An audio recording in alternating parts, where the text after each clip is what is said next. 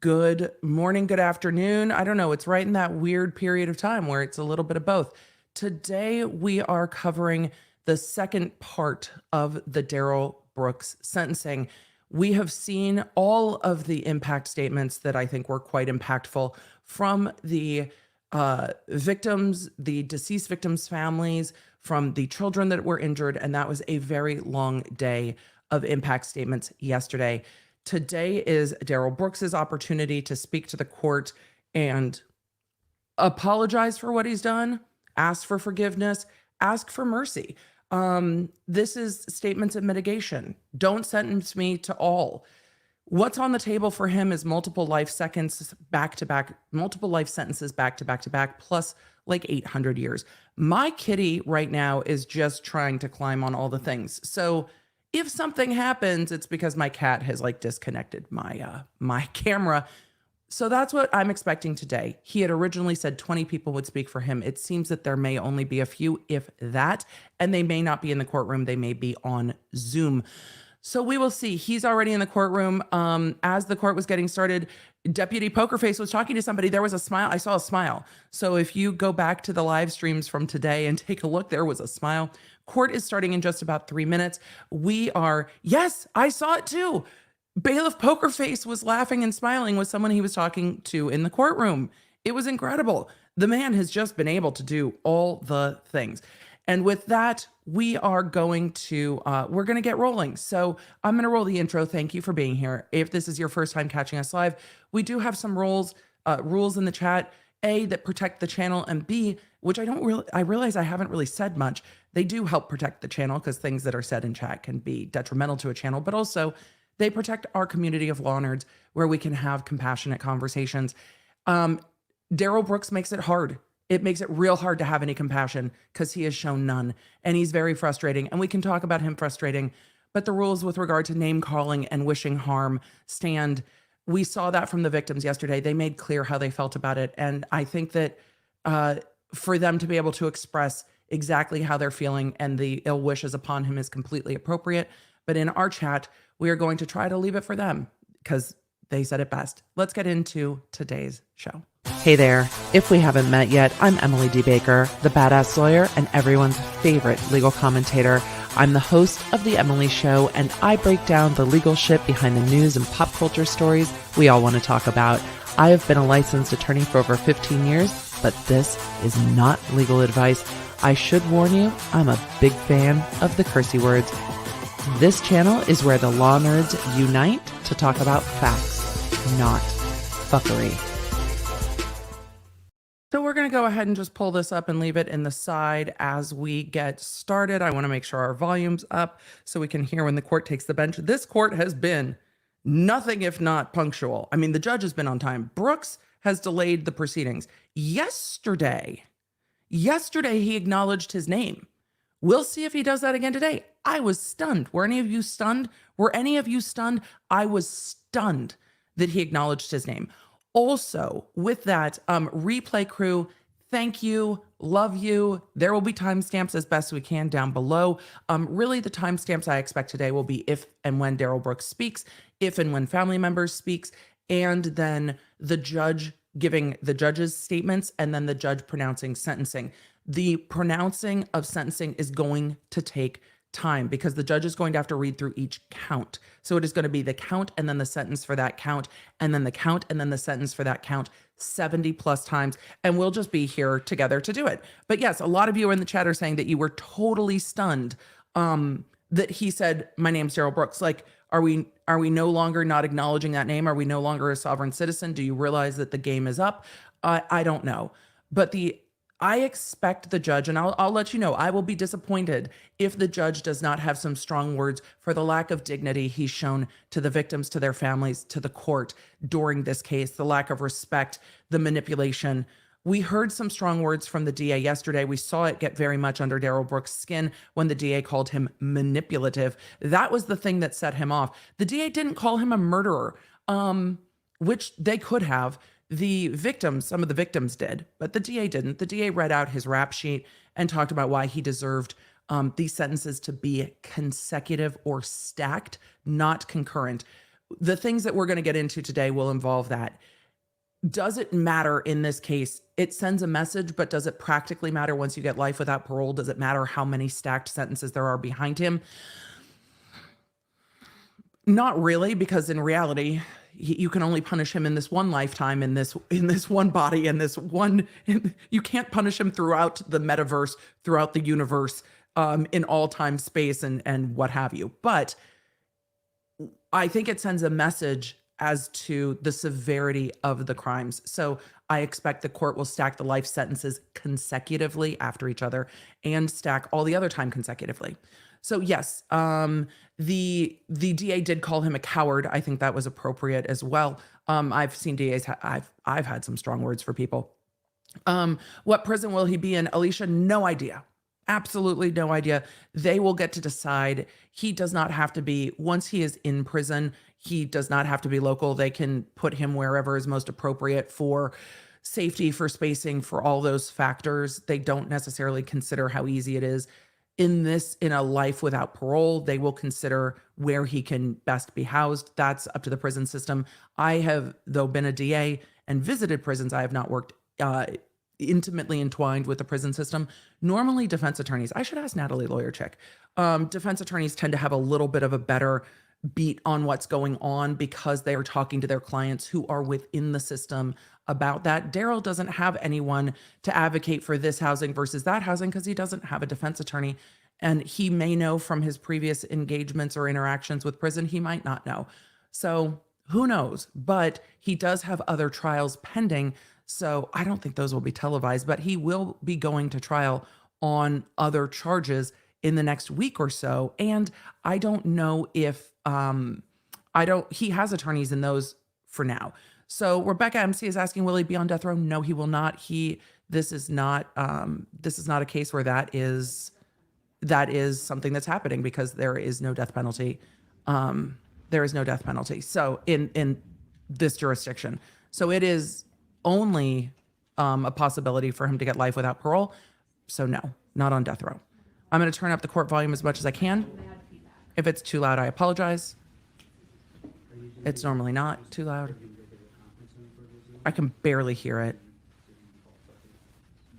I'm outside of the remote. Let me see if this one's a little louder. I'm going to see if... Oh, no, now there's none. Okay, well, that's not helpful. All right, let's not do that. Oh, they muted the mics. Great. What is the judge talking about that they muted the mics? Not helpful, but they muted the mics. Though I do still see movement, so it's not frozen. Anyway, question. Does the public defender's office have appellate lawyers?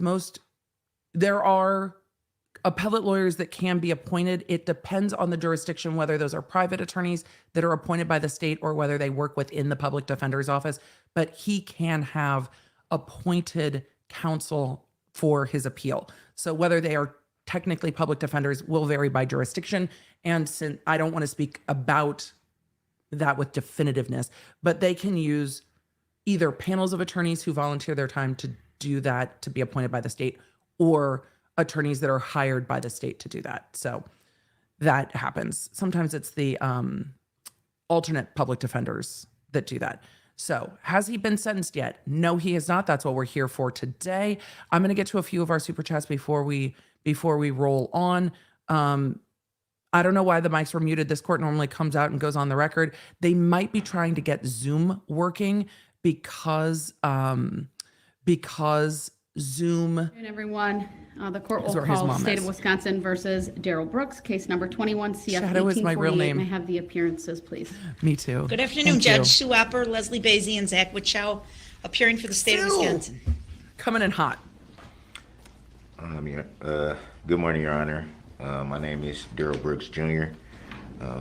Here for this Twice. matter without prejudice by special appearance, and I would like to ask, if it pleases the court, that someone can please render the account for me at this time. No one's going to do that. Right, the appearance of Mr. Brooks He is used his name. noted. The court will not be addressing that last request. You guys let me know what you're of drinking, yours. where We you're are coming here in from. today to continue with Cappuccino. the sentencing hearing Cappuccino, I Middle do have the Tennessee. Zoom up. I have not brought in any of the individuals. It's his name now. How long will we from be the here today? waiting room 4 hours at a just minimum. Yet. I wanted to know if there was anything the court needed to address before bringing those individuals in and then turning to Mr. Brooks to start his portion of the sentencing hearing. Special from the appearance state. means nothing as to him. There's two issues that It I'm aware can of, mean Your Honor. things in other contexts. One is we're requesting if the court would briefly allow a young girl by the name of Brook, who provided an impact statement yesterday, to read that statement again. She felt like she did not get a good chance to do that baby. yesterday. And it's a brief statement, if you would just allow that. 'Cause she was sobbing. And then I just wanted, for the record, to let the court Sue, know we're not that at emotionally the close prepared. of today's hearing, we will be prepared to address the motion for stay pending appeal. All right, Sue, we're thank not you. emotionally prepared, babe. Can you remind me, was she interrupted at all based on anything that went on yesterday? Was that either the Right. court taking a break? Yes. Yes. It's related to, or Mr. Brooks' removal from the courtroom, yes. All right, any comment or position on the request that she be able to? No comment, Brooks. State her victim impact statement. No prior to comment. The people we have on Zoom for you making their statement. The response is no comment. I don't recall that particular victim being Shocking. interrupted because of the issue with me being sent to the other courtroom. It's a I think child. it may have been a break that may have cut You're going to tap into my rage real quick today, that buddy. particular victim off from the statement. So you remember exactly who this victim is. Whatever the circumstances were, I We have don't a care. request from a victim to give a statement. I'm going to honor that Yep. request and allow her to make that statement before I turn things over to you and the people who are on Zoom on your behalf, okay? Other than that, is there anything else you wish the court to address probably before summoned I Rob. hear from victims or your family members? Yes, I just wanted to let the court know that there will be, in fact, 4 people speaking on my behalf, if that pleases Your Honor. All by Zoom? Yes, correct. Nothing about you pleases the court. Are they all on your list? Yes, they are. Okay. No new entries, Good. Following the rules. all pursuant to what I submitted to Your Honor. Happy to see it. Madam Clerk, do we have 3 or 4 individuals on by I Zoom? have 3. I guess I just wasn't clear if the 4th was gonna be. Is the 4th with another of the individuals that already is on our Zoom? Do you know? I believe the 4th was trying to access the Zoom link. They expressed that they had already had the Zoom ready to speak on my behalf, but they were having a little bit of trouble, I guess, accessing the link from the courts. Tell us the individuals you have on by Zoom right now. I have Mary Edwards, Dawn Allworth, and Dawn One, that I assume is Woods. All right, who would be the 4th then? So Miss Marsha Winters. Marsha Winters, all right, we don't have a Marsha Winters on. I know your mom has the Zoom information. It's an ID.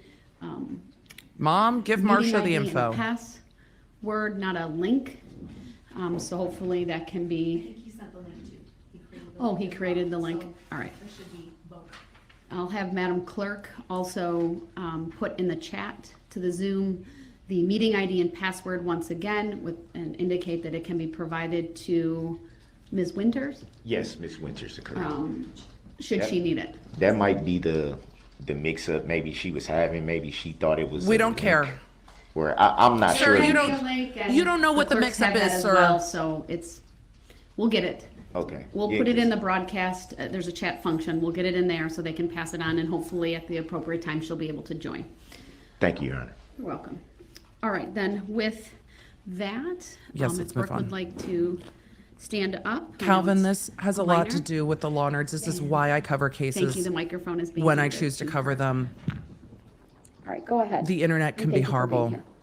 This case is hard Hello, enough. my name is Brooke Sorensen. I'm Virginia Sorensen's granddaughter. The things Oh, sweet child. the things I miss about my grandma are me and my sister Mackenzie doing foot races around the driveway, I and remember my this grandma statement. would do commentary and time us. I'm going to be She covered in always floof cheered us on at all of dust. our activities. I would DJ at dance day granny parties and carry the banner at parades with my grandpa while Grammy danced.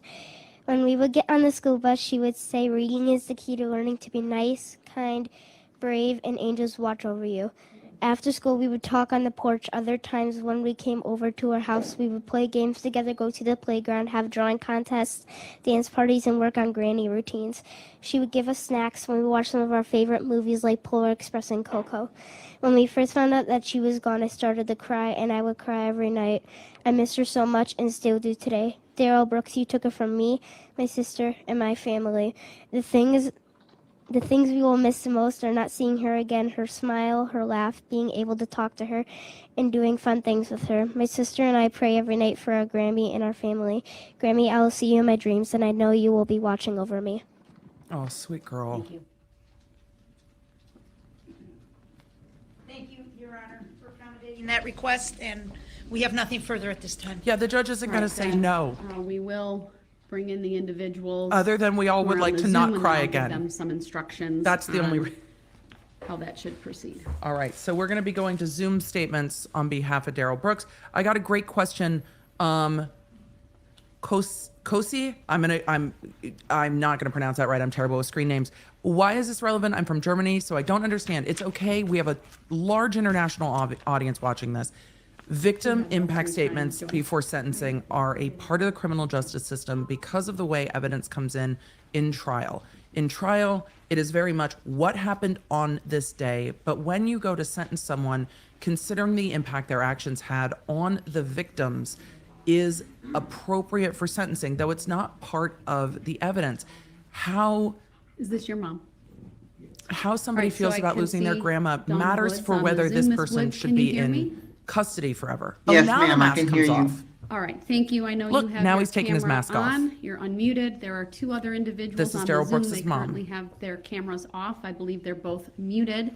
I would just simply ask that we take one person in turn. You are on the Zoom. It is viewable in the courtroom. I want to acknowledge, ma'am, I did receive what I believe is a written statement that you faxed to the court. Yes, ma'am. All right, and then if that is, I'm not sure who joined us at the moment. That looks like grandma. All right, is that Ms. Edwards? All right, Ms. Edwards, if you could please, I'm gonna have Ms. Woods talk first, and then I'll have you next. If you could keep your camera off and your microphone muted until it's your turn to talk. Thank you for staying That way I respectful, can give y'all. my full attention to Ms. Woods. Sure. Yeah, he took his mask off for his mom to speak over Zoom. There we go. Very good. Thank you. All right. So once again, Ms. Woods, I believe you sent in a fax yesterday. Is that right? No, I believe it was this morning. Oh, this morning. All right. I have Yes, that. ma'am. And I've read it. Go ahead. What would you like to tell the court? And thank you for being with us today. Yes, we'll get to sentencing Yes, today. thank you. Good afternoon. I have two things I would like to tell. One is a written statement, Your Honor, and then I have a poem I would like to read after my statement, if that's permissible. Okay, thank you, thank you. Mental illness affects everyone. It destroys lives, families, and hurts society. For far too long, it's been a dirty little secret in families that no one wants to talk about.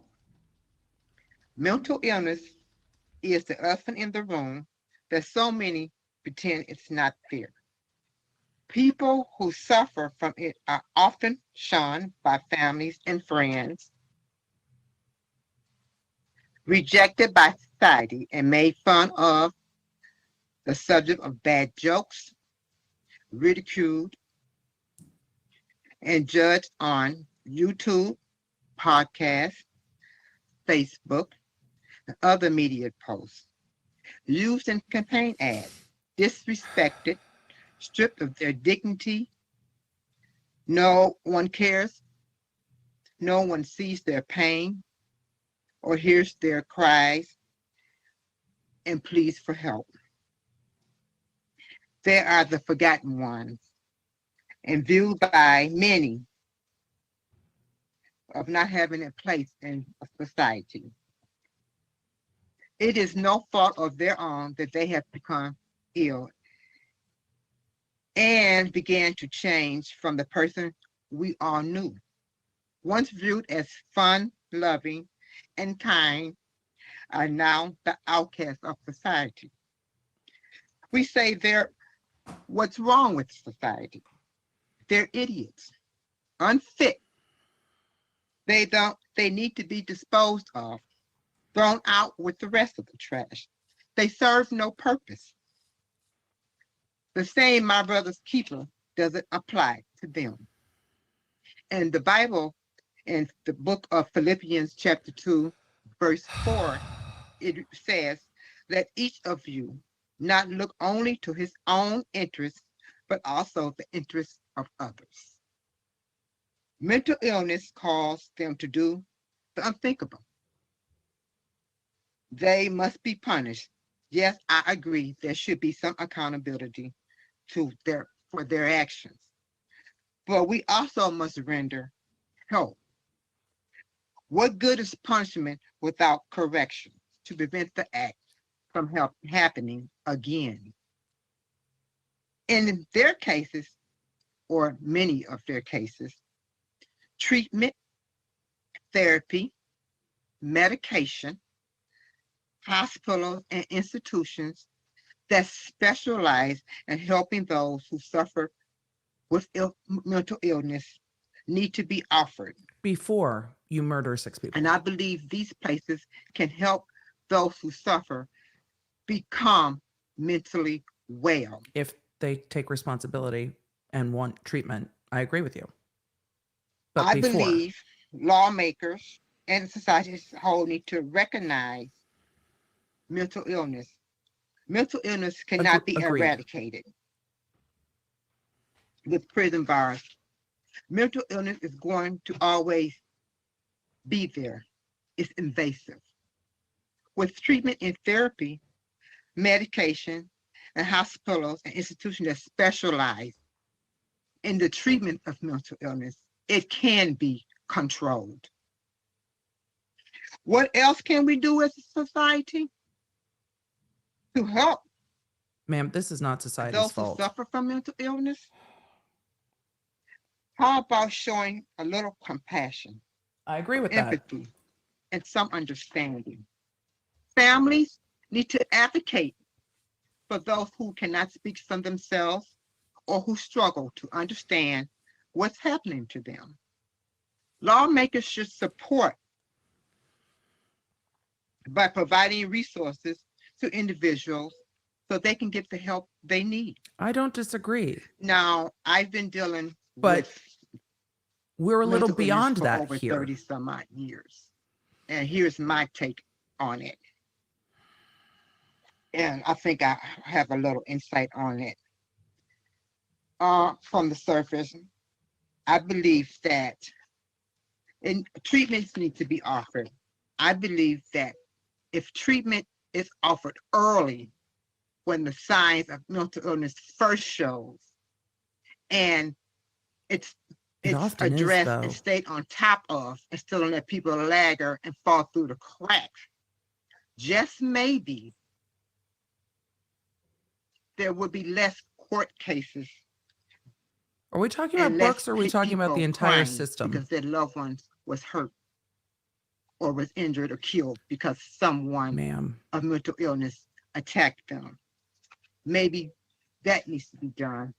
Treatment needs to be done early and right away and stayed up on, ma'am, and not let people fall through the crack holes and not be shunned out the door. It's the same. You don't have a mental illness. You're just a bad person and needs to be locked up.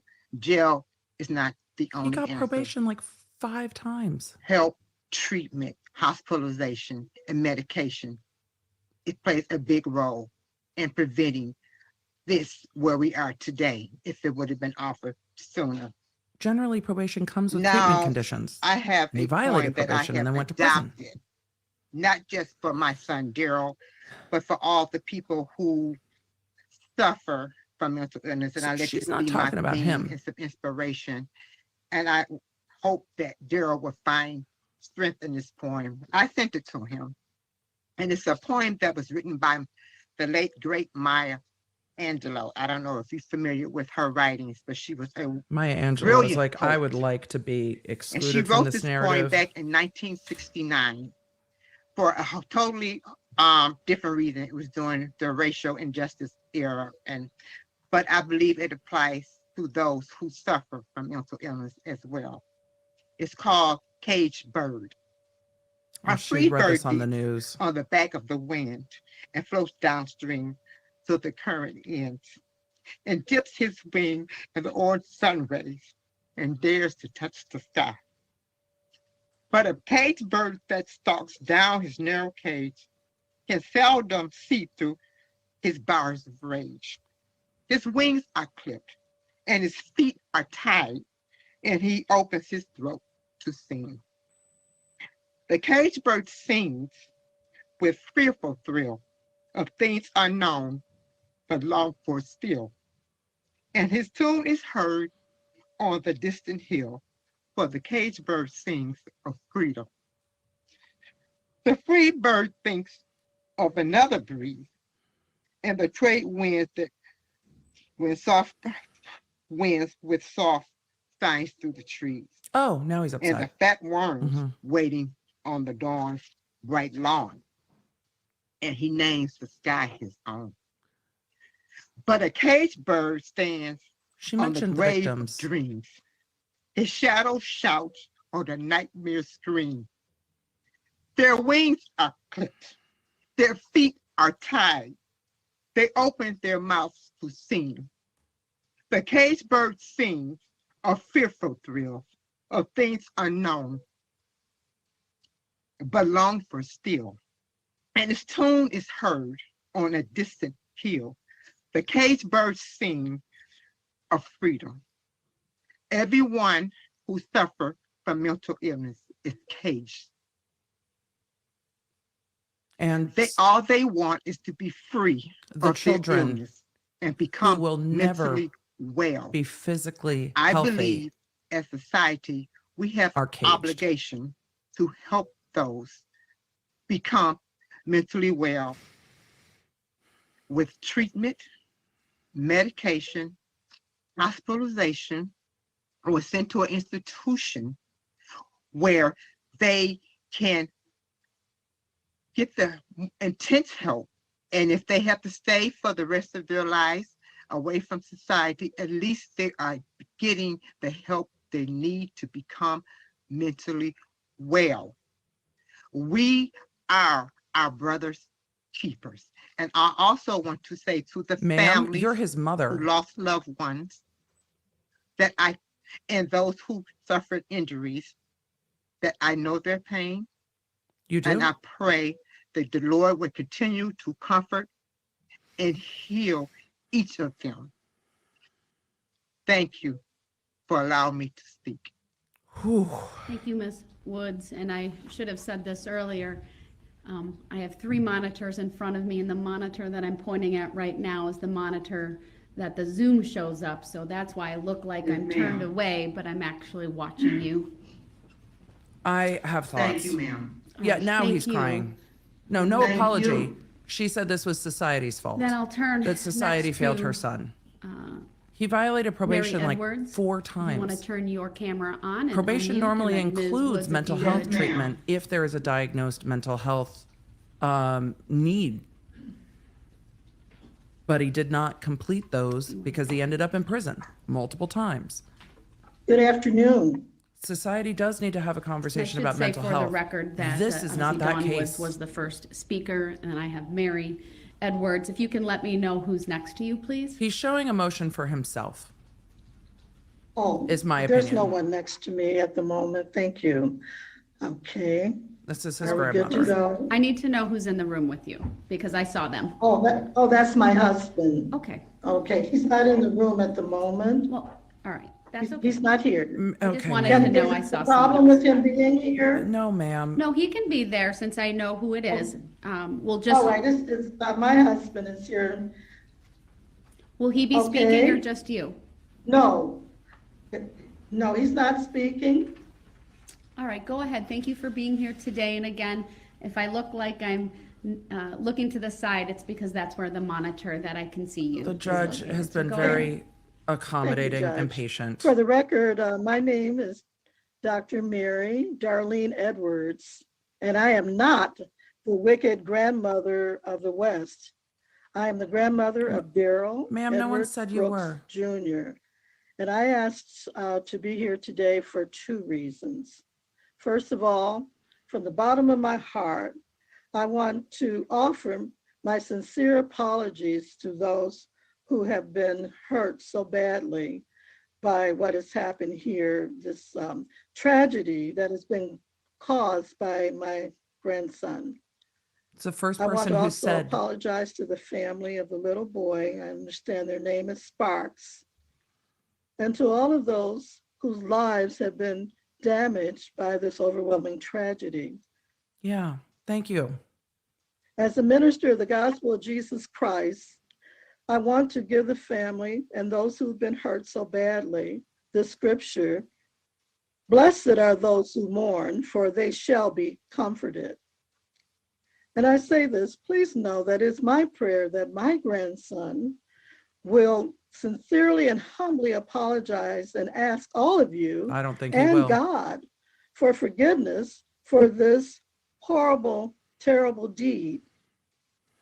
Some of you have said that you will never forgive him. Please do not be like the man who drank the poison and hoped his enemy would die. Don't tell them how to grieve, Unforgiveness is a though. terrible disease, just like mental illness is. Truly, there have been many losses because of this tragedy. Darrell's mother has lost a son. He's still I've lost a there. grandson. Still there. Darrell's children have lost a father, and Darrell has lost his mind and his life in the outside world. He did not actually lose his Darrell's life. behavior, including his voice, should get the attention of the powers that be, both near and far. Darrell has suffered from bipolar since the age of 12, and it was that disorder that caused him to drive through that crowd. It is Ma'am, my prayer that he will be treated for this illness a lot of people have bipolar and don't and drive through managed parades. in a facility that addresses mental health concerns. Like We the must majority. start with a younger generation. Finally, I'm 80 years old, and I have been an ordained minister for the gospel of Jesus Christ for 47 of these 80 years. If you look at my background, you will see that God has used my life to bring about positive change in multitudes of residents in the city of Detroit and beyond. I Good. share this information not to boast.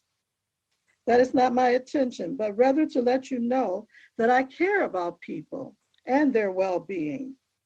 I've spent more than half of my life helping what the Bible calls the least of these, AKA society's rejects. Since this tragedy, I have become a mental health coach. This will help me better understand this horrible disease, which has plagued my family for generations. Presently, there is a church in Detroit that is planning to establish a mental health clinic on the east side of Detroit. Without hesitation, I will support this effort and do everything I can to help those struggling with mental illness. Before I close, I just want to share with you some facts with regard to mental illness. And I got this from the government's mental health website. There's a myth that said mental health problems don't affect me. Many people don't feel like it affects them. That's a myth. It I don't know. affects You look at our chats, everyone. and It's a most people in the common chat have problem. had some In impact with mental illness. 2020, I don't, and listen to this, I don't 1 think in 5 American adults experience a mental health issue. I don't think you need to 1 lecture in the judge on 6 mental young health. people experience a major depression Yep. episode. 1 in 20 Americans lived with a serious mental illness, such as schizophrenia, bipolar disease, or major depression. Suicide is a leading cause of death in the United Ma'am. States. In fact, it was the second leading cause of death for people ages 10 to 24. It accounted for the loss of more than 45,979 Americans in 2020. That's nearly double the number of lives lost to homicide. As a result of this great How tragedy, about the number of lives lost to I'm Darrell Brooks? dedicated to living the next chapter of my life with a mental health awareness campaign. I have faith to believe that God will hear the voices of all of those impacted by this horrible disease, as well as the cries of the mentally ill. I thank you for this opportunity to share with you. I don't from the bottom of my disagree heart that that my there prayers needs to will be continue on for those conversations who have been affected. about God mental bless health. you all. There needs to be conversations Edwards. about mental health, more options for mental health. But that ship has sailed in this Is there case anyone else on the Zoom, Madam? when No, and I was 6 were murdered he has not heard from anyone. and 70 plus others injured and Mr. charged. Brooks, we do not have anyone else. Oh, we have Michelle Allworth. Sorry about that. So, Thank you, thank you. All right, if Ms. Yes, Allworth mental then would health start her needs to be camera addressed. and unmute, and we'll hear and from maybe her they are next. trying Thank to you, raise ma'am. awareness with the platform that they have, knowing that And this you is. are- Hi, my name is Michelle Allward. Can you hear me? Yes, I can. Go ahead. Kind of sick. My son is here in the room with me. He's sick from homeschool school. That's okay. Go My ahead. name is Michelle. My name is Michelle Allworth. I met Darrell Brooks Jr. 17 years ago when we both lived in Sparks, Nevada. He became my best friend, and over time we became brother and sister to each other. We shared so many good times, whether it was hanging out at the house, listening to music, movies, or just having conversations, a good laugh. He always had a smile on his face and the best laughs and jokes. Going out to theaters and a movie, going out to eat, attending Hot August Nights, which is a car show in Reno, Nevada, the rib cook-off. He shared with me multiple times on a daily basis since this has happened last year, how remorseful he truly is. Sorry. He is a very private person when it comes to his feelings and emotions, and it only happens with family and close friends. They say blood is thicker than water. Well, you can choose to make your own family. I've chosen to make Darrell part of my family. I will always have his back, even with his tragic event. I suffer from medical issues as well. I have epilepsy and cerebral palsy. My whole life, I've had it my whole life. Darrell was there several times that I had seizures. He called 911, went to the ER with me, stayed with me by my side when I went home, and helped in any way that he could help me. Sorry. Because of this reason and him being a family friend to me, he lived with me back in 2006 and again in either 2013 or 14. I'm glad he lived with me at those times because I black out during a seizure and I'm able to call 911. He lived with me for over a year. I wouldn't have let him had I not trusted him with my life. He had never shown any signs being this way on what happened November 21st, 2021. Were you living with This is him not when the the Darrell I charges know. originated He's in a Nevada loving, with Erica? compassionate, though? loyal, and humble person. He would give a complete stranger that needed it the shirt off his back, the last dollar in his pocket, or a place to stay. During this manic episode, he had blacked out the whole incident. I have prayed a lot since 2016 because of my medical issues and almost lose my life to a seizure, and even more now since this has all happened. I know what happened with those lives being lost and people being injured is terrible. It's something Darrell will have to live with for the rest of his life and always carry that with him, knowing this happened. I hope that he gets the help he needs for his mental illness. My hope as well is that he gets help in a mental facility. And that's it. Thank you very much for So your all time. three speakers are everyone. asking that he gets a locked you. mental facility and not prison. I imagine he will be Right, at sentenced this to time, Madam prison Clerk, has anyone else joined and the can Zoom? receive treatment in All right. prison. Then at this time, the court will That close is an option. the Zoom. The proceedings are being live streamed and family and He only friends can feels for watch himself. that way as well. I don't think it will go well with the court that he showed Mr. no Brooks, emotion I'll turn yesterday. it over to you then. has only This is shown your emotion today. Opportunity to address the court. I don't think that will sit What, well. if anything, would you Fred, like to say, sir? Fred. Y'all just take a deep I breath. do have Take a deep a breath. lot to say. You've already said your conscience is clear, sir. Where do we go from there? I'm gonna like to stand up if I may. Where do we go from there? Deputy Pokerface is so done.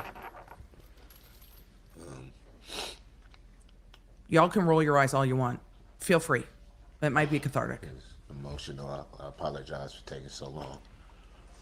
That's such bullshit. I want to start first.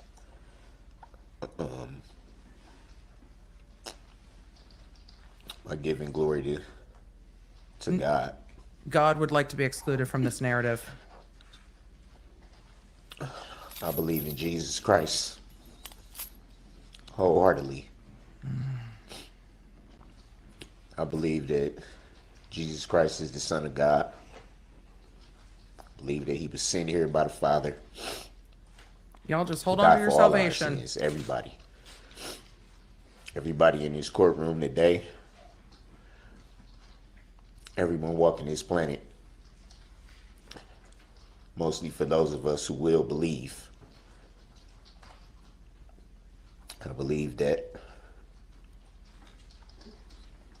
he was crucified on the cross at Calvary. Okay. And he shed his blood on that cross. And he died. And he was buried. And then he rose again after 3 days to glory. And Took his glorious place at the right hand of the Father. I would like to hear you say I'm sorry. The Bible says that he was exalted, given a name that is above all names. If he likens himself to Jesus, I'm going to lose my mind. So that at the name of Jesus, every knee shall bow. In heaven, It's just on earth, insulting and under the earth, to everyone who spoke yesterday. and It's every tongue offensive. shall confess that Jesus is Lord to the glory of God the Father. It's not just something that I was taught by my family. It's something I believe in my heart.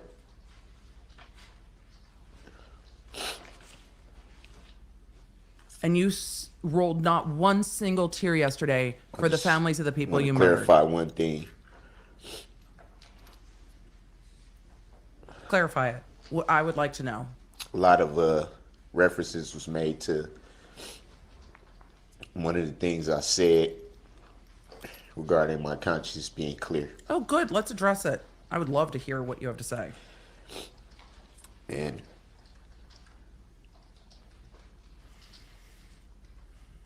having the time to think about it last night and to understand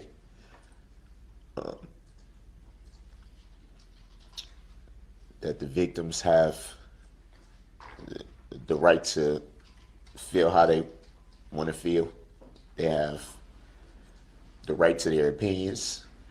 These aren't opinions. Understanding that there's a lot of emotion, pain, frustration, anger, hatred, a lot of wonder why. emotions. But I don't want that comment to be twisted. I don't want that comment to become another narrative that's ran with, stood up taken in out of court context. and said, "My conscience is clear." We watched That it. comment was made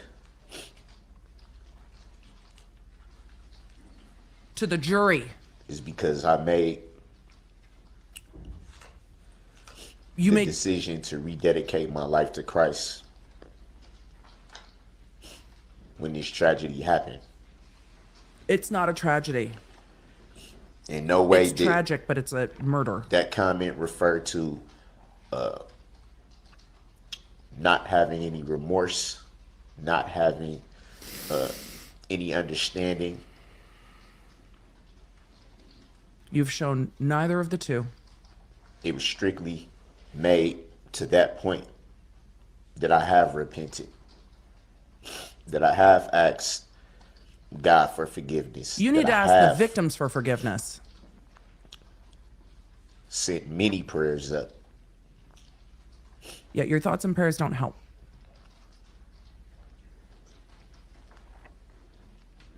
Learning how to wrap my head around this whole situation has been extremely hard. It's hard for you? Extremely hard. Okay. You get minimal time to reflect in a place like this. You've had a year in custody. What else have But you one been of doing? those minimal times that you get to reflect in a place like this is when you're alone in your cell. The court's going to give him lots of time to And reflect. it's just you and the walls. Poor you.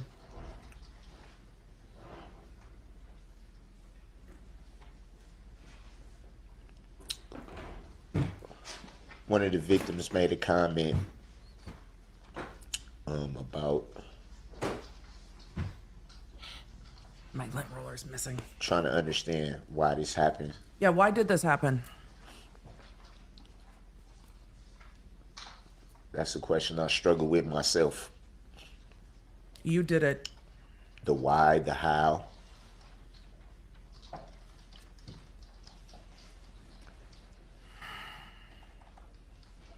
How could life ever get this far away from what it should be? Yeah, I imagine that the 11-year-old with a metal plate in her pelvis asked the same thing. Regardless of what a lot of people may think about me, about who I am, about my family, about my beliefs.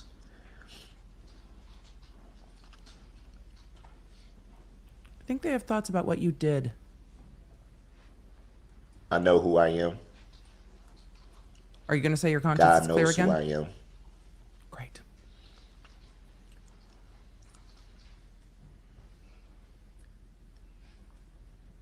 And I don't have any words of anger, any You, anger towards who? You? Express your anger at yourself. shots, so to speak, to throw back. As I said before, I had to look inside myself and understand why the comments was being made, You're confused about why how people feel the way they feel, and they have the right to. you had to go inside to figure out why the victims feel the way they feel. A mother sat by her child's bed while her child was in a coma for weeks. How If I is may. that confusing? If I may, You just need to turn forward, sir. I don't know that they're ready for that yet. Yeah, don't you look at them. respect it. I think it's important To ask for forgiveness. to state why I did want to turn. Comment was made about this mask. It's something that I've worn the whole year of this incident. He wants to explain why he's wearing the mask in court. You want to explain why you're wearing the mask in court? That's what you're mad about? I don't. Well, I'm not gonna say don't, but I don't feel like Okay. I needed to go in too wild. Chose to wear this Then don't. There are a lot of different reasons why.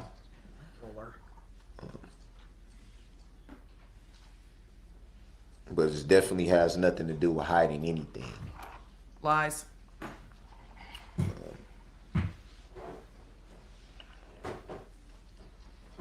There is nothing to hide.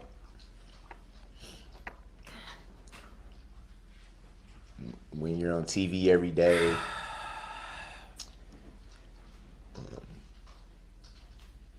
when your life is being dissected for the world to see, when your family's on TV every day in some capacity. They dissected your actions. They dissected very little of your life. Pretty much every social media platform. Oh, God. What is there to hide from? You've been watching Amber Heard? Social media didn't do this. Why are we talking about social media? I thought you weren't on social media. Why are you talking about social media? Each and every victim in this incident, family members, those who lost loved ones, those who are still healing. I want you to know that I'm sorry. no matter how you felt during this year, no matter how you felt yesterday, I want everyone to know That I'm sorry. also the community of Waukesha.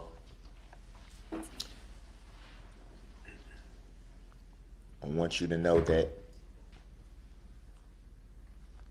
not only am I sorry for what happened, Ooh, he ran through that real fast. I'm sorry that you could not see what's truly in my heart. Oh, fucking hell. That you cannot see the remorse that I have. That you cannot listen to all the phone calls that I've made to my family. That you cannot hear all the prayers that I've said in my cell. That you cannot Me. count all the tears that I've dropped in this year. For yourself. This is outrageous. They are going to be so angry. I feel so bad for these The truth families. is hard a lot of times.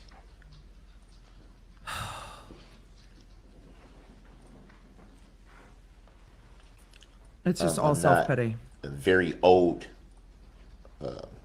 I'm sorry by that the age victims can't standards, but see. I've been alive long enough to understand that a lot of people are comfortable with hearing what they want to hear, being told what they want to be told.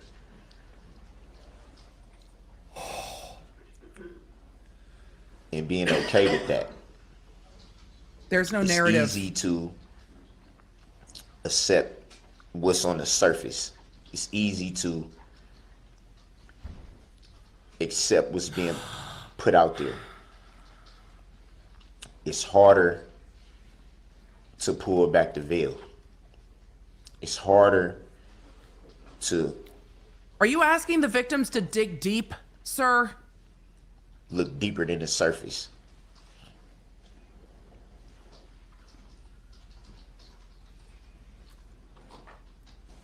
Oh, fucking And hell. regardless to the truth, I understand that there are many people that would never forgive what happened. I have to be okay with that. You ran their family members down with a car. You ran them And I down with hold a car. no ill will towards them for that. You shouldn't hold ill will towards them. Why are you saying you don't? I have They to did nothing. be okay with the fact that people will be angry. Some for a long time, some forever. I think it was clear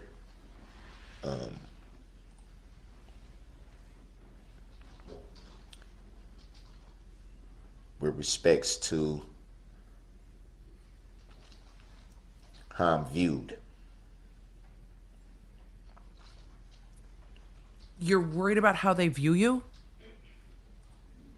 I will not respond to He wants those to argue. comments in anger. He wants to argue with either. them. He wants to argue with them.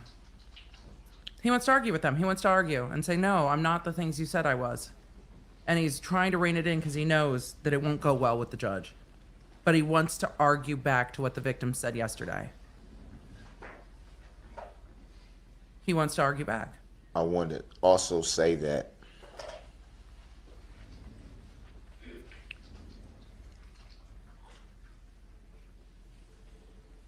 it is not me that can take any pain away, replace what was lost. You can apologize for what you did, though. Give back joy, happiness. You can take responsibility. There's so many other things that was lost that day. You can take responsibility for what you did, though.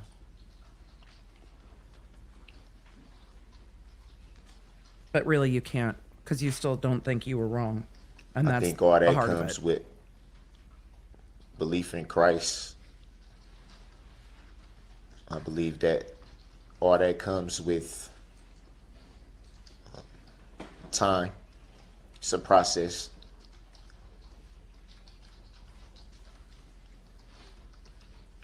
You'll have lots of lifetimes to process it. 6 life sentences, I think, It's is a what's coming process for you. that we all have to go through.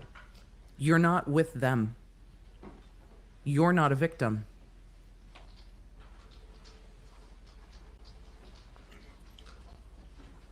I noticed a lot of things that that I've said over the duration of this trial were The fact that no of the victims in the court have screamed at him is deeply there's admirable. a lot of misconception.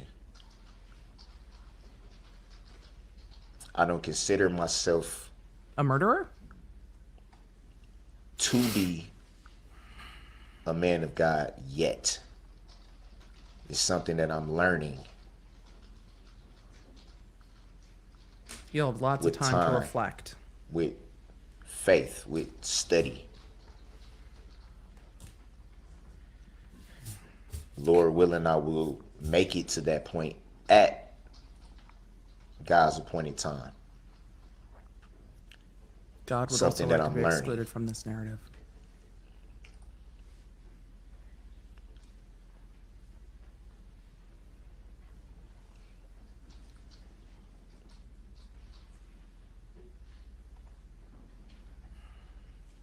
For anyone that doesn't think Oh, he's that gonna, I've spent time he's gonna tell everybody that they're wrong. Their feelings are in the wrong. scriptures, Good. even before this, Good. Okay. you're mistaken. Everyone else is wrong. Passages were quoted from Romans 6:23 in particular. The wages of sin is death. The wages of sin is death. That's Romans 6:23. It's a verse I'm very familiar with that I've read numerous times. Countless other passages are all passages that I'm familiar with. The thing about scripture is not only studying and reading it, it's about applying it to your life, applying it. You want to live? It's not about just reading it or being able to quote it. It's about living it. Please stop lecturing people on how to be Christian. Please stop. Just please stop. Please stop lecturing people on how to be Christian. They've carried enough. They don't need a lecture. At times during this, doing all these proceedings, They need an apology. mostly trial, The judge looks angry. I've become frustrated at times. No shit.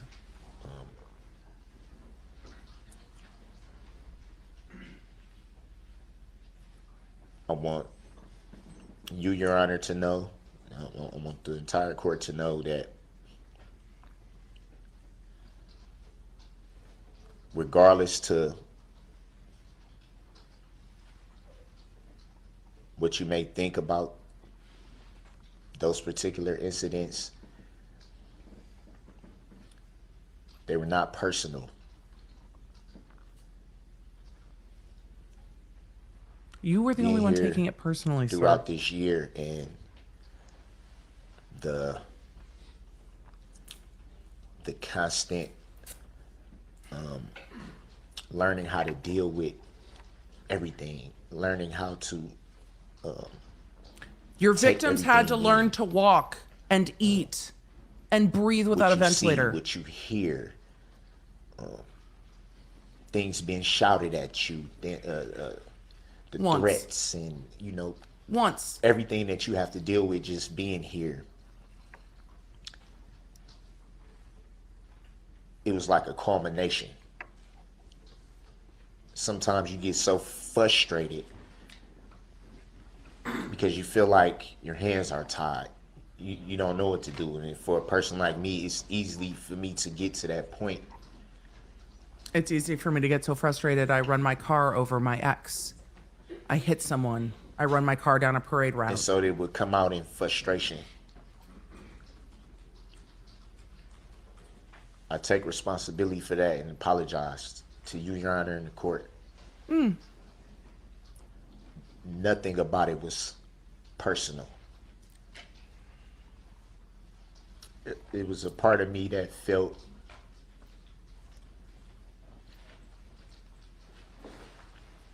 that I haven't been able to defend myself. That's what your lawyer's for. And I think it was just Everyone's doing these things to you. hot boiling over. That seems to track with his criminal record. I was wrong for not being able to control myself the times that I wasn't me. Maybe direct that also to driving down a parade route.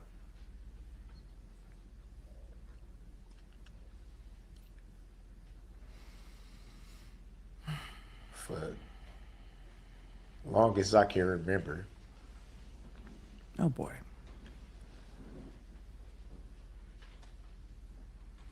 I've dealt with a lot of issues.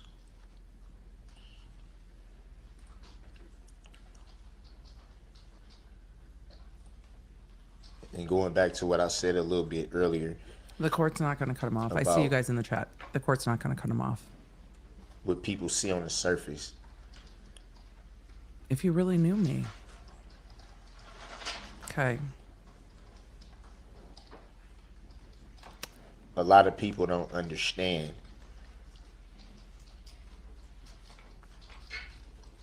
what it is to battle mental health issues.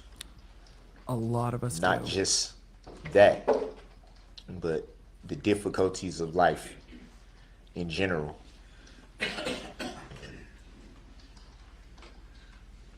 A lot of us understand how hard life is. The childhood I had, It's appropriate for a sentencing phase, though it's frustrating to bring up things in mitigation. not having a father, having to see my mom sometimes work 2 and 3 jobs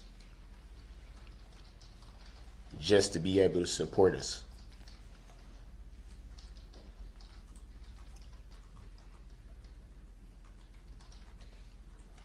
I remember being a child and me and my sister, my mom only had 2 children. My sisters passed away. But I remember being a child and me and my sister and my mom standing in the welfare line to get milk, to get cheese, bread, Spam.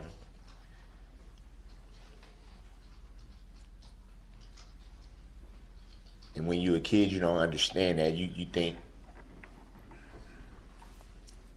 it's normal.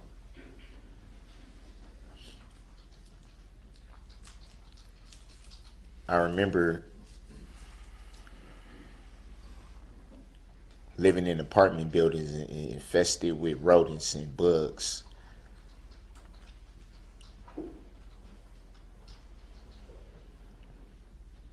pouring in cereal in your bowl and having bugs in it.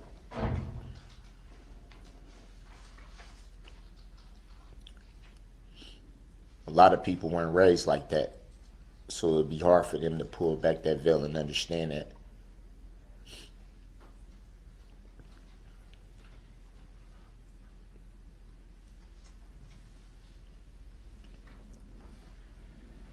Physical abuse,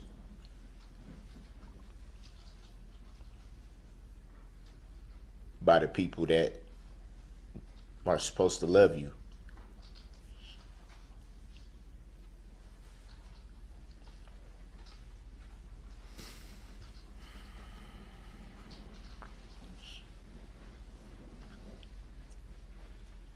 Trying to understand why your mind thinks the way it does, why you don't comprehend certain things.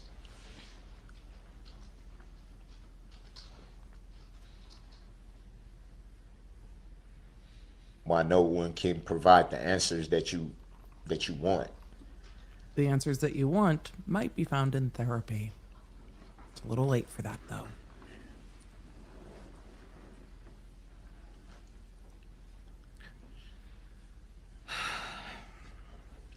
Fact of the matter is, I have at times been medicated. I have been in mental health facilities, only for a short time.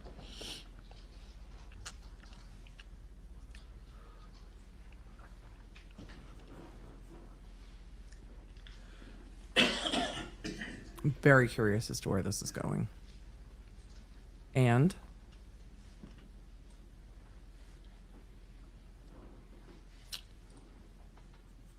I can honestly say that life was better. It helped.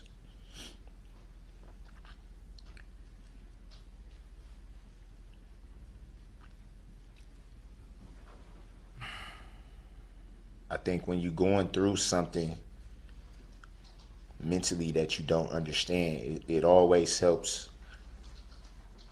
when you have people not so much that can relate. That also helps, but it's more, it's not the relating part of it, it's more of the that you can feel comfortable being yourself with. Someone to listen, someone to tell you that, hey, it's all right. You can't let your guard down. there are professionals. They're called therapists.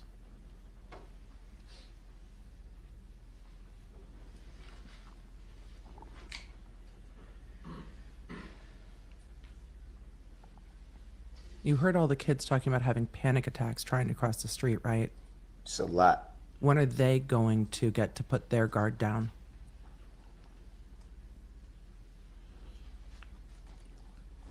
The amount of PTSD in that It's a courtroom lot. yesterday. And The fact that the DAs aren't just shaking with rage at this point shows how that they've probably stopped listening, actually, to be perfectly fair to back them. to what I said about truth.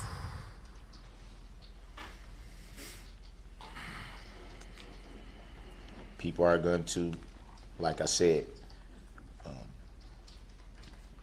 believe what they want, and that's okay.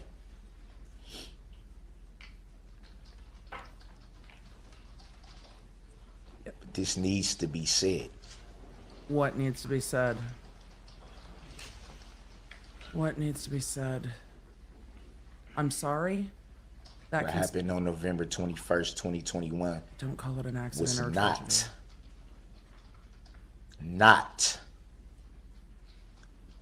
not an attack.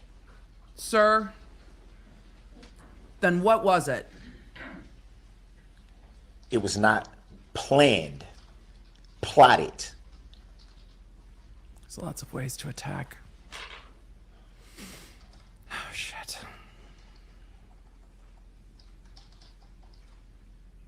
When you constantly hear that perpetuated, It's not a narrative. It's a verdict. Constantly pushed. Constantly pushed. Constantly pushed.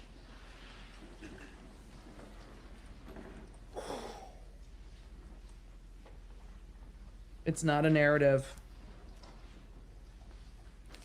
You wonder why. Why? accelerated into humans. That's not a narrative. That's the evidence. This was not an attack. It wasn't an accident. This was not an intentional act. Oh, the jury disagrees with you, buddy. You had your windows down. No matter- You could hear people screaming, and you kept driving. How many times you say it over and over? Oh, now he's mad at the DA. Good. Unleash your rage on the DA. They can handle it. Show the judge who was you not. are. Good. Keep going. The DA. Sue Opper wants to rip his face off. He's gripping his chair. Do you see the white knuckling of rage? The white knuckling of rage. Sue Opper looks like she is going to rip his face off. It's okay, Sue. I got you. I hear you. I know what you want to say. What you want to say is he I had have his a lot window of- down. And this You have a lot of anger. has nothing to do with the victims, You're the eating families of the victims. This has to do with the DA. And as a matter of fact, I'm grateful that they had the opportunity to voice their You're opinions grateful and for that? their frustrations. That's not and- opinions. in their angers, because I believe and hopefully that will alleviate some of the wounds. I could never point a finger at them and say they're wrong for what they said, their opinions, how they feel. Never. And I won't do it. I won't do it now, and I won't do it ever. Not what They're anyone's well expecting. within their rights Oh, good. You validate them. You tell them they're okay. They don't need your to feel how validation. they feel. They need an apology. Their feelings are based on your actions. They're not opinions. I felt a lot of frustration and anger yesterday, not towards any of the victims. You rolled your eyes at them all day long.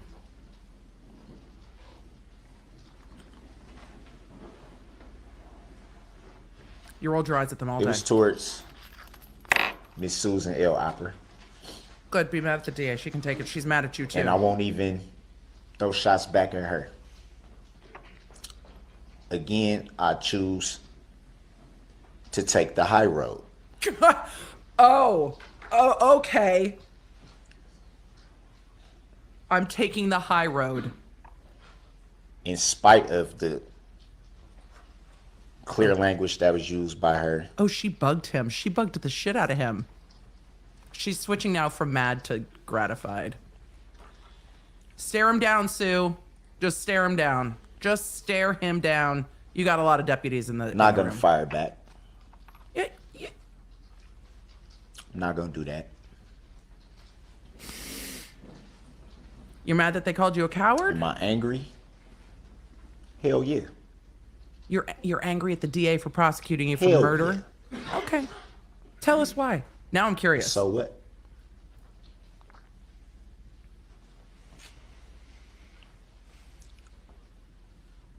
When it boils down to it, the whole prosecution team had a job to do. Yep. Can't be mad at somebody for doing their job.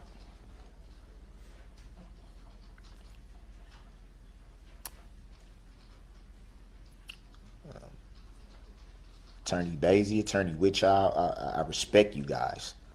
Sue, on the other Regardless hand, of what you may feel about me, I respect you guys. you didn't treat him with much respect. I really do. They also don't care how you feel about them.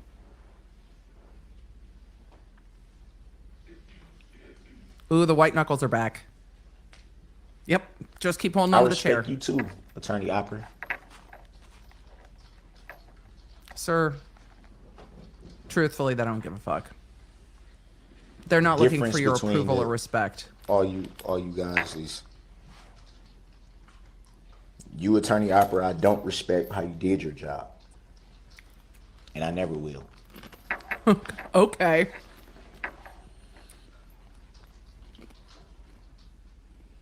Be glad Binger And I didn't prosecute you. refuse to get in a name calling. I refuse to raise my voice. I refuse to do any of that. Okay. Oh, he's so bothered. And I realized that last night. He's so bothered by what they said. The part of me that I don't understand why it goes the way it goes had every intention to come in here and lay into you. Oh, you wanted to come in and yell at the DA. That was your sentencing mitigation statement? To yell at the DA? Out of frustration and out of the fact of feeling that I needed to defend myself by some of the things you said. Oh, explain why she's wrong. I would love to hear it. How you had the audacity to speak. Oh, he's going to tell her anyway. Situations that had nothing to do with this tragedy. As if you were there, as if you had intimate details, as if you knew everything that led up to those allegations. It's your record. Those aren't allegations. It's your record. Just by reading the police report. It's your record. Those are convictions. They're not allegations. I think every situation is unique in its own way. It all has different circumstances that leads to ultimately what ends up happening.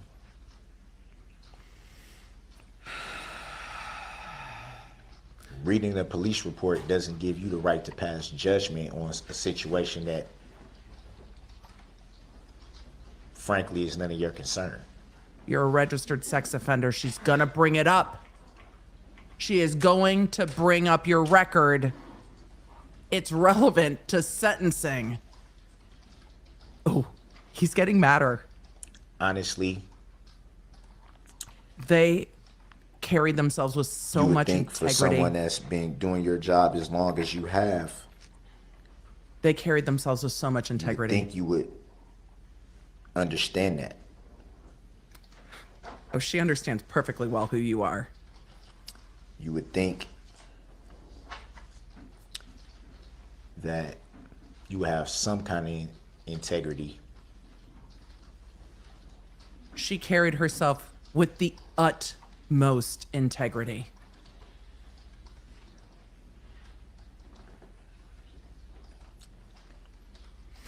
Even with that, Life with Gigi, tell your doggo I'm sorry. I'm angry. not gonna bash. Not gonna say anything disrespectful. You've Not never gonna been call you if you've never been gaslit before in your life. anything other than Welcome. your God-given name. I'm not going to call you out your God-given name. Cool. It's funny how bothered he is by his record. He's so bothered by his record. He's so bothered. As far as the integrity though, This prosecution team went above and beyond to accommodate your fuckery. You don't get to comment on their integrity, sir. I won't You murdered 6 people. Let's talk about integrity. You ever be able to wrap my head around accelerated into humans. But sure, go off about their integrity. They fought for you to have a closing argument. why you did things the way you did it. Made reference to this being an open and shut case. It is. Facts. The jury Yeah, came you back needed a whole team in moments. to prosecute an open and shut case, as you say. You had a whole team too. And again, no disrespect to Attorney Basie, Attorney Whitchild.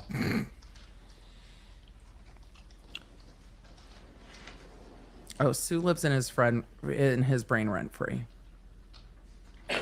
He's gonna write her a letter at some point to tell her what he really thinks. At some point, that's coming. Those letters are I feel always like interesting. those the reasons why your case had any strong points from you. Sue, you suck.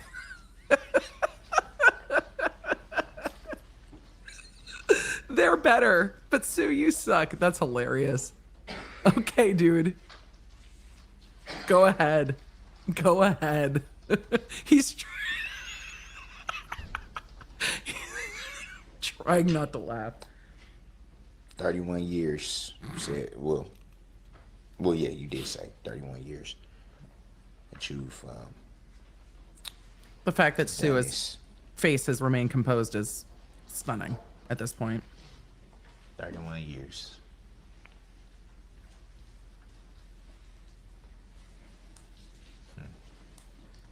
You can't imagine what she's seen in her career of 31 years. You can't even I imagine. believe you're that bright. You're going to insult her intelligence? That's where we're at? You're being sentenced to 6 life sentences plus like 800 years, and you're going to say she's not that bright? I respect you having. If Sue rolled his eyes, he'd probably leap across the courtroom and cause everybody a lot of trouble. To take on something of this magnitude He just wants to insult her for this community. because he can't accept what he's done. Can't do nothing but respect that. Oh, the gaslighting is strong. And regardless, when I leave this courtroom, I will have no ill feelings Oh, you're going to send her a letter. with anyone. You're going to have a lot of ill feelings. I don't believe you at all. I've read those letters. Instead of insulting the DA's intelligence, maybe you could apologize to this the is, victims and ask the being, court for mercy and then sit down. Live stream. I believe even in other countries. I've gotten some mail from Germany, Belgium. A lot of it hate mail, Also, no need to send the man hate mail. which doesn't. I stopped reading it months ago, so it doesn't really affect me. It's irrelevant. It's not I do want irrelevant. to say something You brought to it up to Germany and Belgium. everybody watching. As far as You're addressing the TV audience at home. those who I didn't take the expect that. time, spend the energy and money to write and spew hate, not just against myself. Oh my but God, my y'all. family, my children. Is he going to tell everyone to find salvation?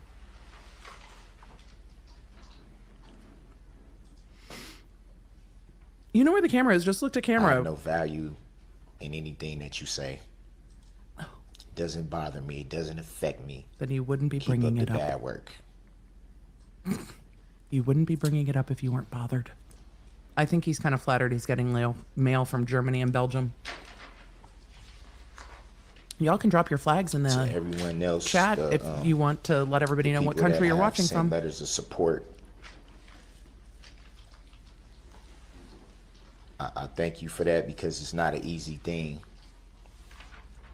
to show love and support to someone who's the most hated man on the planet at this point right now in time. You are not the most hated man on the planet, sir. It's Your not easy. It takes a lot of courage to do that. your opinion of yourself is way too high. I thank you for that. My family thanks you for that.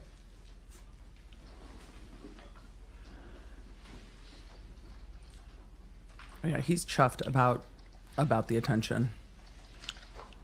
I want to say to the mother of my children, the mothers, excuse me, of my children,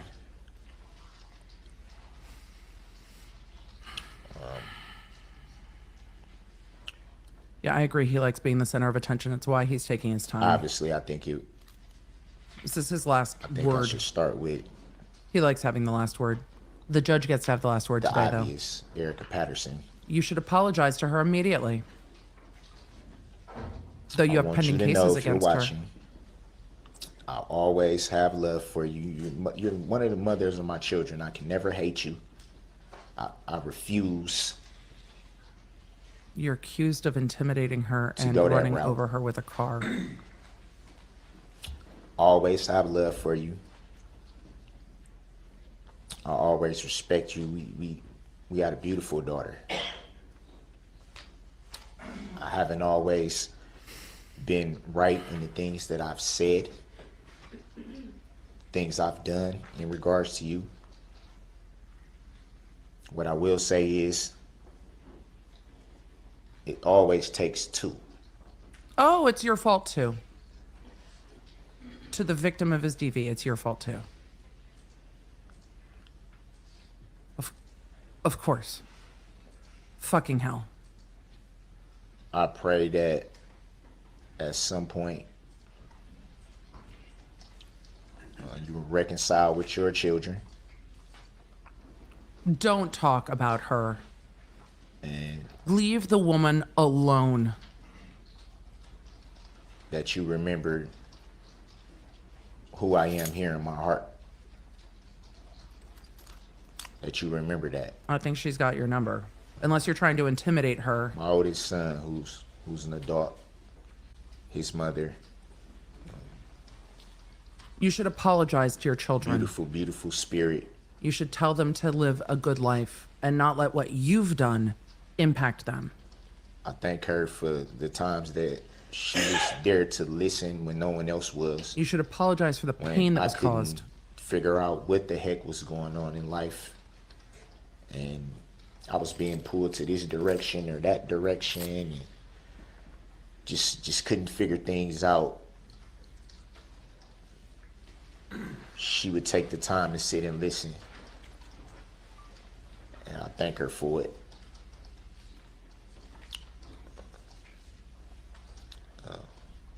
Times where I had nowhere to go, she would find me in the back of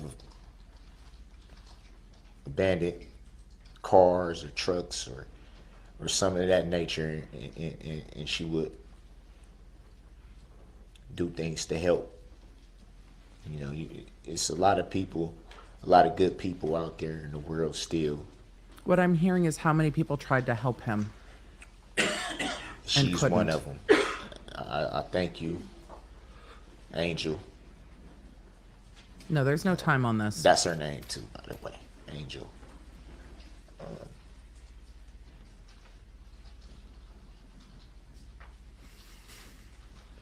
And I was all over the place mentally. Couldn't sit still. Couldn't make decisions.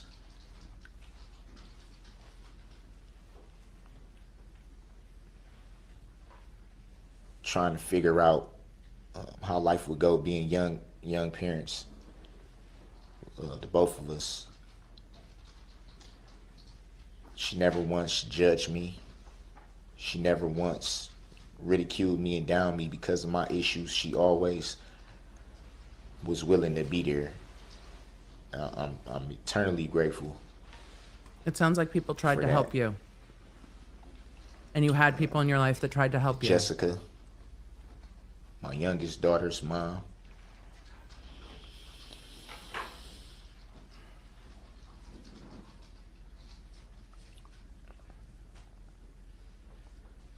I believe it's a reason why God puts anyone in your life at the time that he does.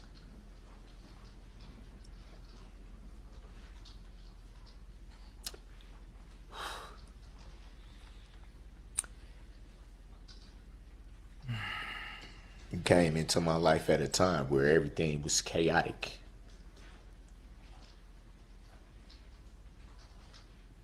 And tried to help?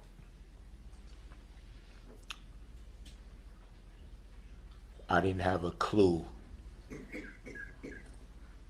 how to even begin to put one foot in front of the other. There's the tears for himself. You came into my life at a time where I was pondering, what did I even have to live for? Sir,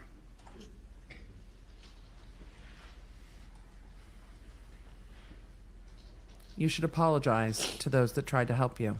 And in the midst of that, you gave me my daughter, my baby girl.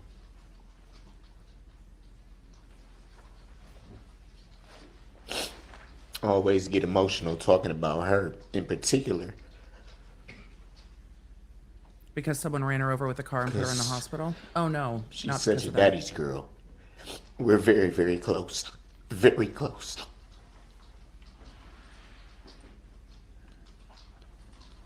And the same age as one of the kids that you killed.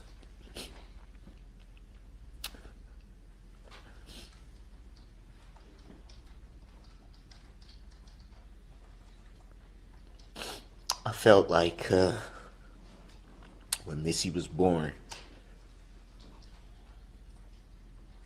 that was God giving me a chance to make good on the mistakes I made with my older two children at the time. I felt like that was redemption. Everything that I didn't do right before I had the chance to right that wrong.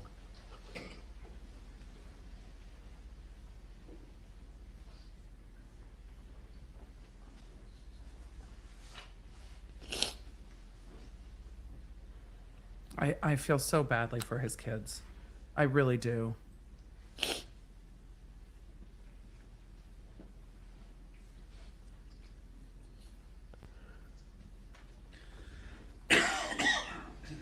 She's probably the single-handed reason why I'm even still breathing. Put that on your kid, man.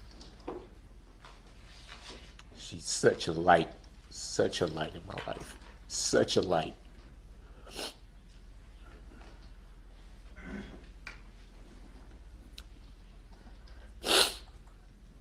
Imagine the families who have injured and killed children felt the same way about theirs. You had no tears for them She yesterday. doesn't even understand the extent of everything that's going on. She doesn't know what it is not to be able to talk to me when she wants to be able to see me when she wants to. I don't need to reiterate how She the just families who doesn't have get it. lost And I know that. also can't process that they can't talk to their loved ones because they're dead. Fred. And I'm mindful that there are people in this community that feel the same exact way. Good. Awareness is good.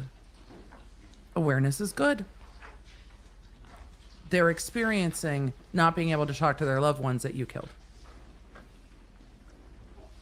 Their grandmothers that you killed. Their sisters. Their Yeah. wives. Fathers. Children. Lights in their life that You were taken. took.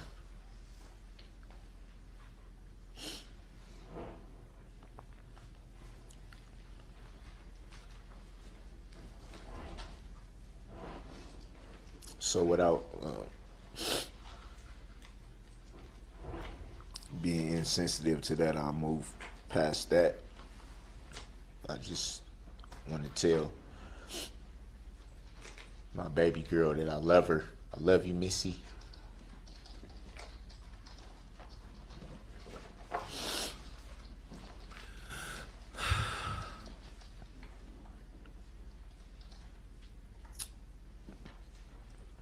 My baby boy.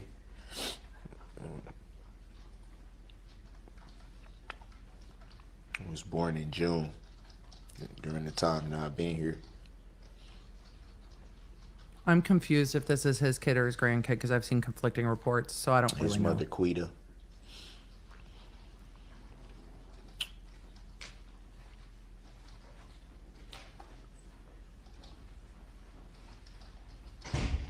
He's upset for the life that he's lost. I regret not being able to be there. Thing is, you for could the have been. times that both of them needed me the most.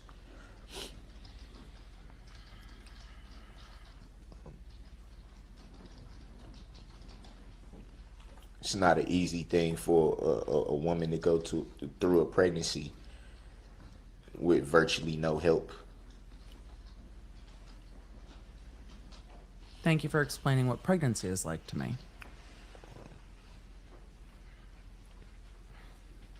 Having to move residencies because of this tragedy, not feeling safe while she was pregnant, not feeling safe, receiving threats, things His like family that. members should not receive threats. They And I shouldn't. wasn't there. They wouldn't have been receiving threats but for what you did, and you should apologize to them for that. Your actions impacted them as well. But he's not apologizing to them either. I know what it's like to be at the birth of your children and see them born and cut the umbilical cord and to do all those things. I've done that.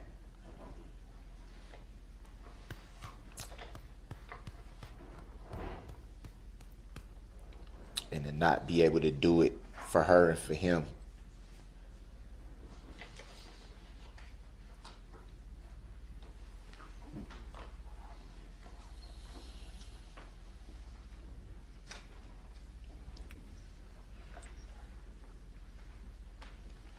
To only know what he looks like because of pictures.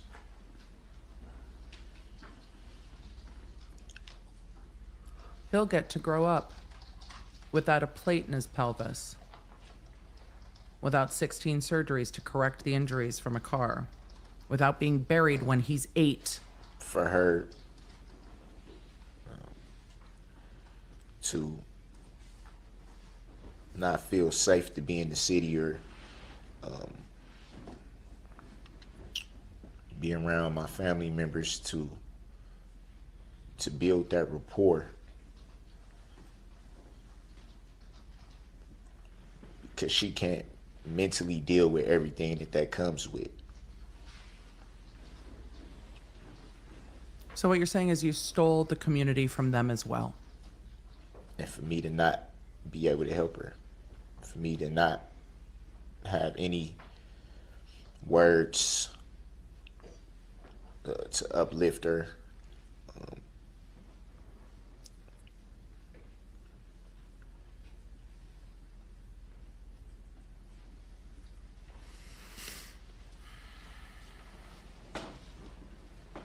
It's nice that you can still have a phone call, write a letter. Her expressing her anger She can come visit if she wants to to, me. or not. Not knowing how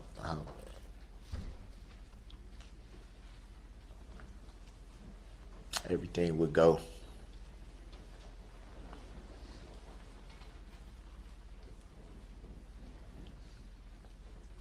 It's hurtful.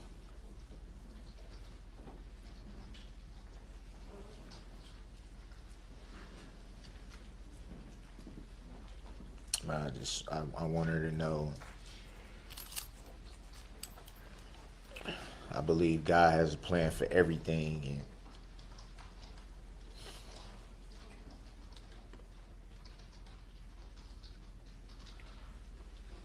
it's about doing the best you can inside of God's will. God would like to be excluded from this narrative. Say what you want about me. I'm not gonna walk away from my children. Nobody's asking you to. I refuse to walk away from my children. They might choose to, and that would be their right. Oh no, he's totally filibustering. It's not going to slow anything down. But this is his last opportunity to have anyone really listen to him. Because who knows if people will come and visit him. They might not. I love all four of you. This is his way to get his time. And that won't stop for nothing. No matter what.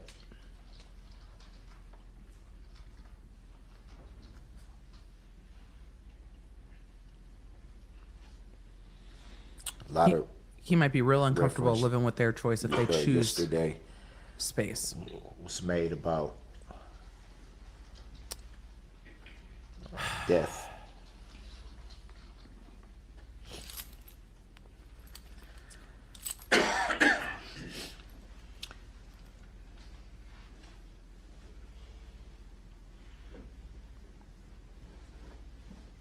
I see the questions about does the DA get to speak again? No, the judge gets to in speak. reference to The judge gets the final word, which is also going to piss him opinions, off. opinions towards myself. Those were feelings based on your actions. I do not fear death. Not one bit.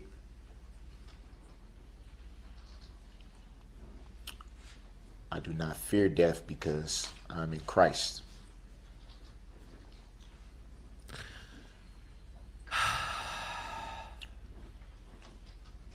Whether we believe it or not, We who? Who is we? at some point, we all have a date.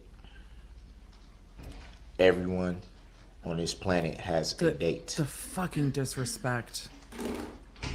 The disrespect. The disrespect to those who you killed. In the word, it says that You're going to quote it's the Bible? appointed to man once to die.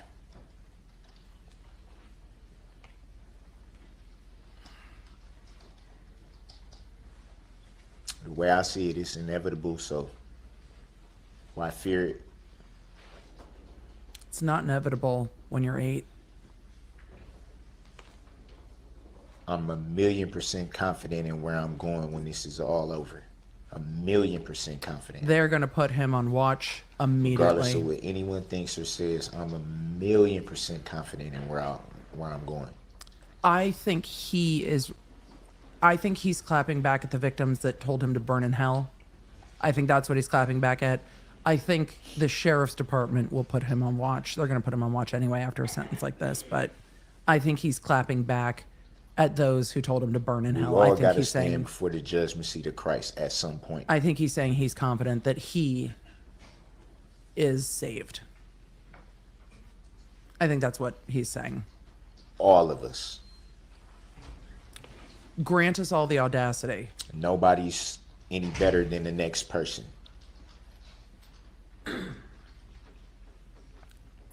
You're upset that people have judged you? Contrary to belief, I do not feel like I'm above anyone. I don't feel like I'm superior to anyone. Actions I sometimes. breathe air, I drink water, I eat, I go to the bathroom, I bleed just like anyone else. Do you think people think you I'm think no better. that you're... Oh, the arrogance.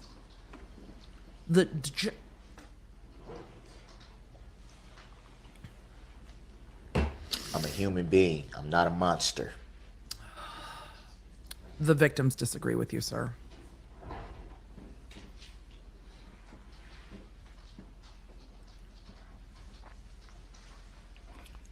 I think the chat probably disagrees too. I'm a human being that's been trying to figure out for 35 years.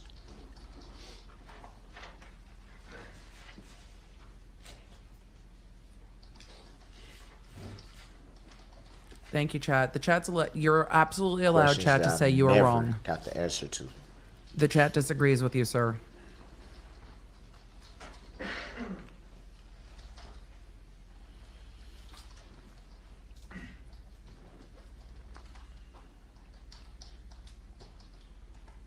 I noticed yesterday in a lot of the victims' statements that They're angry? a lot of the victims are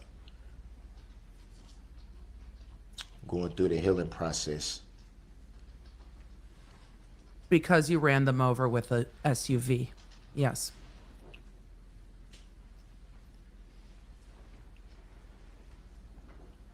Believe it or not, I've prayed for all victims' family members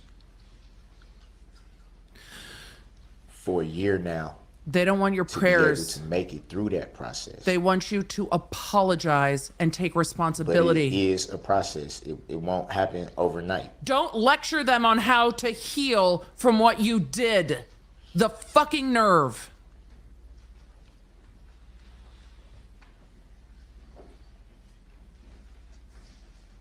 There was a big question of if I was paying attention, if, this, that, or the third, which I won't really get into. I definitely was paying attention. You were rolling your eyes. And I heard in a lot of those statements, people that were having their own mental health issues. Because of what Some you did. recognizing what it was, others not so much. But that's what it was. A lot of things that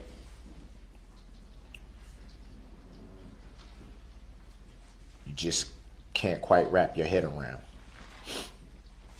Why someone would do this to them. Yes, they're struggling to wrap their head around why someone would do this to other humans. Believe it or not, Not.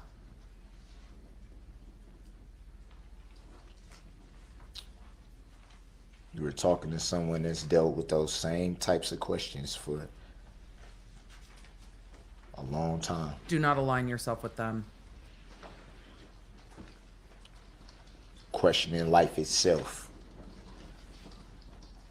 Questioning what's the point of being here to go through all this pain, to go through all the doubts, feelings of inadequacy I can relate to firsthand.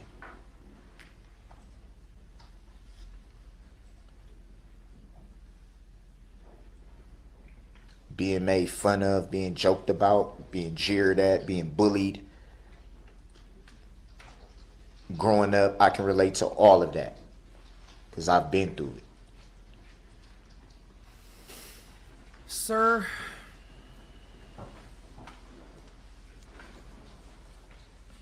Not knowing if you even want to wake up after you go to sleep. I've been through that. don't put words in their mouth.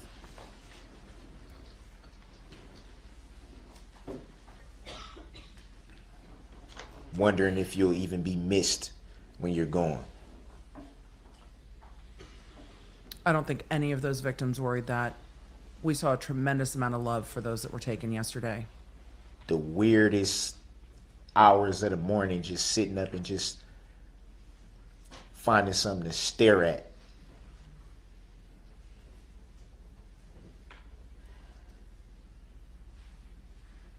They're not going to feel badly for you. Hoping that an answer may just fall out of the sky on you.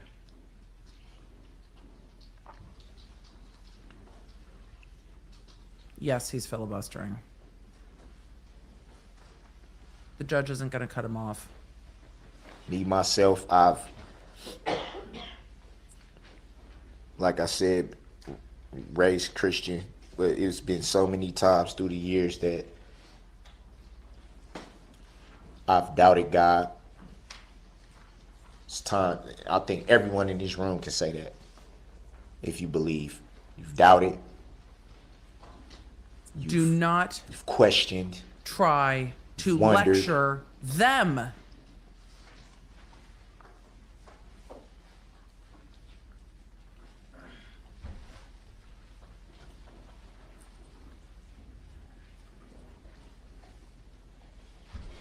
been in situations that just can't figure out why. How did I get here? That's how your victims are What did I feeling. miss? What didn't I catch? What didn't I see?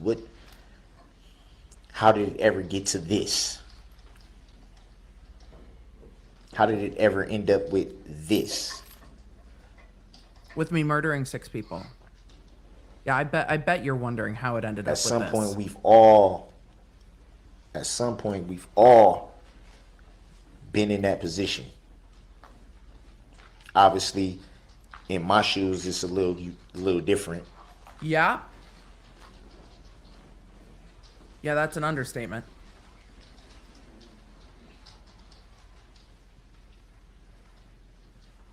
So I'd like to say I'm sorry and then sit down.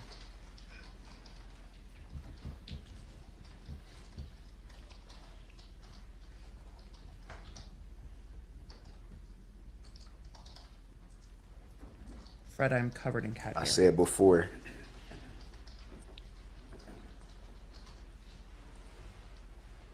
for the people that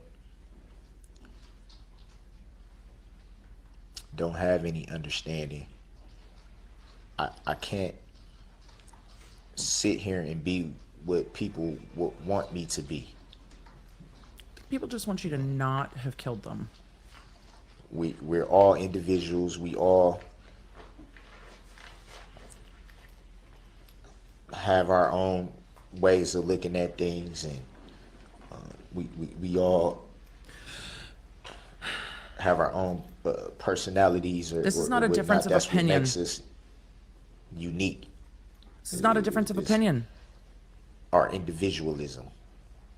How one person may react to something, another person may feel the same exact way, but probably not react the same way. Most people don't react to the stresses in their People life can agree by driving down a parade route with an SUV. on certain things and still have a different approach. This is not a difference of opinion. You're being sentenced for murder.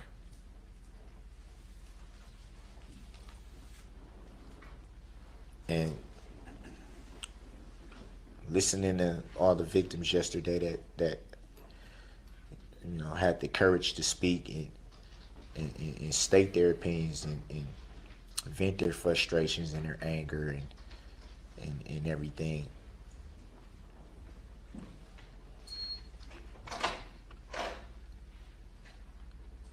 I heard a lot of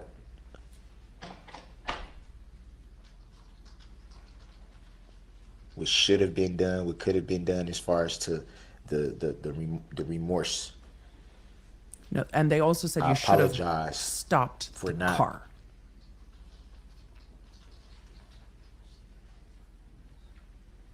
Stopping the car. Showing people what they wanted to see. God in heaven. I just ask that there be understanding to You don't get to ask for understanding. that there's a side out of the courtroom that's not seen. What's seen in the courtroom is just a small piece of the whole puzzle. No. Just a fraction.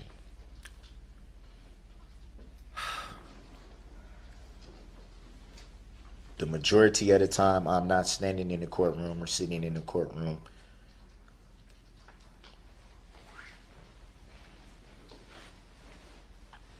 You forget how many of them saw you on November 21st, It's not a 2021. day. It's not an hour that goes by that I haven't thought about what's happened. That I haven't tried to wrap my head around how something like this could happen.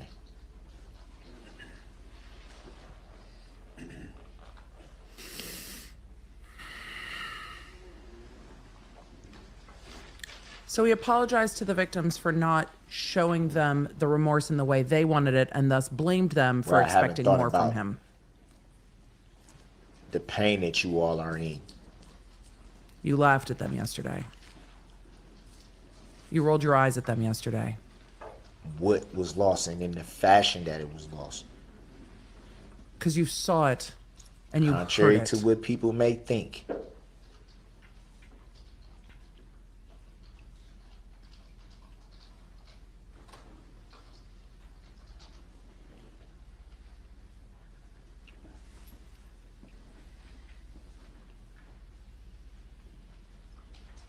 You get to a point though, and obviously it's different with me being in this position and people being on the other side of the coin, so to speak. The other side of your It's actions. a different position.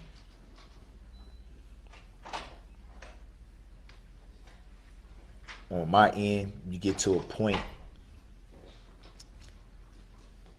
to where you just tired. Oh, poor you. You get to a point where you've cried all the tears you can cry. You've prayed all the prayers you can pray. You The never judge. stop praying. but is just so tired. it's repetitive at this point. Oh, You get to a point where he's over it. He's over it. Oh, okay. He's over it. you're completely drained. You don't know what else you have to give. He's over it. I'm sure those waking up without their loved ones and in pain every day wish they could be over it too.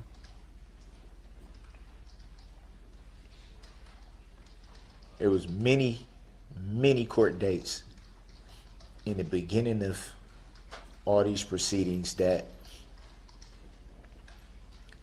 I wasn't even sure if I can even come in the courtroom without breaking down. It was times where I didn't even feel like I was going to make it through a court proceeding. This is so hard for you. When I did have representation, it was times where I told my representation, no, I don't. And that wasn't because I just didn't want to come in the courtroom. It was because mentally I could not handle it. You couldn't handle being held responsible for what you'd done? Or you couldn't handle what you'd done? What couldn't you handle? Having to be prepped for everything that I was gonna walk into. Them telling me, you know, it's gonna be this kind of atmosphere and expect this and expect this, and That's why you have it's lawyers. just like, wow. So you thought representing yourself would be better? How am I gonna do this?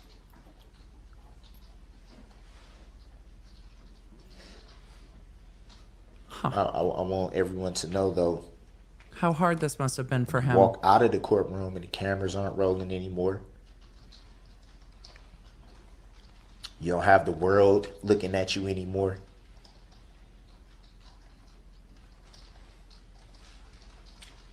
That's when you can feel like you're human again. When you can go back to your cell, drop your tears, pray, punch your mat if you're frustrated.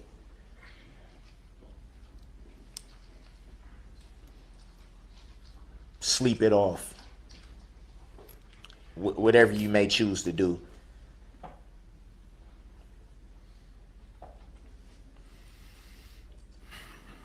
And I wonder how things would be different if the cameras was rolling then. Sir, now When is we not your remove audition all for a this- reality TV show. Courtroom.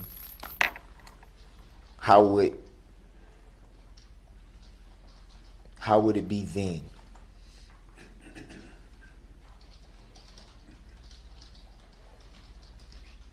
How would it be if you just didn't roll your eyes at the victims while they made impact statements? How would that be?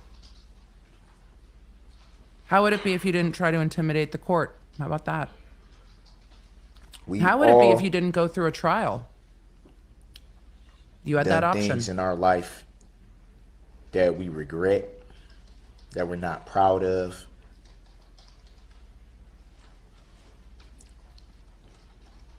That we don't know what we were thinking.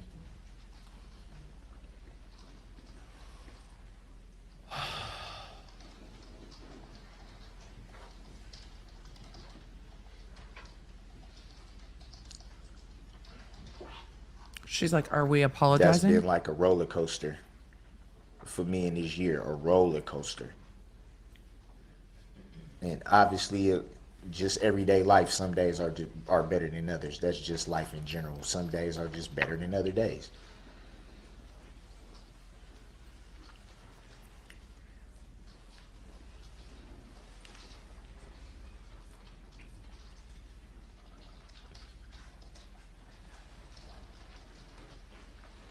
You heard my best friend speak a little bit earlier.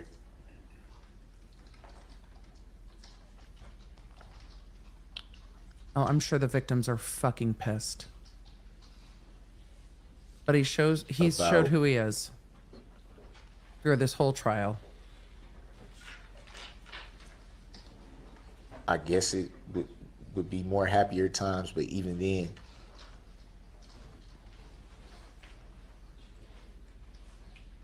you put on a smile to hide the pain.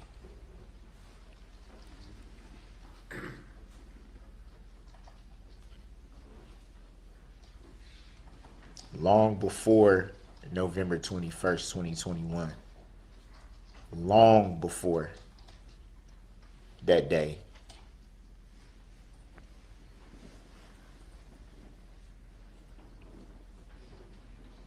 I was struggling. Long before.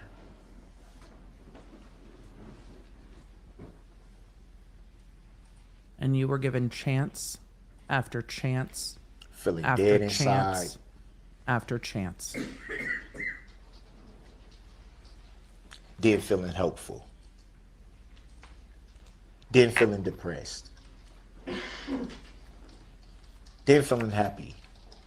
Then feeling upset. Just up and down, up and down, up and down, up and down, up and down. Thank you for explaining emotions.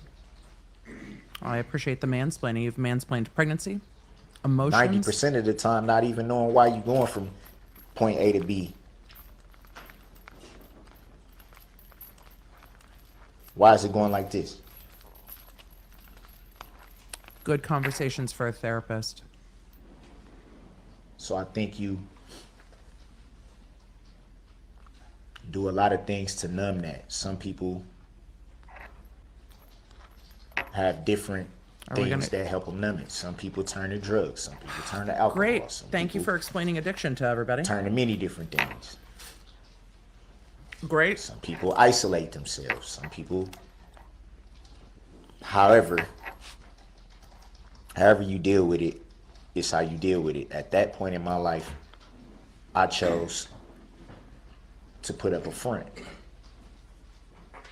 No one's seen me No one knows the for real how I him. truly felt, then there would be no questions. Chat, no one knows the real him. They just don't know him. They just don't know him. You see someone and they always have an upbeat appearance or seem to be smiling or seem to be in a joyful mood. There's no reason to like what is there a question?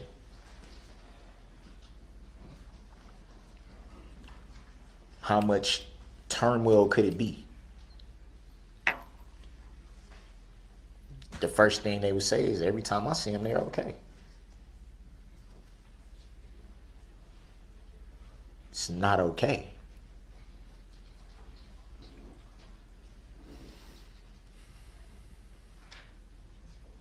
It's not.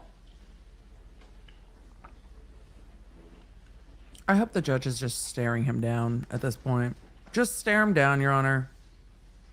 In her head, she's like, it's not okay to kill 6 people. What it's not okay to do is run down an entire parade route. You know what wasn't on his record? There were some weed charges. Y'all know how I feel about that. But drunken public DUI, we didn't see the things you would see on a But I record do if he was believe struggling one with thing, though. addictions. We did not see that at all on his record. As long as It was crimes of violence. you have breath in your body, You can say you're sorry. no matter what you're going through, where you may be, what struggles you have, Thanks for trying to control the situation. what you can't figure out, The judge is trying to figure out when you're going to stop. you have to find a way to press forward. You have to keep faith, and you have to press forward. I think the Apostle Paul said it best. Oh, we're back to quoting the Bible. Apostle Paul said it best when he said, one thing I do, forgetting what's behind me The judge isn't going to cut him off. and straining toward the upward call of which Christ has taken a hold of him. The forgetting what's behind me is very interesting. That's what he's focused straining on. for, which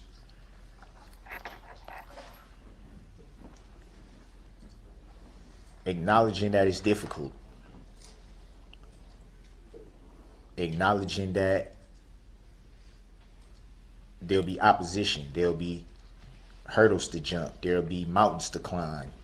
It's not gonna be easy. Acknowledging that by saying straining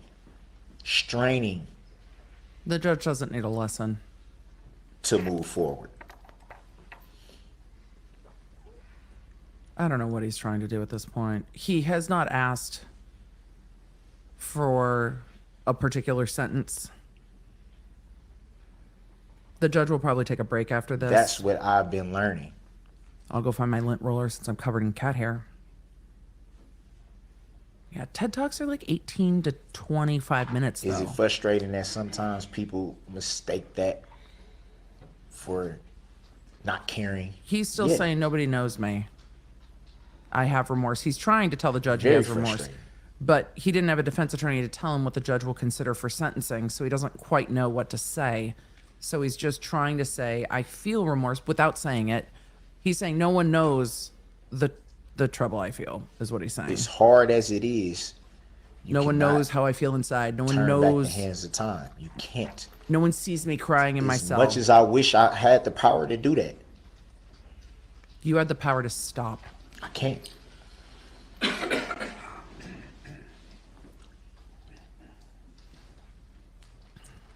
I'm so much more comfortable with anger than sorrow. So today brought just So I have to rage. look at life going forward, not backward. I'm just I have to look looking at towards tomorrow, not what I've done. reality.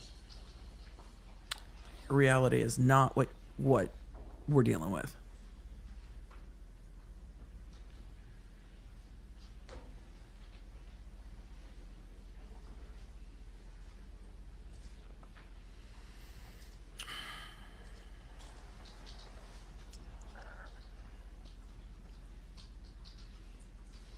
I've moved past the actual tragedy of the day of November 21st, 2021, but I have not Good. moved past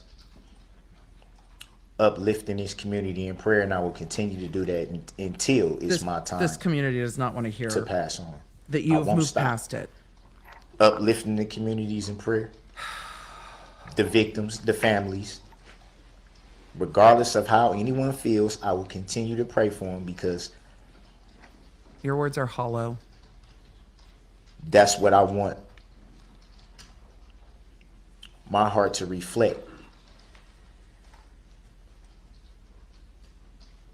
And I don't want it to be misinterpreted what I'm saying by that, by saying I've moved past the actual day. To clarify that so there's no misconception, You've said that your conscience is clear and that you've moved on. is that none of us can go back and change what happened. We can't.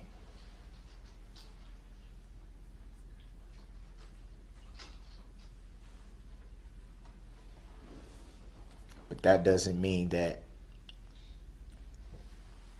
I'm not sorry. my life has to continue to be defined by that. Right, me.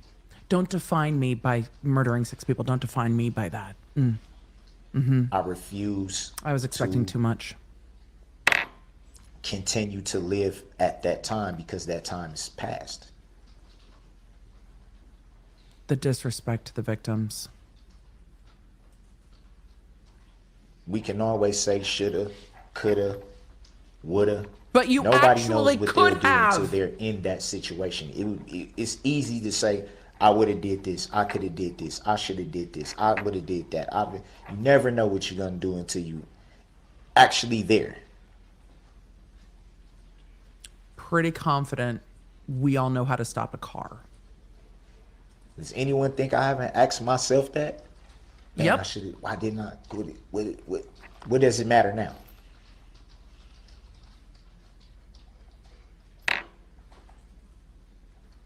How many times can I pound my fist against something and say, "Why?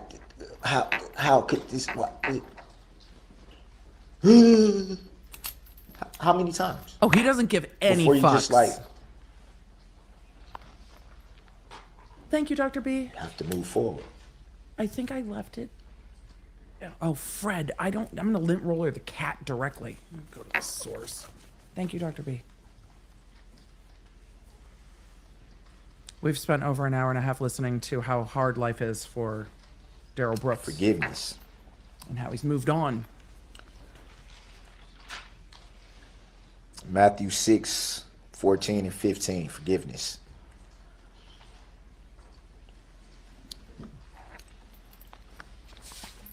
You have not taken responsibility. How can you ask for forgiveness?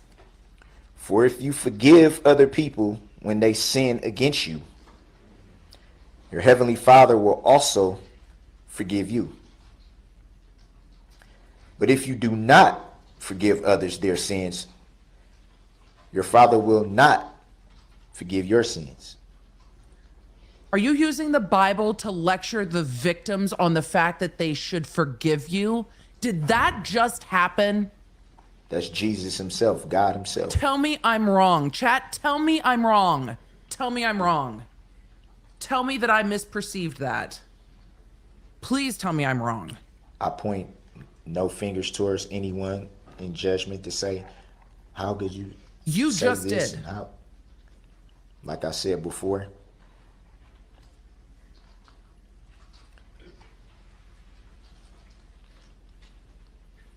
how people process this tragedy is how they choose to. They wouldn't have to if you didn't run them over with an SUV. I could jump up and down and yell and scream about what was said in regards to me. Oh, you could defend yourself. There's no defense But for what why? you did.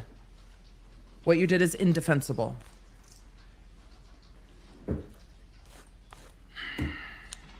This isn't- Everyone has to make their own peace with God. And that's what I've done, regardless to what people think. I've done it. You said your conscience was clear multiple times. And now you've said you've made your peace. We know what you're saying. You told everyone they were wrong, but we heard what I you're don't want saying. that to be confused with being at peace.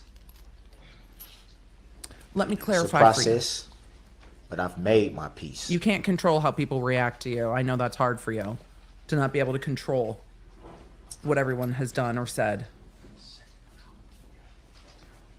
That I want to see where DA White Knuckles at. Are we both is hands? the only reason why I made the comment that I have a clear conscience. It was not It was not just, pertaining to remorse. It wasn't mockery. It wasn't everything wasn't you've done's been a mockery. to thumb my nose at anyone.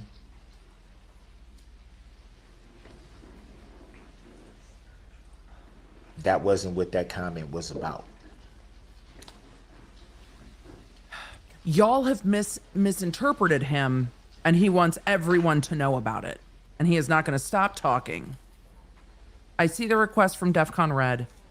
This is peak fuckery, but I'm leaving Blue on for Waukesha and for the Dancing I've chosen Grannies. to do that And for because all of them that have left Blue was on in needed. support, because he doesn't get to control that. So we're leaving Blue on in support. It's easy to lose your way in the world because the world is, as we all know, it's If he starts quoting Oingo Boingo it's a only big allowed, I'm place. going to All lose my types of mind. things are out there. All types of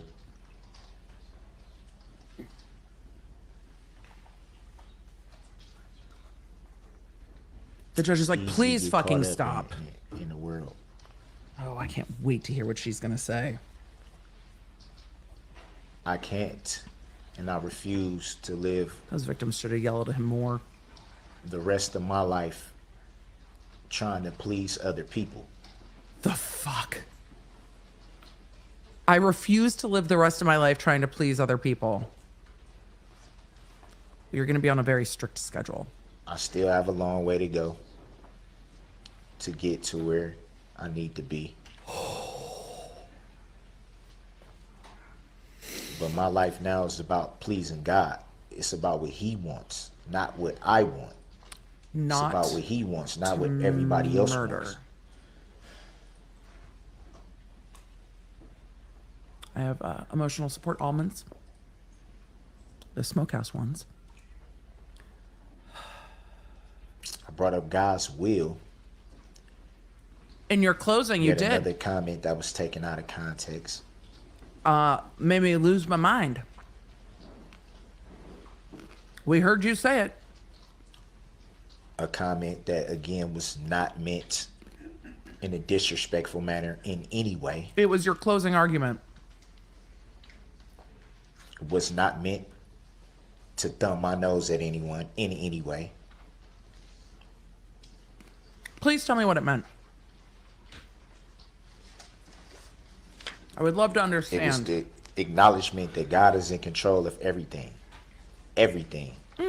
The good, the bad, and the ugly. He is in control. We interpreted that accurately, that you were blaming God for your actions. We interpreted That's that correctly. what that was pointed towards. That's what we thought. That and that alone. Yep. Nope. That's what we thought. We thought you were blaming God. For those of us who do believe, we've always been taught that God, his ways, not ours. Yep. No, we interpreted that completely accurately. What he sees fit to do, Yep. we can't stand in the way of it. Full Jesus take the wheel. What he sees fit to do. No matter how much we wish we could, we can't. In reference to him murdering 6 people, he's standing up there saying what he sees fit to do. I can only hear Peter Mon screaming she's not Frankly, a Christian. sometimes that sucks.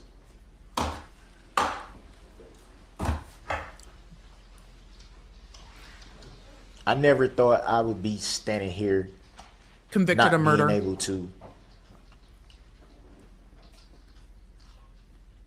Live outside enjoy of a prison time again. with my family that anyone would enjoy with their family. That's People how lost loved ones. That's how the victims feel. Yep. Yep. I'm sure they feel the same way. They never expected to be here now because of something like this.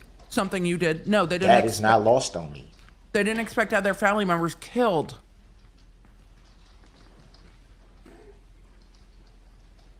This isn't a natural disaster. These are your actions. To suggest that I don't care, Reading the room.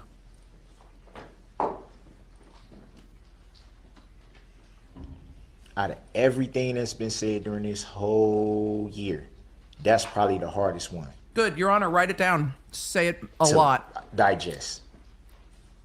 Say it a lot. Your Honor, give it right back to him.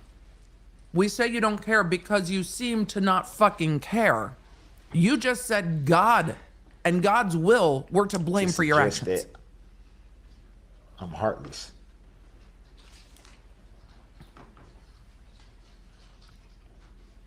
He's mad about people's perception of him.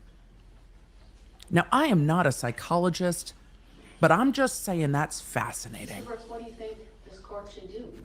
As far as the sentences are Yes. concerned with all of these convictions? Thank you for wrapping him up. This is the judge wrapping him up.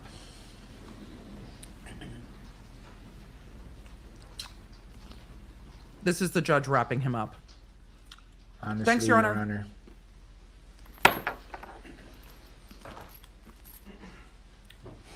Oh, I'm fascinated. Oh, the families are in the room. For all the chat saying, I hope none of the victims are hearing this, they're in the room. And I don't want I'm glad they have each other for support. this to be taken out of context. No one's taking anything out of context. It's the shit you're saying. God, he just wants to control what everybody thinks of him so desperately. I believe Your opinion, then? These are really good. Damn it.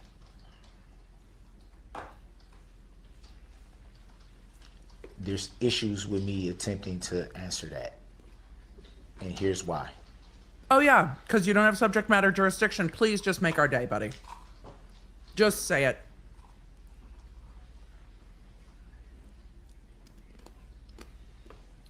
For those asking to slow the chat, I'm it's as still slow as it can go. confused.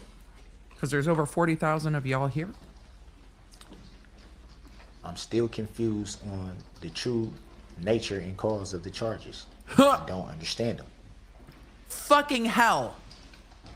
I'm eating smokehouse almonds. I also, I'm confused about the nature of the charges. You ran over people with an SUV. Let me make it clear. They died. That's first-degree murder. Then you hit and injured a bunch of people more. Those are all the assaults with a vehicle. I also Then believe the decision was already made there were the hit and runs before we even got here. And I could be wrong. by the That's legislature. not a shot. It's not a slight in any way towards Your Honor. It's not. And I don't want that to be taken out of context as well.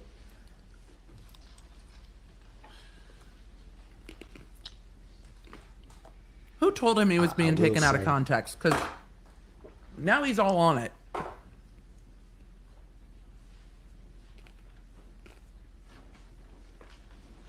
I will say help is needed. They have treatment in prison. When you've dealt with certain things as long as I have,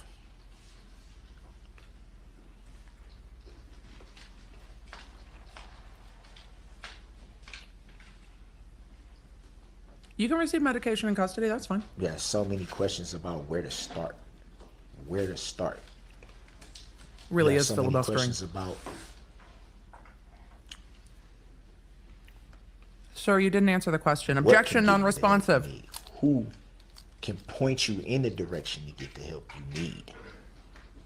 Prison. There's so many things that you just you don't know where to start at. Medical evaluation. Don't worry, they'll sort that out. They got you. Your Honor, I don't understand the charges. Explain them to him, Your Honor. Lay it out. I think that throughout these Jesus, this started at noon. It's proceedings, 2:20. and I've noticed this, that you've been very observant. Oh, now he's going to compliment the judge. Good. We get the full cycle. You've been Fair. very attentive. Your hair's been excellent. Regardless of me being frustrated with some of the things that has been, I can't do anything but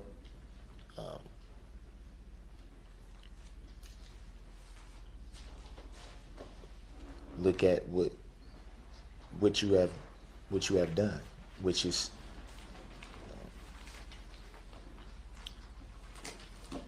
you have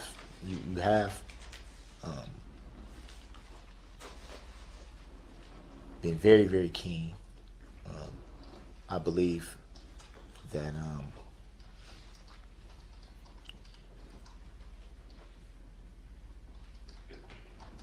still a lot of issues there.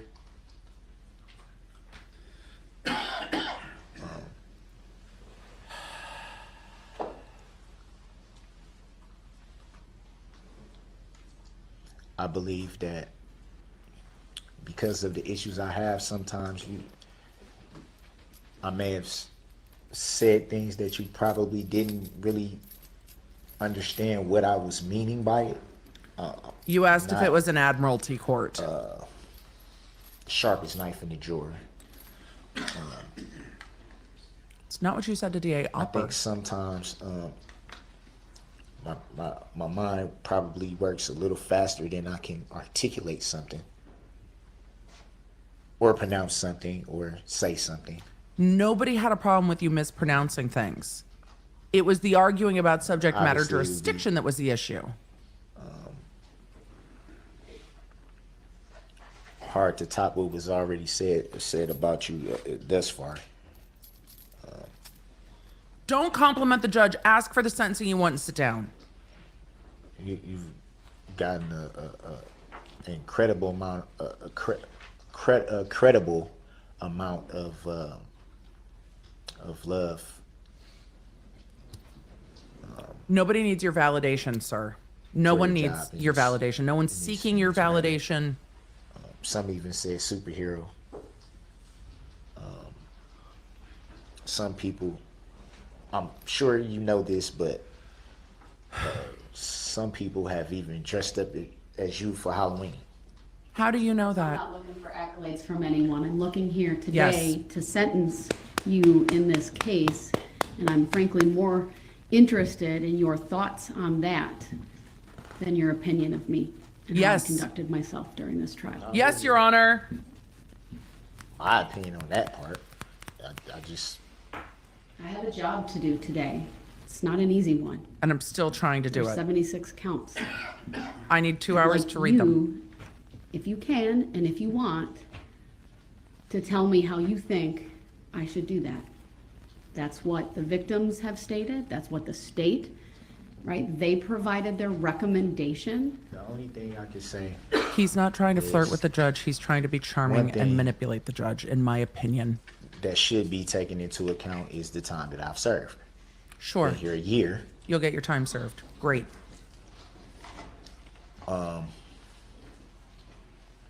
That would pretty much negate count 76. The count with regard to So Erica. there's that. He's still focused on her. Of course he is.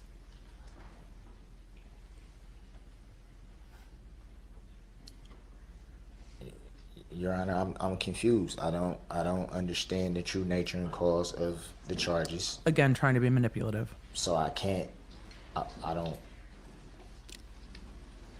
really consent to being sentenced when I'm still trying to, I don't understand. No one's asking for your consent. You're going to be sentenced. You've been found guilty. The court's asking for your Not a delay recommendation. tactic. If you don't have a recommendation, they will move on without you, sir. It's not attempting to be disruptive. You're playing. It's not That you don't intended understand. to stop the proceedings. You don't need to consent to be It's sentenced. my honest opinion. Great. Your opinion I is have taken into trouble. consideration. Sit down. With comprehension.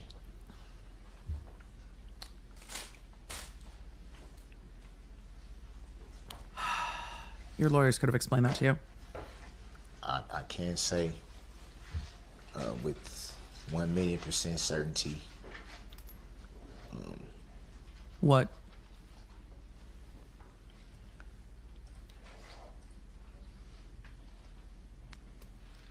that everything as far as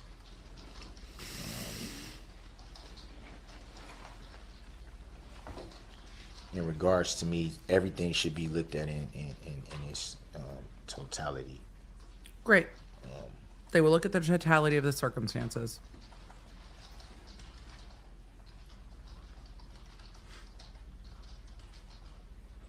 The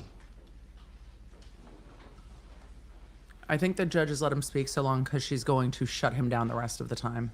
mental health issues, I believe that you've seen them rear their head at times. See, a lawyer could have brought in evaluations and argued for I that. believe However, that. I know that you've seen that rear his head at times.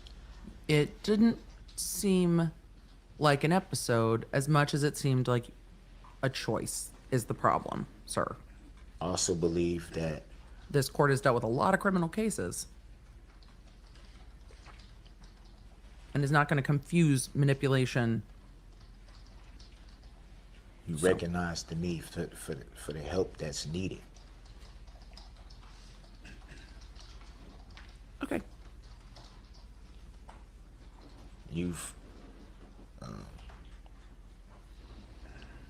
seen things as far back as my childhood,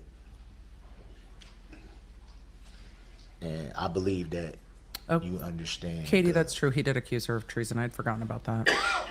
Certain needs that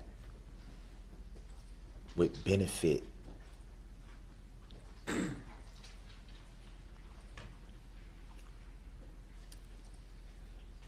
where to start. Me myself, I don't know.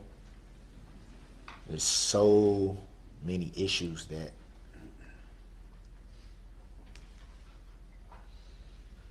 I've been trying to address for a long time. A very long time. And I don't know where to start. Okay. Thank you for that input. I have no idea. The court's going to help you. I can tell you that I want to be able to get to a point in my life where I can have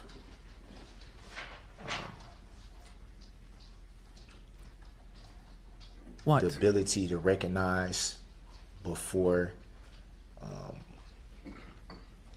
it happens, when something could become out of control. He would like anger management, Your Honor. before- He's asking for anger management.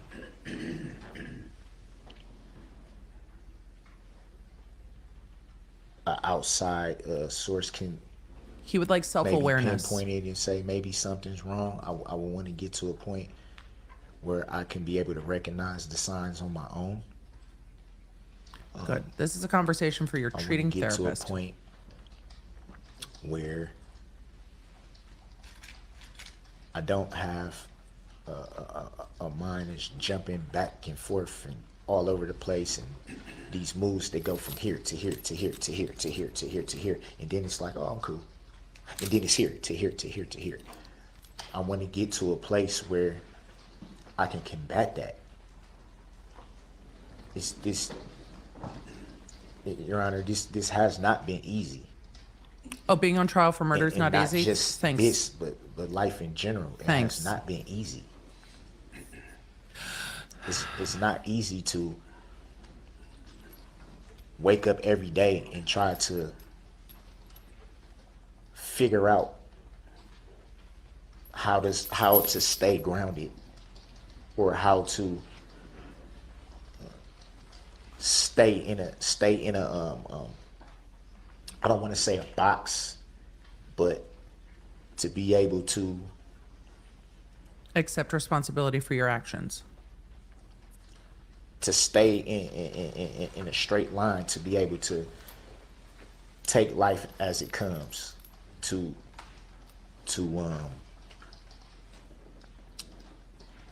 not only be able to cope with things.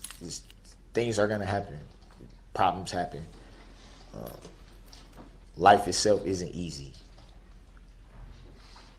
I want to get to a point, Your Honor, where I can be able to say, okay, it's okay. It's okay. Sir, the court cannot give you the self-awareness and enlightenment that you are seeking, but the court can give you the I time can be myself. to discover these things for yourself. Yes. I can The court can provide you doctors. Prison can provide you say, doctors. you know what? And you can choose to accept treatment or not. But what the court's asking is how You long... aren't the only person going through this. Oh. This doesn't make you any less than anybody else. I wasn't asked to be born this way, Your Honor. I wasn't. I was not. I don't understand it. But the fact of the matter is I want to get to a point of happiness again. Y'all, as the court goes through the charging document, I'm To going be to put that able in to the be- chat. Medicated and not care what people think. No, this is only counts To 1 be through able to 5. speak my truth without having to feel ashamed that some people may think of me lesser than a person because I have to be medicated for life, or because People don't think less of you because they feel like it's not you normal. may have a mental health diagnosis. It's the murder that is a no for a lot of people. Which lends to the reason why I said not wanting to live to please anyone else anymore. The domestic violence was probably a hard stop for people before But that. for me to be okay. Here. For I me am to going to be put okay. the charging document Because I haven't been in for a long link time. to it in the chat if you guys want to look tired. along with what the I'm judge tired. is sentencing him on. Tired. So you have it. Some days I don't know what's up or down. Some days I don't know. I want to know.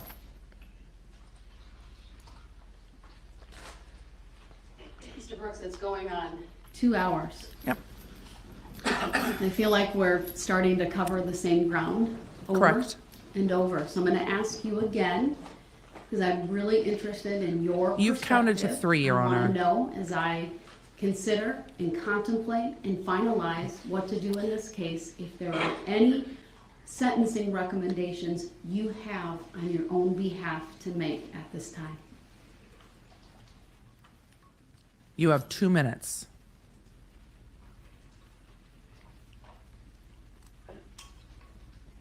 I just want to be helped.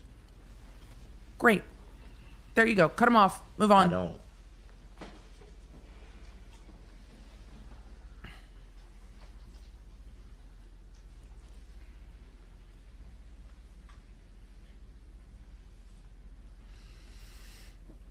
I don't want to live with inside this pain anymore. Just the disrespect. I know that's probably not the answer you're looking for.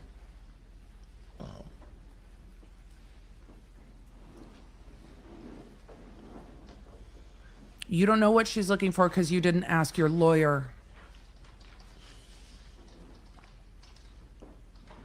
And you wanted to go on a self-indulgent rant about how no one knows your heart and that God is responsible for your actions.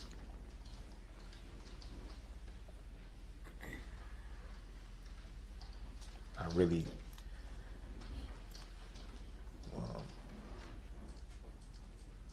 would like Let me to. ask it this way, sir. Your Honor, 6 of these counts that you have been convicted of are intentional homicide charges. what would you like me The to do with options for that? the court are very limited. Limited. Life without the possibility of extended supervision. Life with the possibility of extended supervision as early as 20 years, that's the statute. And third, anything in between. And then lastly, related to that, there's an enhancer. Don't help 5 him. years for each count based upon the jury answering that special verdict question, did you commit the offense of intentional homicide by using a dangerous weapon? Thoughts on that? LWOP. All. LWOP all. Life without the possibility of parole. Not 25 to life, not 20 to life. You should spend the rest of your life in prison without ever seeing freedom outside Yes. bars. That would be extended supervision. Should these counts run He consecutive knows. or concurrent? Stop helping him. Meaning one after the other, or serving them at the same time? What are your thoughts on those things?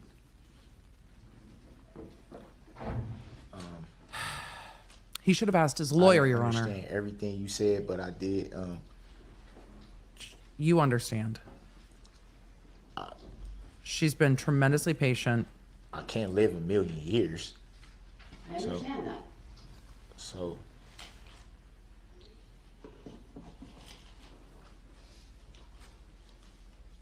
So sentence me to all of it. Eventually I'll die. I feel like Good. We're all on the same page.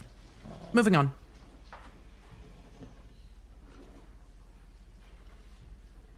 I should be able to go somewhere where He's asking for a facility. I can be helped, where I can be properly evaluated, where I can be properly medicated. Who determines proper though, sir? You? That is an extended period of a long time. At least I know that I'm getting what I need. Not what I want, what I need. At least then I would be able to say,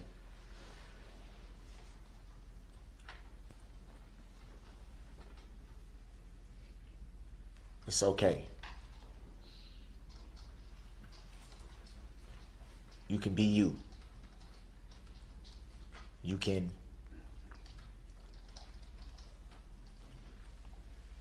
be grateful for the fact that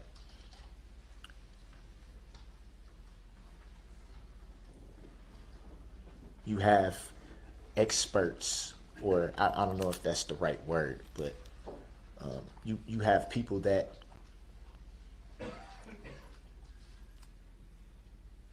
know exactly what to do, that recognize exactly what needs to be done and what should be done. It sounds like he's had that opportunity. If he was medicated, he would have been working with professionals To be to able be to medicated.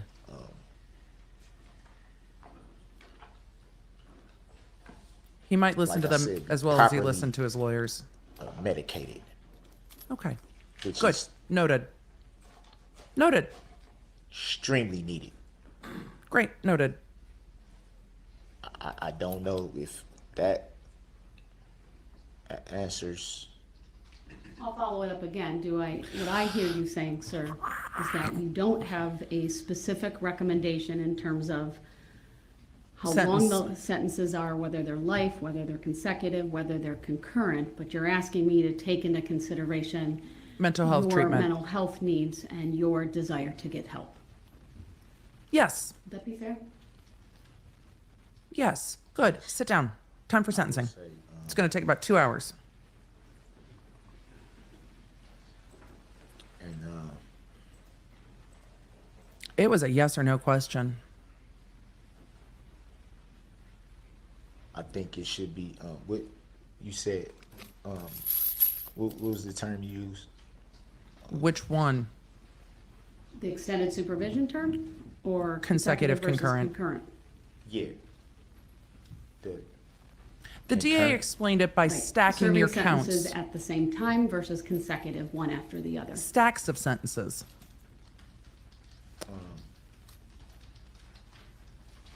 Serving all together. Great. He would like for them to be concurrent. It's not going to happen. Okay. Good. He asked. My main thing He asked, Your Honor. He asked. is,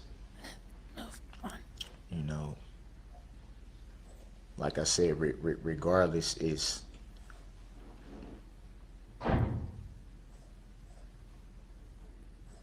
to not just be placed somewhere and just forgotten about. That doesn't help. You don't want to be forgotten about? I think he's talking about mental health treatment, but I don't know. Obviously, I don't know how that all works. You have some idea. You're not unsophisticated in that way. I know that it would greatly benefit me to be able to be somewhere where, like I said, I can properly evaluated and medicated. With You've the been things that evaluated I like need. 4 times It during the could be pendency of something this that I case. haven't even discovered yet, or not me myself, but it can be something that maybe way near that could have helped me years ago that I probably wouldn't never have known up until this point that could have immensely helped. I want the saying, sir, yeah, and I want the opportunity. Again, I think we're starting to, repeat some of these topics Yep, that good. you've covered. And Thank you, sir. I understand what you're saying, I and want to I, beat this. I want to beat this. I I want the understand. opportunity to beat it, to show that it can be beat. You're not beating this This is- case. I don't have to live like, Like what? I want to show that He's asking. regardless of He's of asking for anything, 25 to life is what he's asking for. That- Sit down. there is still hope. I want to be able to show my children that regardless, you can rise up. You don't have to. I believe I understand and comprehend your desire to have your mental health issues addressed and met. You've stated that multiple times. I understand. I'm waiting that. for I her tone to shift when can she starts certainly address sentencing that in him. my I'm sentencing waiting remarks for here the today. hammer to At drop. this time, it's been over 2 hours. Yep. I appreciate I have a all the headache. words you've said here today and Sit the down, fact sir. that you've, made a statement. I apologize for the length. I didn't even It's not about the realize. time. It's okay. But at this time, I would like to take about a just shy of 20-minute break, come back at 3 p.m. and start my portion of the sentencing hearing with my sentencing remarks and the sentence. So at this time, we will be in recess until 3 p.m. All right. Thank you, everyone. The court is going to recess. I'm going to go to the court feed real quick. It is rare that I also have to take a human needs break, but I've got to take a real quick, and then we're going to get back to questions. So I'm going to leave the clock on. I will be gone for a minute. I will be gone for a minute. I'm going to come back. We're going to do Q&A, and then we're going to talk about what's happening next. But for now, I will be right back.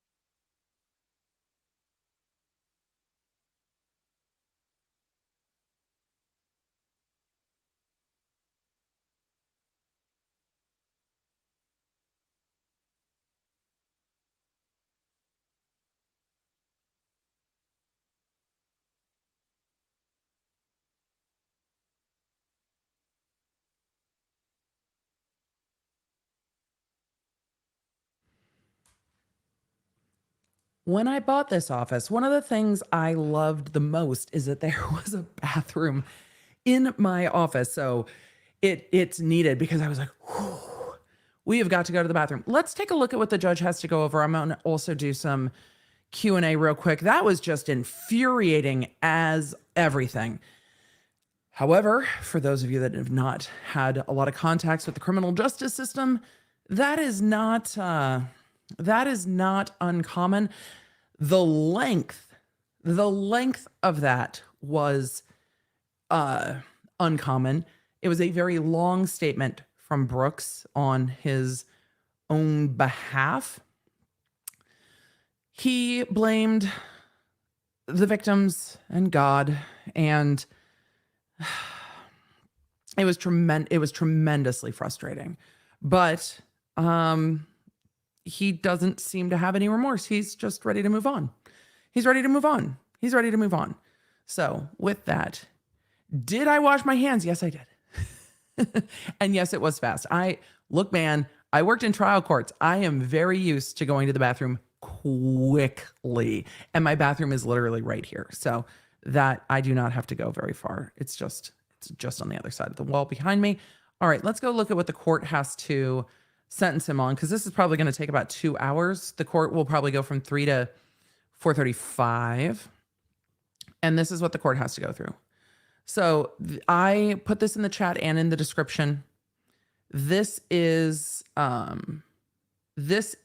the charging document.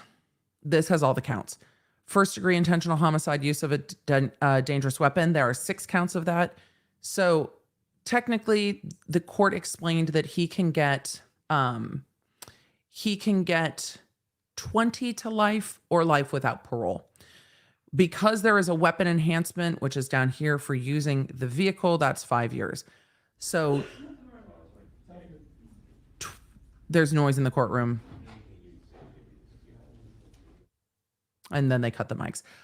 So 25 to life, which means after 25 years, he has the possibility of parole, or life without the possibility of parole. And they call it extended supervision. I'm from California. It was LWOP, life without the possibility of parole. So, I mean, for me, I'm using it interchangeably. So the real options are 25 to life with me, which means after 25 years of serving his sentence, he can get parole, unless they run concurrently or consecutively. And then it would be, if he got, for instance, 6 life counts at 25 to life consecutively, it would be 25, 50, 75, 100, 125, 150. So it'd be 150 years to life. And he would have to serve the 150 years first. I think they're just going to give him life without the possibility of parole 6 times over, based on everything. So count 1, count 2, count 3, count 4, count 5, count 6. Those are all of the different first degree murder. And then it's going to be count 7 all the way through for the recklessly endangering. That was all of those who were injured. That count says imprisoned not more than 12 years and 6 months and fined.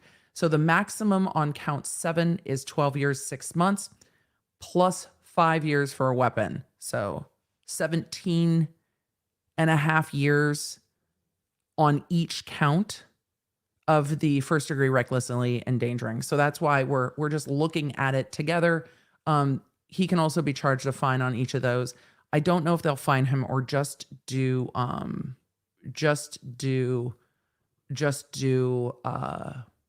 the victim restitution.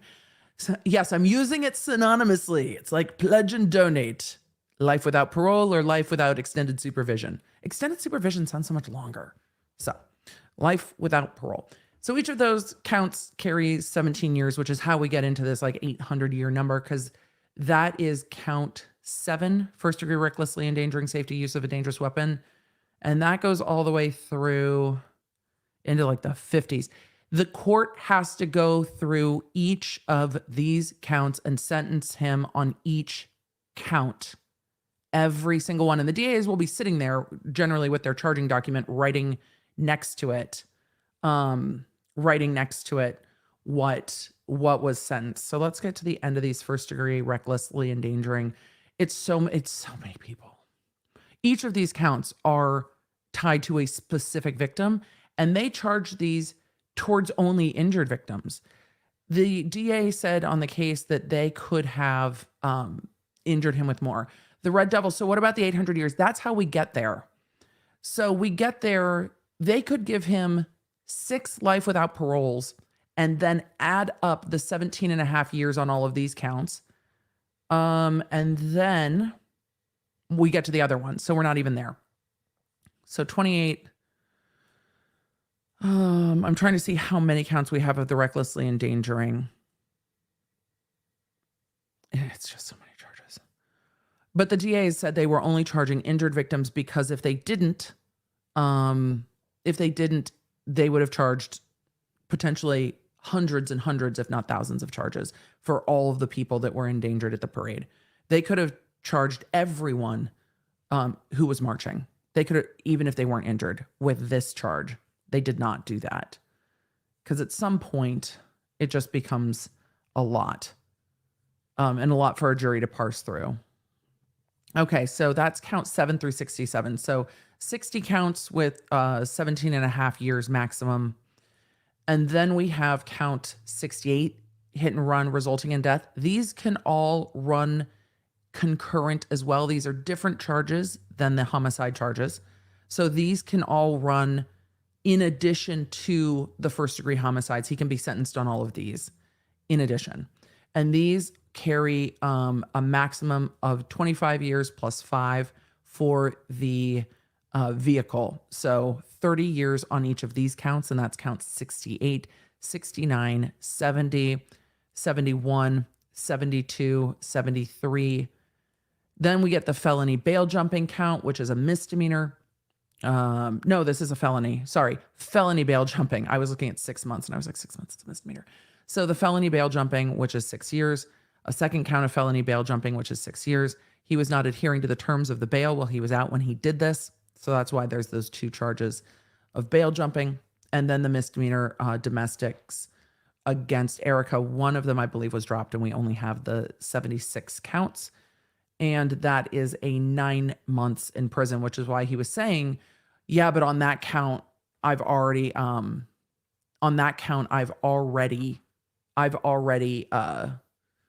served my time, which is ridiculous. Okay. Okay. You're focused on your time served. You're focused on you. Yeah. You're focused on your time served. You're focused on you. So those are the charges. The court is going to go through every single one of these and proclaim a sentence on every single one of these. So that, Ruthless said, I can't believe he's still focused on Erica. I can. It's abuser behavior. I can believe that that's what he's focused on. Also, he thinks he might have control over that. And also, there are other domestic violence charges pending for trial in another jurisdiction. So making statements towards Erica, I don't know how that'll go. If I was the judge in the other case, I would be annoyed at his statement towards her in sentencing, because it can be seen as attempting to communicate with her, and there's probably a stay away. But we'll see what they choose to do. But he said in this, I want to talk about Erica, but also there's always it always goes both ways.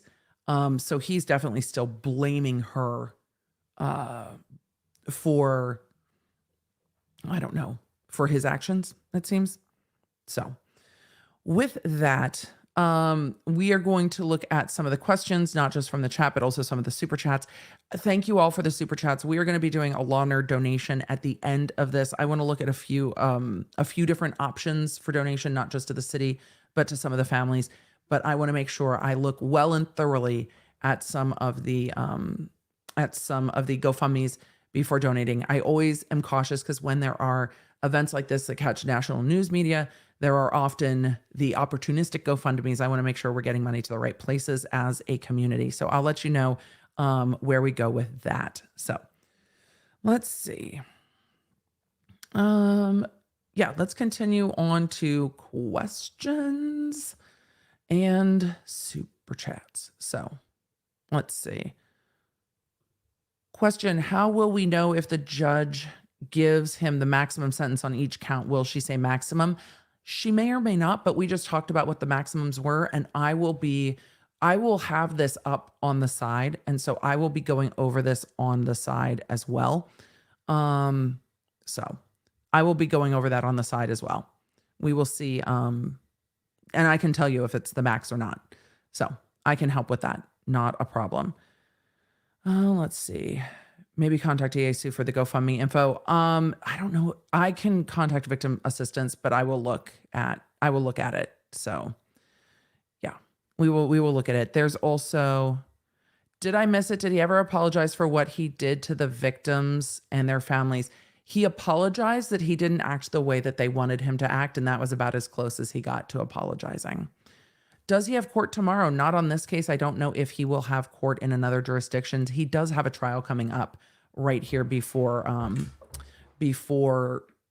Thanksgiving. He has a trial coming up. So do we have a calculator on the side? I don't, but you all are welcome. Could they drop the DP charges to spare Erica going through this again? I mean, he could plead to spare her from going through this again. I don't know if they're inclined to do that. Truly. So we'll see. How long are they on break for? The court will be back at 3 p.m. Miguelina, can we just pin a comment that the court will be back for sentencing at 3 p.m. so that everybody knows? I think that'll be helpful as people are coming in. Not as helpful for the folks on Facebook, but thank you all for sharing that.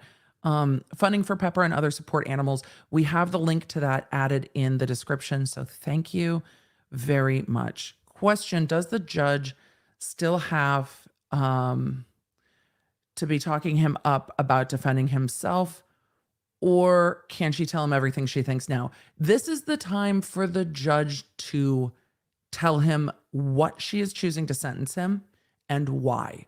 This is the chance for the judge to tell him that he has shown zero remorse, that he has been highly manipulative, and that he has not shown any remorse for what he's done or acceptance of responsibility. This is the time for the judge to tell him. And I imagine we will see a tone shift when she's talking to him. She's like, look, I just need you to tell me what you want for the sentencing. I imagine when she comes back out, it's going to be the tone we heard yesterday with, this is sentencing, sit down. I imagine that's the tone we're going to hear.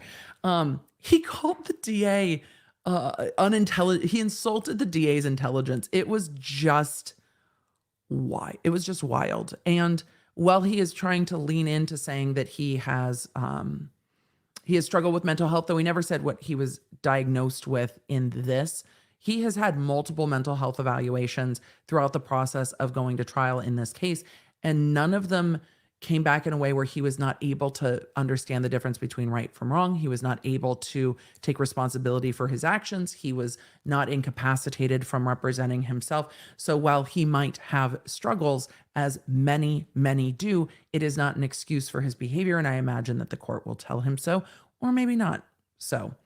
Or maybe not. Let's see. All right. Kate T said, I watched you every day for the Depp trial when I was home with a newborn. Now he's home with HFM. It happens. And we're watching you again. I think at this point, he may recognize your voice more than mine. I do talk quite a lot. So there is that. Samantha said, hi from Scotland. I cannot believe this monster's complete disrespect. The victim impact statements are heartbreaking, and he just does not care. Thank you for covering this. He kept saying, well, I'm not going to fire shots back at them. I'm not going to argue with them. The fact that that was even in his mind to argue with their perception of him, to argue with what they said about him, shows you that he has not taken responsibility and shows you that he just doesn't care. I have seen defendants opt to give no statement. I have seen defendants apologize. I have seen defendants who are remorseful, who are devastated by what they had done. I've kind of seen the gamut. And sometimes if they really aren't remorseful, they just sit there and say nothing. And I've seen that too. This was something else. And I've also seen a lot of defendants ask the court for a lesser sentence, not try to explain their actions, but ask for a lesser sentence. Say, please take this into consideration. And sometimes it's just their attorneys that do that. And they hit on the factors the judge is considering and the defendant doesn't say anything. And sometimes the attorneys will say, you know, my client has expressed tremendous remorse for this, and they will make that statement. He didn't. So Leah Scott says, how can he be sovereign citizen in one case but not the other? So sovereign citizen is not a status. He can be pro per in one case and not another, because he can choose to represent himself in one and not the other. Sovereign citizen, I think he was trying to find a theory that would get him off from responsibilities, trying to find a trick, trying to find look, the flag has fringe and an eagle on top. This must be a military tribunal. Therefore, you have no jurisdiction over me. He was trying to find a trick that doesn't exist in our criminal justice system. Olives and Time said most people with mental illness are not violent. It's disingenuous to say that mental illness is the excuse for his actions. Everything he's done is disingenuous, to be fair. It's an explanation for treatment, not an excuse for hurting others. I agree with you. And I think everybody sees him for what he is and sees what he has said for what it is. So this is going back to the statements from his mom and grandma. She's a slap in the face to those of us with bipolar, depression, and anxiety. I fit very well into society, ma'am. Was military, raised good children, have grandkids. She is so wrong. Lots of people struggle with mental illness and fight that fight so that they can have a fulfilling and wonderful life for themselves. But it is something you have to deal with. He has not dealt with it. His family has not dealt with it. Will he be sentenced today? Yes, he will be sentenced in a few minutes here. I'm most interested to see what the judge will say. He will be sent to the other room. Wait and see. I'm sure there will be an outburst of some. How long before he argues and gets removed? Probably about 5 minutes. Just sending some love to Waukesha. I think, and that's why I've kept the lights blue today, because even though it is top tier fuckery from him, I think it is fair. Spicy Dry Co said, almost 40K watching. We do love a hot mess. This has been a mess, but also I'm invested. I'm invested in the stories of what happened to this community. I'm invested in what happened to these victims. I'm invested in seeing what the judge has to say at sentencing. I wanted to see what the DA had to say. This man has caused devastation in a community. And I want to see what happens at the end. I wanted to see if he would take any responsibility at all. He didn't. And I also think, for me, there were a lot of comments yesterday and today, and there have been, looks like the judge is coming back into the courtroom, Please be seated. of people that had never seen impact statements, haven't seen this part of the criminal process. And I think that understanding is important when we look at the criminal process. We so often talk about the defendants. We are back on and their the constitutional record and rights. state versus But Brook's we don't appearances are as always they talk were about the victims, before. and we should. Can he use mental illness on his appeal? I'll give you No. all a little bit of my roadmap for my remarks here today and what will ultimately There's no appealable conclude grounds for with that. the sentencing. I'm going to start with My thoughts. Your statement. a review, frankly, of Mr. Brooks's Record. NGI plea. Now, wasn't going to start out doing that, but I feel compelled to make a record of certain things in light of many of the statements that were made here today by Mr. Brooks and his family.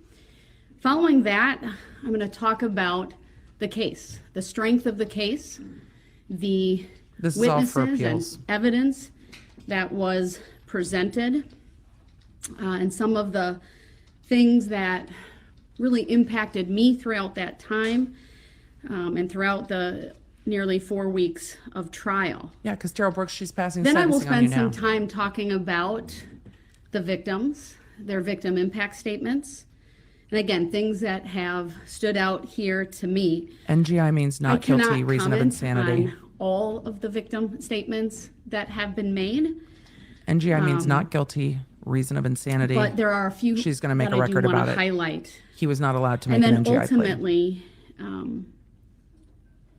go through the sentencing factors. Because all of these things I'm going to talk about relate to those factors, which in Wisconsin, there are 3 primary factors: the seriousness of the offense, the need to protect the public, and the character and rehabilitative needs of the defendant. So I want to Character. start sort of near the end of all of the remarks over the last couple of days, and that is with my thoughts on Mr. Brooks and his mental health. I don't know how long the I'm judge's not walk here is. She does sound to a little out of debate breath. that you have Look at had his a face. history over time Look at of his face. intersecting with Look the at his face. mental health agencies, and that you may have in your history trauma, emotional Too many people pain, do. and things of that nature. I have read through not 1, not 2, not 3, but 4 reports from experts, people who are well known in this field of what we call forensic psychology and psychiatry, individuals who have an expertise in evaluating a plea of not guilty by reason of mental disease or defect. Because I don't want there to be any This is the doubt NGI. in my sentencing here today That I knew I've you knew what you considered were that. doing. But I also don't want there to be any doubt that somehow this trial was missing something. Because the She's like, fact is, "Let me Mr. be Brooks clear." entered a special plea of not guilty by reason of mental disease or defect in the early summer, maybe late spring of this year. So why are And we this here? court ordered 3 court-ordered evaluations, and the state retained an expert to also review the issue. Whether the defense team at that point ever hired anyone, they are not required to disclose that. I don't know, but I have 4 well-known doctors who have written this court based upon the orders that were made, or one doctor being retained. And these are reports that are thorough. One report is 24 pages, another is more of a summary, it's 8 pages, another is 26 pages, and then another is 12. And they look at the discovery information, so police reports, videographic evidence, things of that nature. They have access to any mental health related records from prior stays or things like that. They look at a history. They meet with Mr. Brooks. I've referenced this in the past when competency wasn't so much raised by any of the parties here, but during the trial, there was, as Attorney Opper wanted to make a record one day of Mr. Brooks's competency. And I will restate what I stated at that point. I have absolutely no doubt that Mr. Brooks is competent. I'm obviously well versed in the legal standard, but that is not something that this court was frankly ever concerned about. You knew what at you were any doing. point in time. I know that his attorneys, when he had attorneys, never raised the issue. And it was really only after the trial began that that issue was Yes. raised, I think, by the public based upon what they saw. But Attorney Opper, like myself, had the benefit of having reviewed each and every one of these examinations. And I'm not going to spend His a lot of behavior in time, but I court think it's important. was intentional. Because it goes also to Mr. Brooks's character, which is one of the things that this court must consider along with his rehabilitative needs. And I'm going to read parts of these evaluations so that you all understand the information Oh, I did not expect that I that. have and why it is my opinion that mental health issues did not cause him to do what he did on November 21 of 2021, and did frankly not fall did through the not play cracks. a role. That's not to say that he wasn't diagnosed with something. I've referenced this previously, but that's an antisocial personality disorder. That's different. And this is what one of the reports has to say. They've looked at He's one pissed. doctor indicated that there was available evidence to sustain a diagnosis of cannabis abuse, intoxication, antisocial personality disorder, adjustment disorder with mixed disturbance of emotions and conduct. And the reports go on to describe what those things are and that they may qualify as an abnormal condition of the mind substantially affecting mental or emotional processes, and thus as a mental disease or defect as broadly defined by the Wisconsin jury instructions, and that's at least as to the adjustment disorder. Cannabis abuse or intoxication would not. The diagnosis of antisocial personality disorder, and this is what the doctor said, reflects converging support of an underlying characterological disorder versus a major mental illness. In Mr. Brooks's case, I would note his history of disregarding the rights of others and conforming to societal norms, including in the forms of multiple acts of violence beginning in his youth, contacts with the criminal justice system, lack of remorse as indicated by being indifferent, rationalizing, etc. The doctor goes on that it's her understanding that this characterological condition would not qualify as a mental disease or defect as defined by the applicable statute, which also specifies that mental disease or defect does not include an abnormality manifested only by repeated criminal or otherwise antisocial conduct. Goes on to talk about her opinion regarding criminal non-responsibility.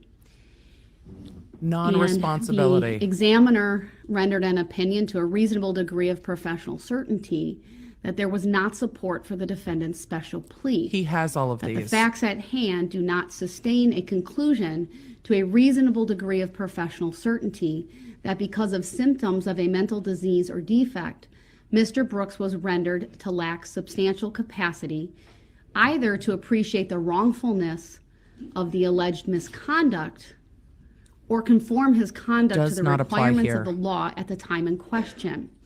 In arriving at this opinion, the following considerations were significant to this examiner. While acknowledging Mr. Brooks' documented history of episodic contacts with mental health professionals beginning in adolescence, most of the time he has had such contacts or received mental health treatment when in custody. In effect, there is not a sustained, documented history of a diagnosed major mental illness He for has him received predating treatment. the alleged offense or otherwise. Looked at a psychiatric review from April of 2010. At that point, the He has not defendant was fallen through the determined to have cracks, is no what she's medically saying. determinable impairment on which to qualify for disability benefits. The consultant who conducted the review noted that Mr. Brooks' claimed mental illness was not, quote, well established, quote, that the statements that he made at that He would point have were all not of these. deemed credible, they were inconsistent and not verified by treatment providers in the community. Factor number 2, the defendant's history of violence beginning years predating the alleged offense is significant. He faced multiple prior domestic related Yes. charges. He was not permitted in his mother's home because of the history of violence. To be That's new sure, the information. magnitude and lethality of Mr. Brooks's violence in the commission of the alleged offenses is more severe than what was previously known.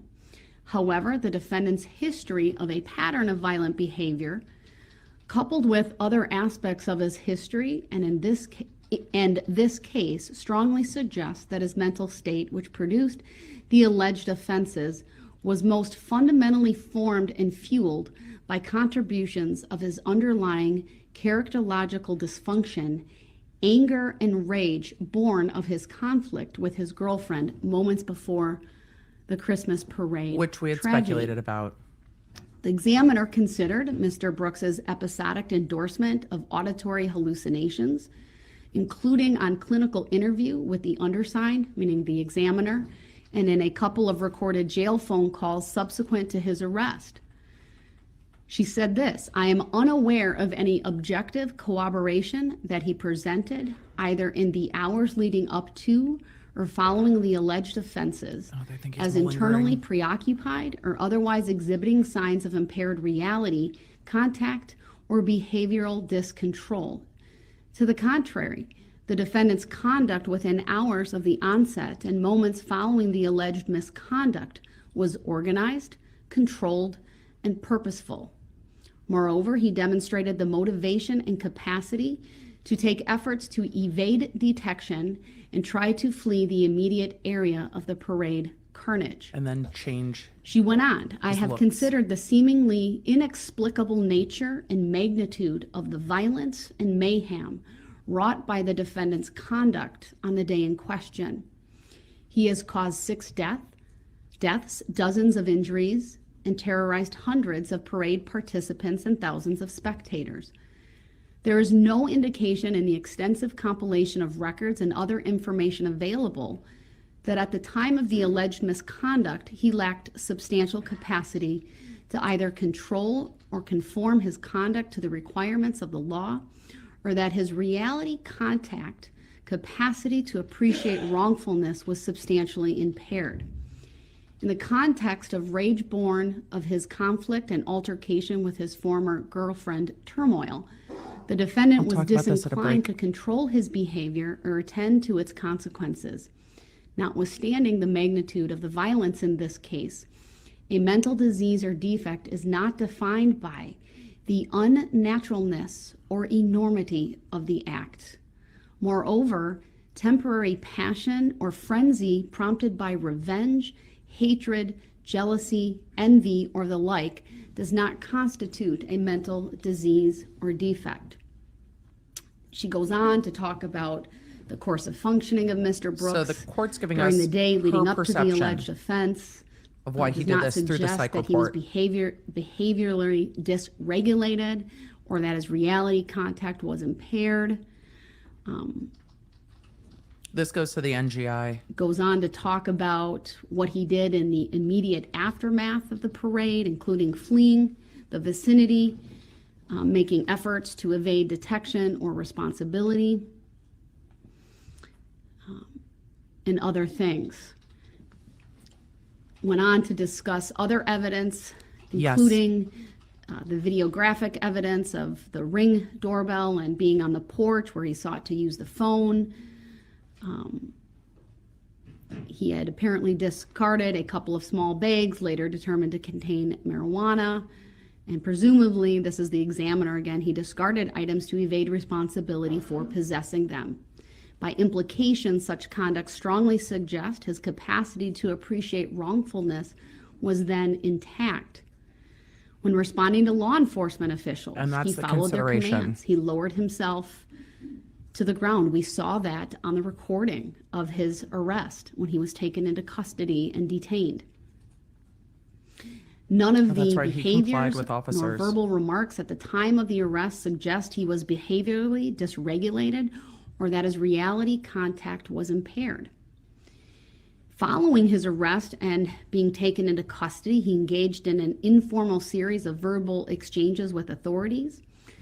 And none of his statements taken at face value suggest he was then actively psychotic or that his behavior controls were substantially And thank you all in the impaired. chat for not She then goes diagnosing. on to talk about the We have Mirandized professionals that have done statements. it. This court personally watched every minute of that interaction So with we will just let the court tell Detective us Carpenter we don't and need Detective to act in Stern, that way. along with the one from the night before, which was at the hospital within hours. And I would concur with the examiner's conclusions that the content of his initial statements to authorities included multiple efforts to deceive or mislead. He changed his story multiple times, including he initially denied being in Waukesha the prior Saturday. He initially asserted he traveled to Waukesha on the day in question in a tan Kia with a friend. He initially asserted his mother did not own a vehicle, though later acknowledged as much, and that he used it from time to time. Other changes in his story over the course of his statements and the nature of them further suggest that he was making active attempts to evade detection or responsibility. By implication, such behavior strongly suggests that his reality contact was then intact. That goes to When the he was shown NGI. photographs of driving in the SUV, He was into the operating parade in reality. route, he indicated it was not him. And this is again the examiner. I'm sorry, with the police. She's noting the police contact. It was not until Mr. Brooks was in the booking area of the Waukesha County Jail that he displayed some emotion, and this was to, I believe, Detective Stern, where he said, "I didn't mean to kill nobody." Such a remark indicates an awareness of the exactly consequences what of his happened. actions and runs counter to a conclusion of an exculpatory mental disease or defect. There's other criteria or other factors. I'm not going to read them all. That was probably one of the more comprehensive explanations of why that examiner did not conclude that there was support This is for necessary the because special of what the plea defendant said. not guilty by reason of mental disease or defect. All four examiners shared similar observations. Certainly their conclusions were that there was not support for the special plea. One examiner talked about, again, conduct after driving through the parade, abandoning the vehicle used in the act, altering his appearance by removing his outer layer of clothing, altering how he was wearing his hair, and then engaging in further efforts to leave the scene by securing transportation via a ride-sharing application. Yeah, he had awareness of what he This was doing. particular examiner went on to say, while he essentially, meaning Mr. Brooks, disclaimed any memory of those actions and could therefore not explain them, such behavior strongly suggest an awareness of wrongdoing and a desire to avoid detection. Yep. That's what the DA Another said examiner had very similar things: antisocial personality disorder with borderline features, talked about the cannabis use disorder and full remission in a controlled environment. What's interesting about this particular report is the description of an antisocial personality disorder.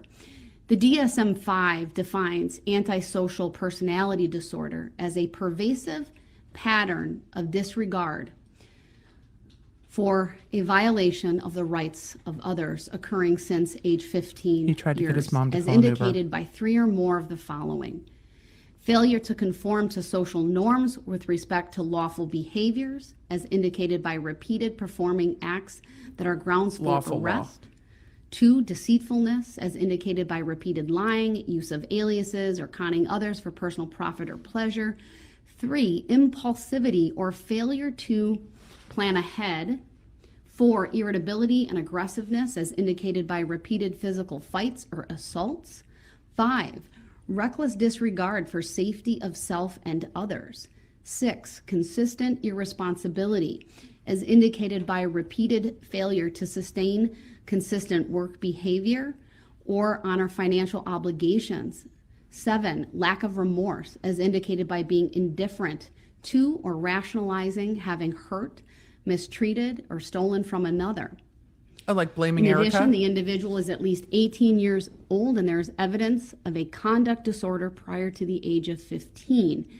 This examiner noted Mr. Brooks meets nearly all of the symptoms described above because he has exhibited a long-term maladaptive pattern of behavior involving a disregard for and violation of the rights of others, beginning in childhood and continuing through adult life. The borderline features reflect a general inability to sustain healthy relationships with others, including his domestically violent relationship with victim PPP. That examiner goes on with further analysis and conclusions, again finding that there is not support.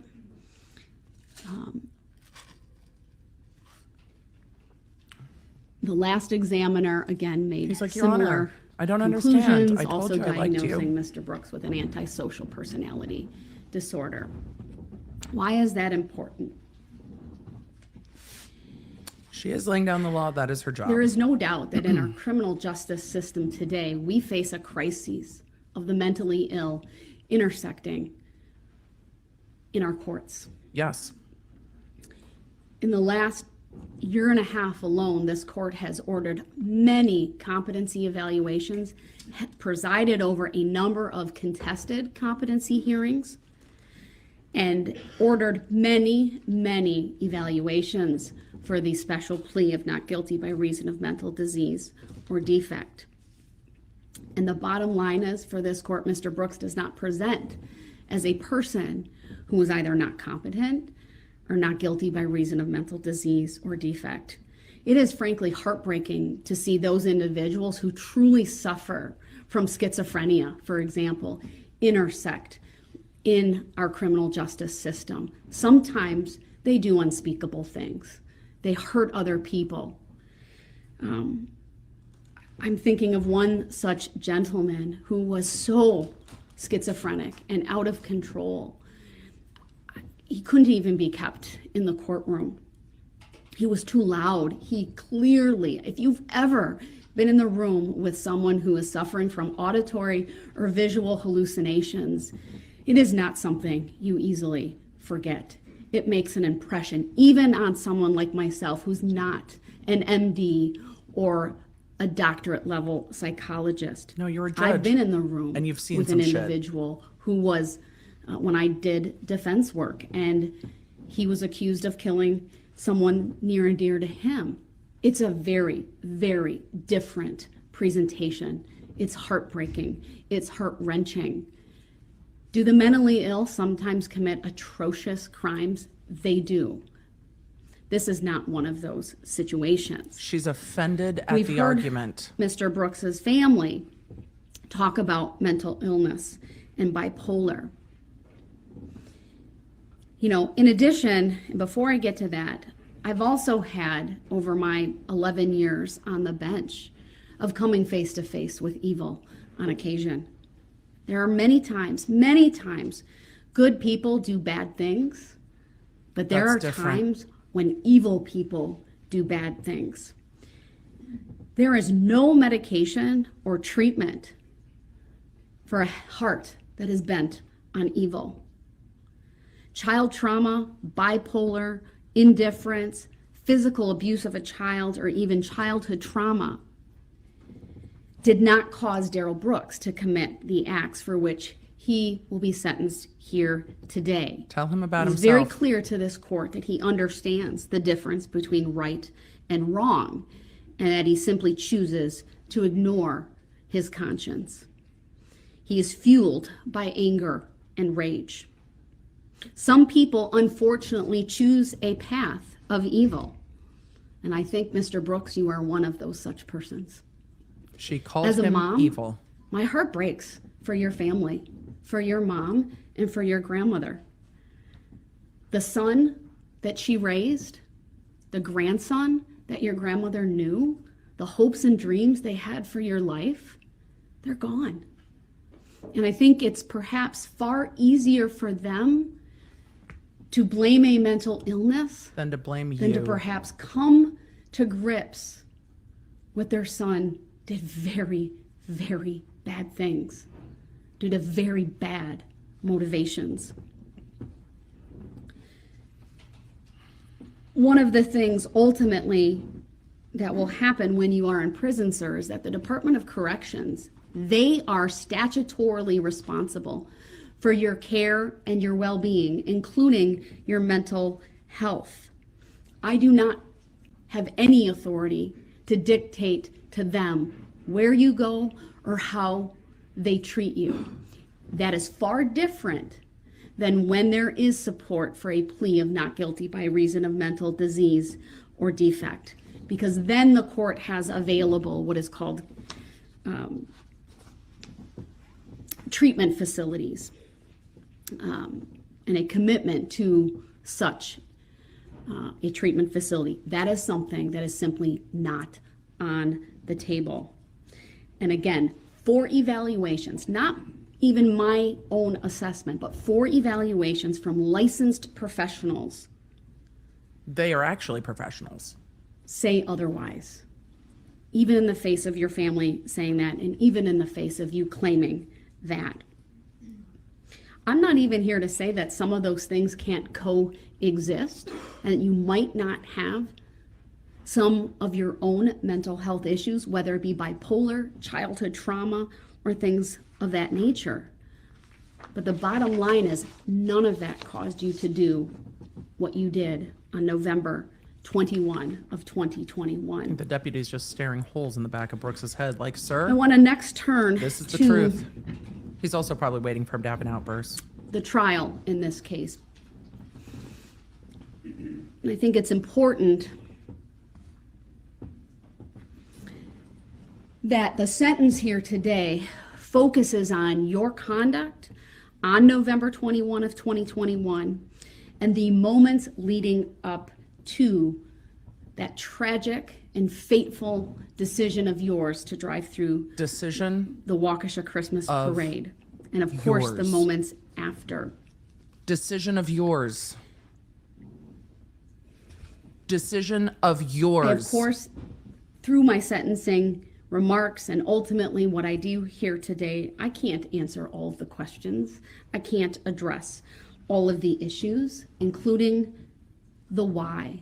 Perhaps the one question that will remain unanswered. Why? Why did you barrel down White Rock Avenue? Why did you not stop? Why did you keep going? Many of us in this courtroom sat through the entire trial. And what we learned is that very early on in the afternoon of November 21, starting at around 1 p.m., the police got ready for the parade. The staging area was set up, and that was all along White Rock Avenue. Signs were put in place. Ultimately, barricades were put up at a number of locations on Main Street and surrounding that. We know, because we heard from Sergeant Warner about what he had done, and he had, right before the start of the parade, had driven down the parade route. It was on his shoulders, his responsibility to make sure everything was safe and in order. What's important about that staging area, sir, is we know that that is where the altercation with Erica Patterson really came to a head. We all watched that video, multiple videos. And we know that even before that, you appeared angry and upset. 2 individuals testified about you being at that mobile gas station, how you turned the wrong way down a one-way street, waved your hands in the air, rolled down your window, either exchanged gestures or words with one of the drivers. She's telling him Perhaps exactly what happened. 30 minutes or so before the start of the parade, maybe an hour or so before you drove down the parade route. But what's important is the signage. Even you, at one point, I believe when you were talking with Detective Carpenter, noted, it was my words, my assessment, it was clear something was going on. I think what you said was a lot of shit was blocked off. You'd driven past those signs on the staging area. He knew shit was blocked off. Oh, The you've got fact something to remains say? they were there, sir. And the fact remains is you told Detective Carpenter that. You knew.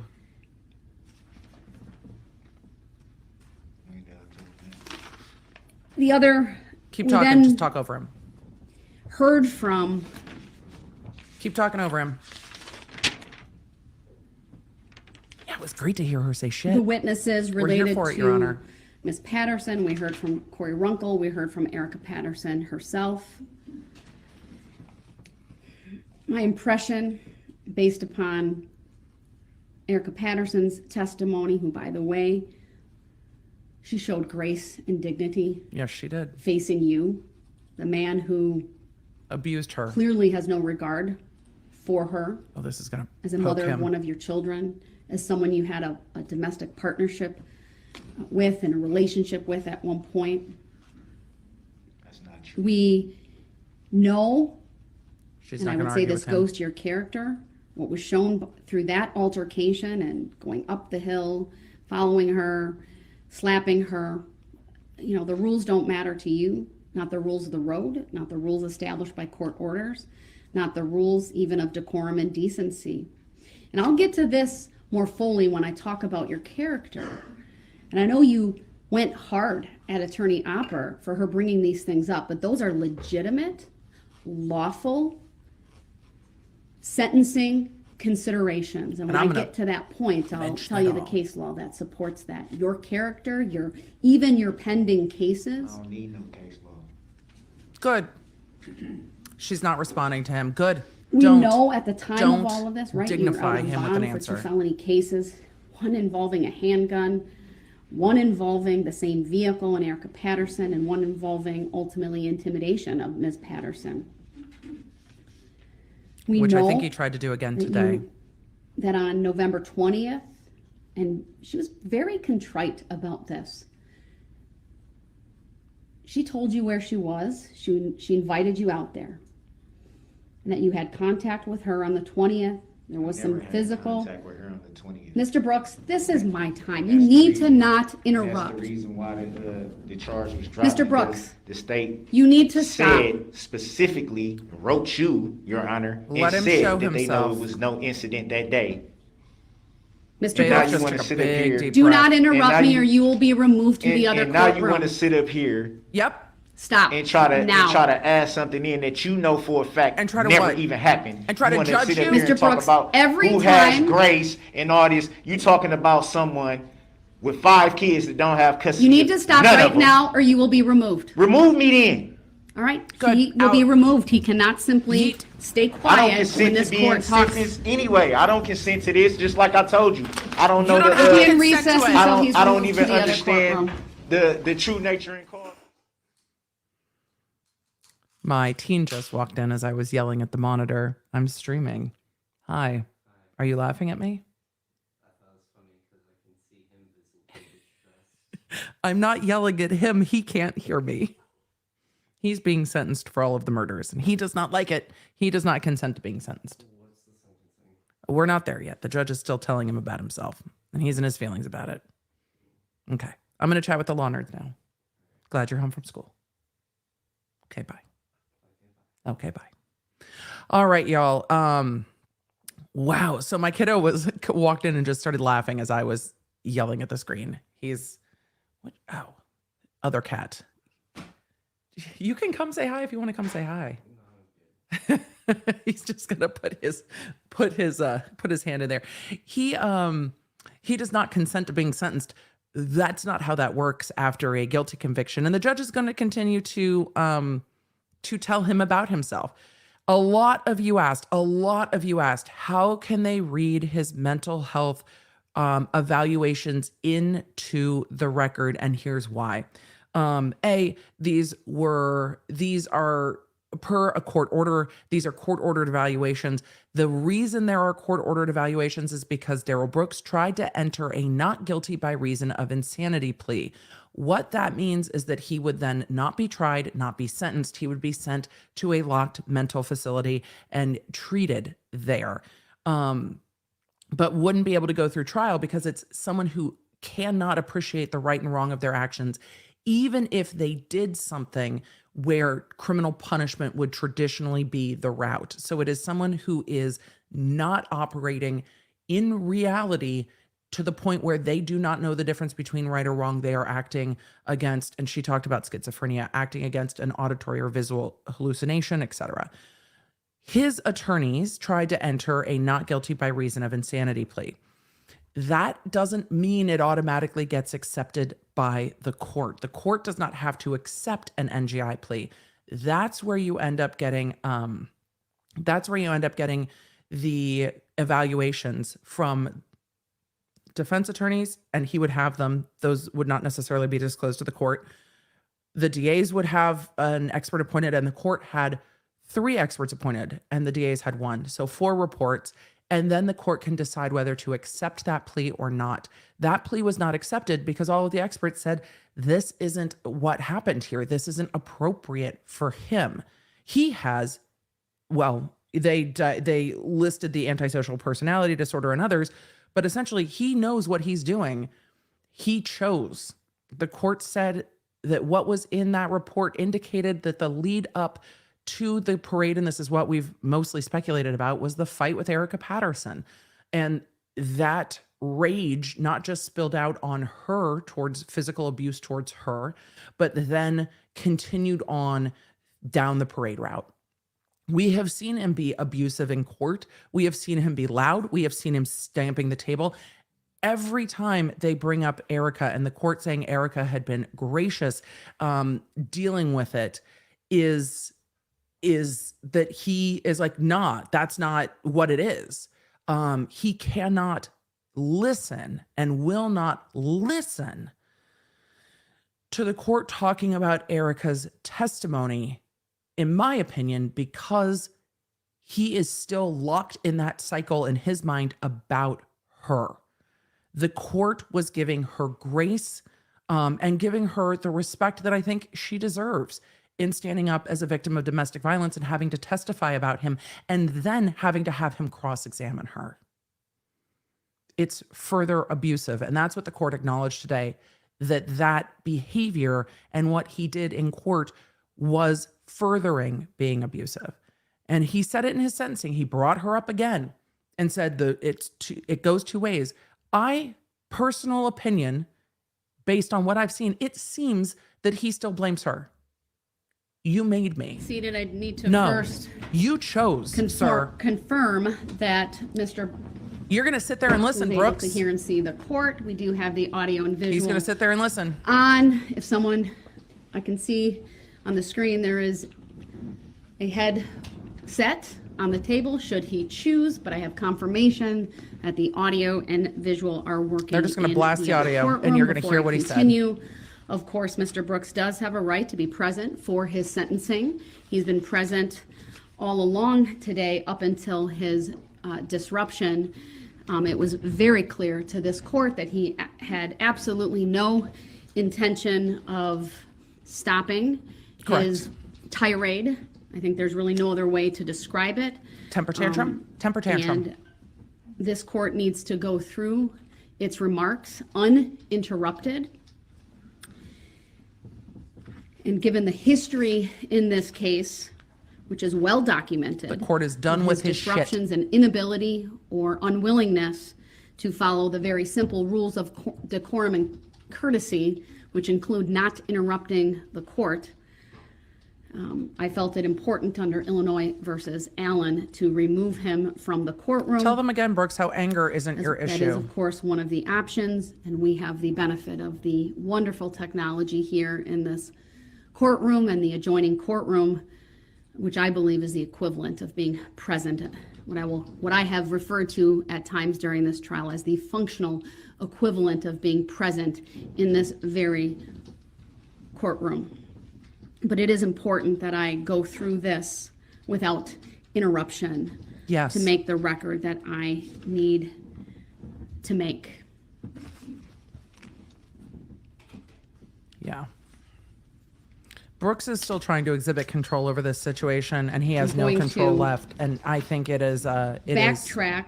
causing. No, you're not muted, sir. You're going to listen to me, and you're not going to interrupt.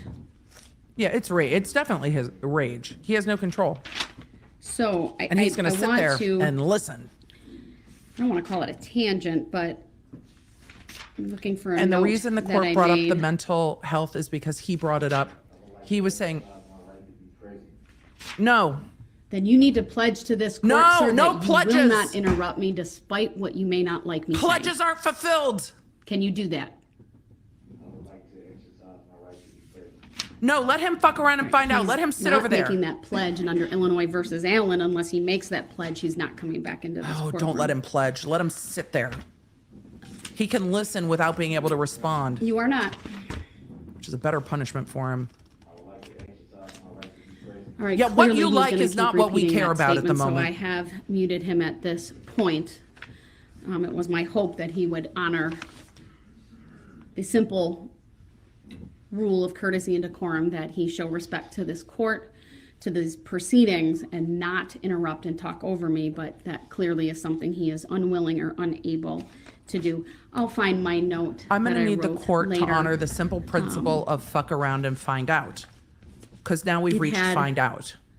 Just to do with, leave him frankly, there. what this court has observed as a pattern with Mr. Brooks, and that is when Manipulation. testimony or statements by the court or statements by the prosecution team become unfavorable to him, he lashes out. accurate. He disrupts. Accurate. And that has been borne out time after time. Accurate. After time during this trial. So let me go through and pick up where I left off about the trial. I'm not going to go through everything in detail, but I think it's important that I set the stage. He right, did not slip and through the cracks. The basis for This is not untreated mental my illness. sentencing.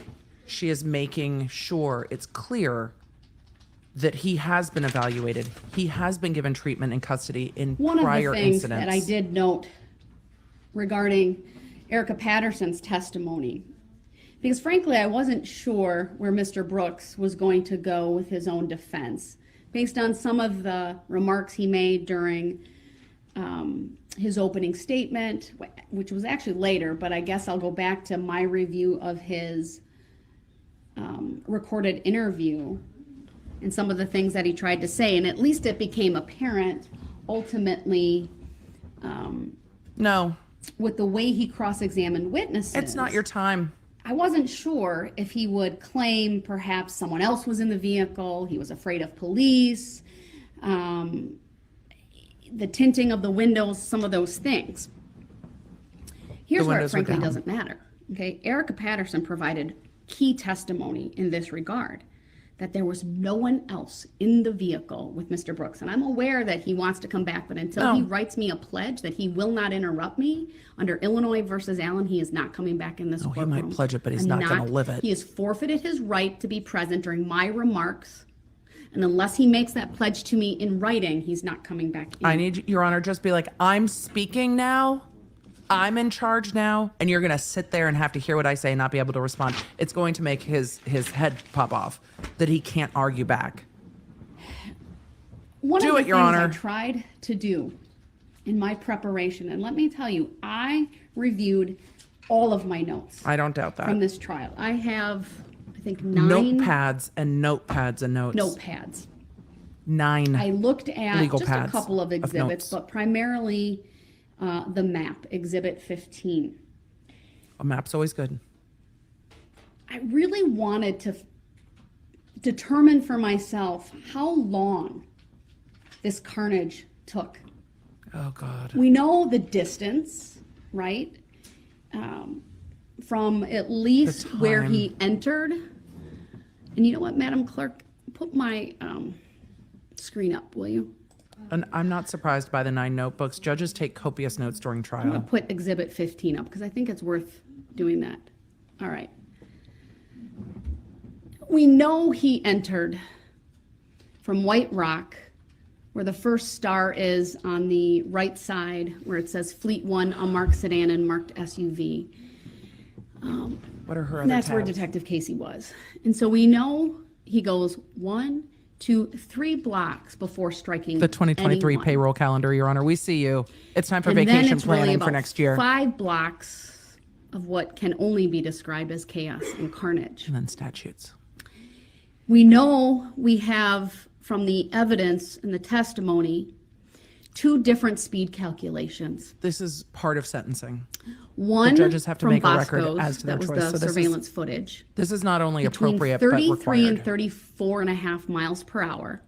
And then we have one farther down from the footage from Curry Insurance where it was an average 32 miles per hour. Now, I 32 acknowledge miles per hour math is down a not my Prague road. strong suit. I did not do a calculation. Lawyer. But I don't think it took very long for all of this to happen. I think it was a matter of minutes. I Minutes think is 5 really minutes long. would even be far too long. It's probably 3, maybe. And it was somewhat hard to gauge during the trial because of how the state presented. And I don't mean this as a criticism, but they were very meticulous in showing video, breaking it down, showing it at half speed, sometimes 30% speed, to really get an understanding of what was happening. And at no point did anyone ever tell me or tell the jury how long this took. But even though it took just a couple of minutes, Even a couple of minutes is too there long. were so many opportunities for Mr. Brooks to simply stop, turn around, turn down other streets before he ever crossed Barstow Avenue. And what we know is that at 4:37, Detective Tom Casey had the first police encounter with Darrell Brooks. Came face to face,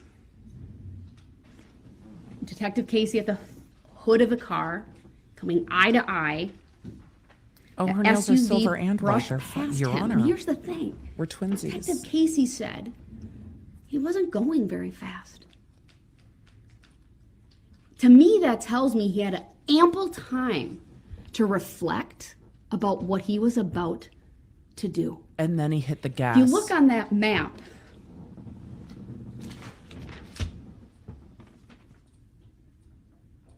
it's not a pledge, he's not coming in. Yes! When you come down White Rock, you can take a hard left on East Main Street. You can take what I call a soft left. I believe it's Pleasant Street. And Detective Casey, you can correct me if I'm wrong. I can't see it on the map. Frankly, you can turn around at any point in time on White Rock Avenue. But instead, and I think if you all try to picture this, as difficult as it may be, there's squads with lights, there's barricades. I know I read There's a whole ass Christmas in parade. the other act's motion that Mr. Brooks claimed at one point he was having a panic attack, and he, again, maybe I think he was going to claim at some point he was afraid of police. Why drive toward them? Why take that right-hand turn? There's no reasonable explanation other than He wanted to hit he people. was angry, he was full of rage, and he didn't care who he came in contact with, what he came in contact with, whether he drove past, through, at. He drove. Yeah. Detective Casey pounded on the hood of that car, saw his face, again, was brushed by that SUV, thankfully not hurt. All of this preceded by the visual signs along White Rock Avenue of the staging of this parade. Floats, bands, banners, signs, people. And as you got closer to Main Street, the spectators lining those streets, which both, I believe, Detective Casey and Sergeant Warner said were thousands of people. Before he ever gets to Barstow Avenue, he comes in contact with, after Detective Casey, Officer Buttrin and Officer Schneider. He has an opportunity, if you look at this map, he could go right on Buckley. Again, there might be police, there might be barricades. You simply stop. You ask, can I get out? No doubt in my mind, any police officer He's there so mad he's would have not done being just acknowledged. that. He's He could have so gone mad. left on Northeast He's so Avenue. mad. He's Continuing not in down, control. he could have gone left on Martin Street. Street Continuing after street on. after street Barstow after street Avenue. after This is street. where the parade participants, unfortunately, he has contact with them, but he could have gone right on Barstow. He could have gone left on Barstow. Just And we ignore him. know from some of the footage that we saw that his car was seen flying past, true, not hitting one at this point, but flying past. There's no logical understanding for Mr. Brooks other than he's in the middle of a parade and he can see them. Anyone driving a vehicle would see. He had the what's windows down. ahead. He could hear We them. know from this map, We know how loud right, the music was. what was ahead of him. We saw that video footage. We heard the testimony. You heard the audio. You saw the video. Many police vehicles at these intersections with their lights flashing. There's no doubt in my mind that Mr. Brooks would understand a parade was going on. You can turn off my monitor, thank you. I really hope We she's also planning her know it was 2023 not yet vacations. Really hope. Dusk. This was from the battalion chief who talked about when he arrived after that first alert at 4:39, it was not yet dark, it was dusk. I think that aids to the visibility that Mr. Brooks would have seen all of these people. This is not under cover of night. It's, of course, downtown Waukesha. We saw city lights and many of the street lights I'm referring to in many of the videos as well that would have been on or coming on.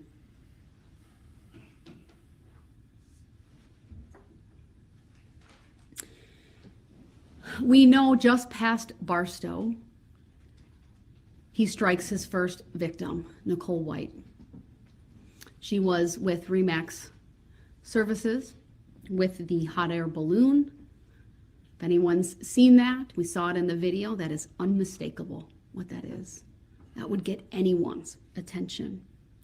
And he had the car windows If this down. was a mistake, if he was lost, this was his very first opportunity to stop and do the right thing after causing injury to a person. But he didn't. He did not stop. No, he didn't. And then, of course, He's not stopping now there's either. the South Band.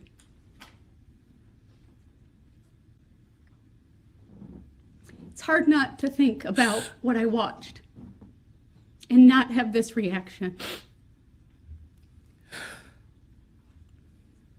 Those were images that frankly kept me up at night, that I saw over and over and over.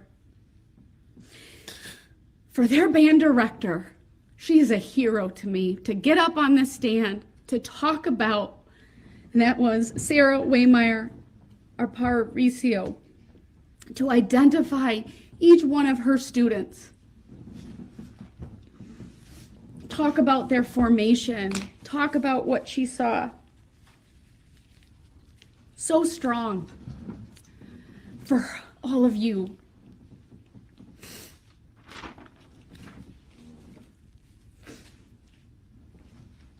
Mr. Brooks had another opportunity to stop This wasn't one isolated person that he could claim, I didn't know I struck someone.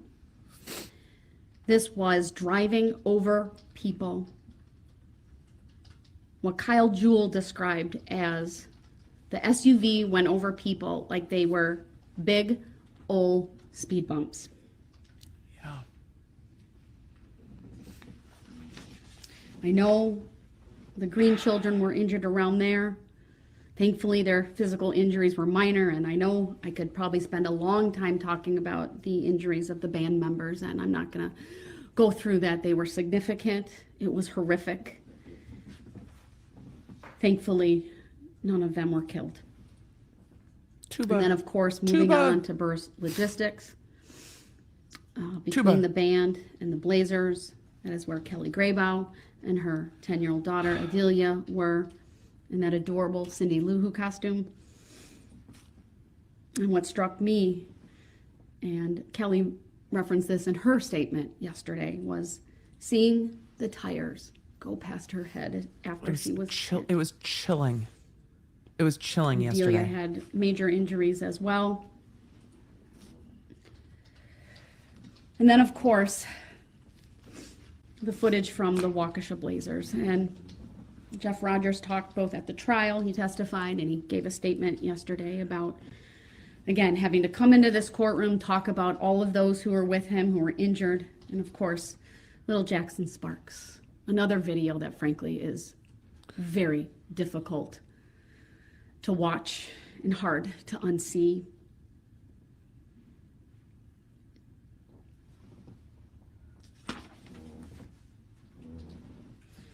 You heard not only Jeff, but Josh Craner talk about what happened, and Josh, of course, being struck.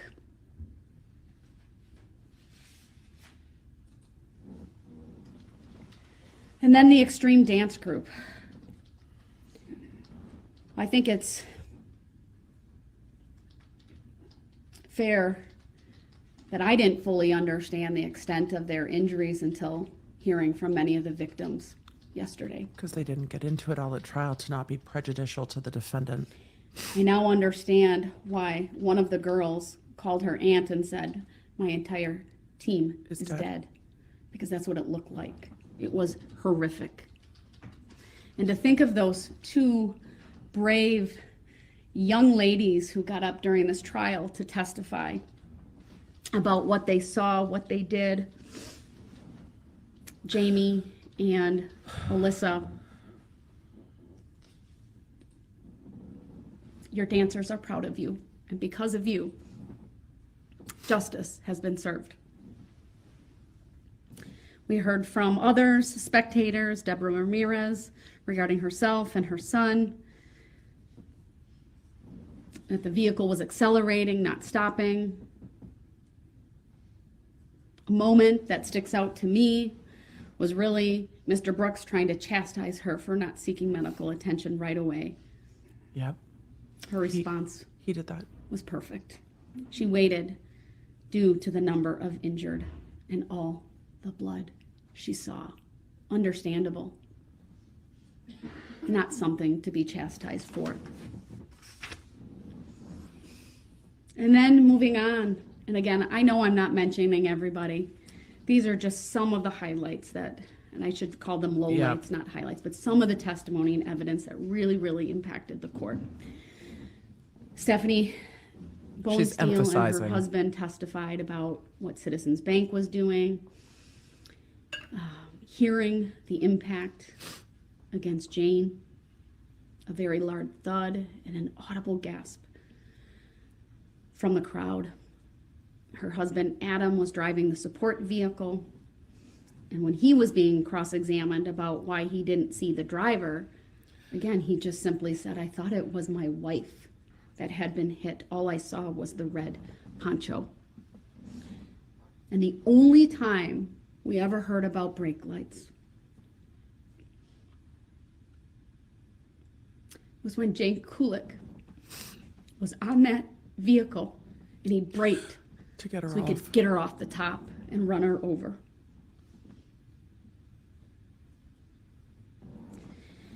We heard from Matthew Harris, who talked about the red SUV coming straight at them and then veering and going in the direction of the dancing grannies. And again, that audible gasp as he described that eerie sound. He saw a child injured in front, Jane Kulik behind. Actually, the child and Jane Kulik behind, and 2 victims ahead. He saw 2 of the dancing grannies. What he described as the SUV traveling faster than the speed limit. What I wrote down from his testimony is he's a combat vet, and this is what he said. I've never saw anything like this in such a safe area. You could tell he felt bad about not seeking treatment right away for his daughter. He talked about how his wife's a nurse practitioner. And again, he didn't want to direct resources from other victims, that we thought she was okay enough to be home with them. Now, by this time in the parade, it's very clear the spectators are noticing something is not right. The sounds, the atmosphere has changed. They're screaming, there's gasping. There's a noticeable difference. Donna C., yes. He did. He veered into the grannies. At this point, I believe that Owen was struck, Kelsey was struck. Probably another miracle, given the injuries she sustained, the tear in her spleen, significant road rash, cuts requiring facial surgery. What Mr. Knapp described the driver as having eyes completely wide open. And then next we heard from Laura Thien, one of the dancing grannies. She talked about the sisterhood. Another brave woman came in, talked about what happened to that group. 7 people injured from her group, 4 fatalities. She said it all happened in a matter of seconds. All I seen was bodies. It looked like a war.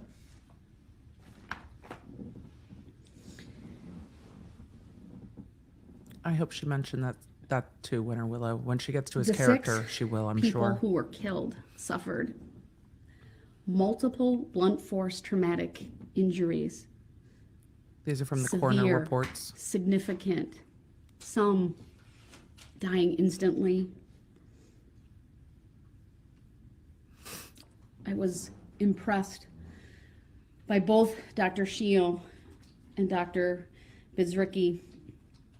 Dr. Bidzricki for her attention to detail, her looking at that vehicle, inspecting it, looking at the heights where certain damage was done, and it being consistent in height with the individuals that she did the autopsies on. And of course, Dr. Shield, and both of these individuals have testified before me, but Dr. Shield, very shaken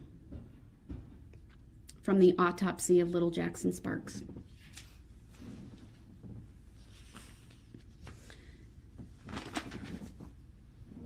We then, continuing on, heard from Father Witter, very gracious man. He too talked about how he noticed something unusual, saw an SUV flying down the road, heard thuds. It was faster than anyone in their right mind would be going. He estimated it to be over 25 miles per hour. And then Lucas Hallmark, the off-duty police officer who was walking with his family on that day.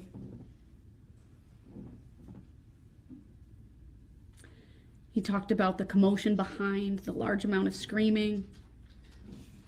You could feel it was palpable when he testified about having the wherewithal to try to get his kids out of the way, throwing his 3-year-old as far as he could out of the way. You could see the pain on his face when he talked about not being that successful with his 7-year-old. He said, I wasn't quick enough. He testified that he thought this was a terrorist act, that SUV did not stop. Well, it was. I referenced the speed already. The ACE speed estimation from Detective Carpenter, 33 to 34 miles per hour, a little bit more than that. The speed calculation by Michael Smith from State Patrol from farther down the route of averaging 32 miles per hour. And then, of course, the vehicle inspection by the State Patrol, finding no mechanical issues. There was also the Franklin Assistant Chief who attended the parade. He was near West Main Street in Maple. He provided the testimony regarding the SUV, the window being open, and the driver sticking his head out, looking out. He testified how he thought perhaps it was either a medical Let's emergency, talk about this at the break. maybe even a mechanical issue. But it was clear once that SUV passed him and he saw that driver, he saw you, Mr. Brooks. No panic, no distress. His heart sank. He knew it was not a medical emergency. The body language just didn't fit. It did not believe it was mechanical at that point either. And then he saw the vehicle crank to the right. She's quoting testimony here from her notes. As he testified, he seemed excited about what he had done.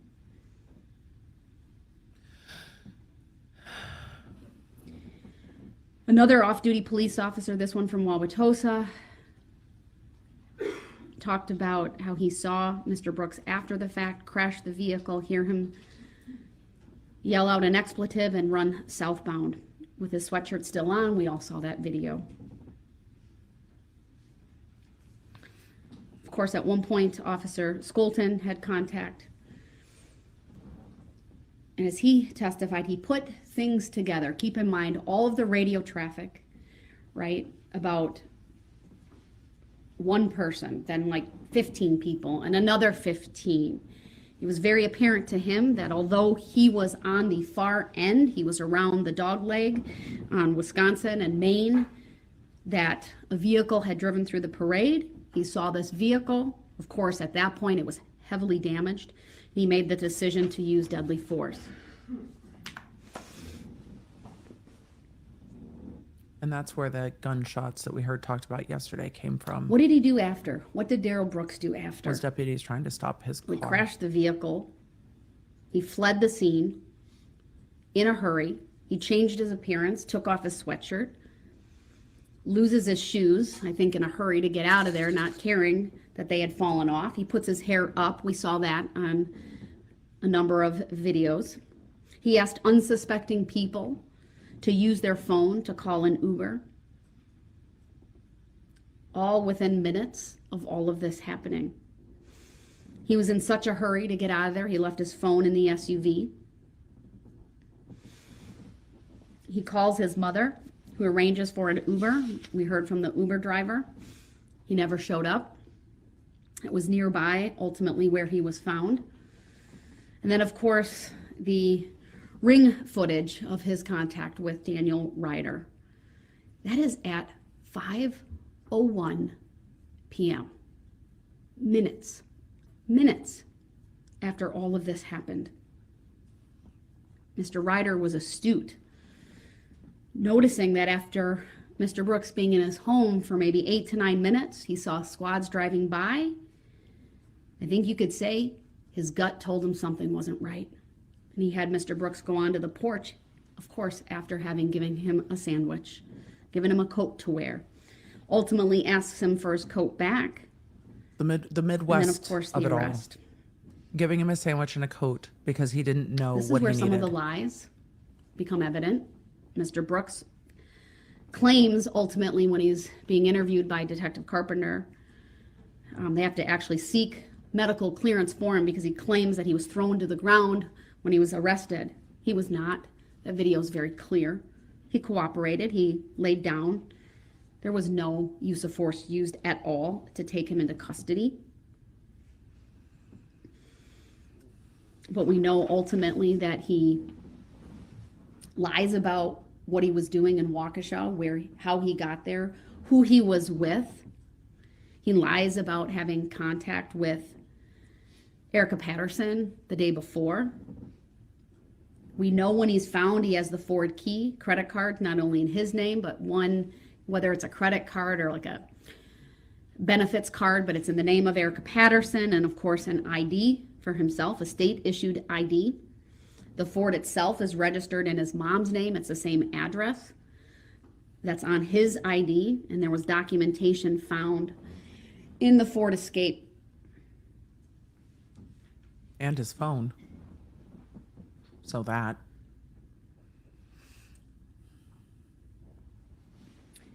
He's now in custody. He's taken to the substation, ultimately taken to Waukesha Memorial Hospital. What's notable about the video and audio clips that this court reviewed from the hospital, Mr. Brooks is calm. He's coherent. There's no obvious signs of impairment, no obvious signs or really any signs of mental distress. He makes statements that he's not from the area. He doesn't appear disoriented or confused. At some point, there's kind of a jovial atmosphere between him and one of the detectives. The next day, he lies to Detective Carpenter, denies driving to Waukesha. I got a ride. He makes up the story about a tan Kia. Jovial. He's very nondescript and vague with the information that he provides. And over the course of those 5 hours, he never once references the parade. He never once says there was another driver. Of course, they start talking to him initially about the domestic altercation because by that time it's very clear a link had been made between Erica Patterson and the call that police originally received of the domestic, or at least an altercation near Frame Park and Mr. Brooks. We also know, because of the bond conditions in the 2 felony cases, he's not supposed to have any contact with her whatsoever. But he does. At no time during the 5 hours on November 22nd does he make any admissions. Does he show any concern for any of the victims? No empathy, only lies, only concern for himself, for his family. Can I have a phone call? He does not provide, and I said this already, the name of anyone else that could be driving that vehicle.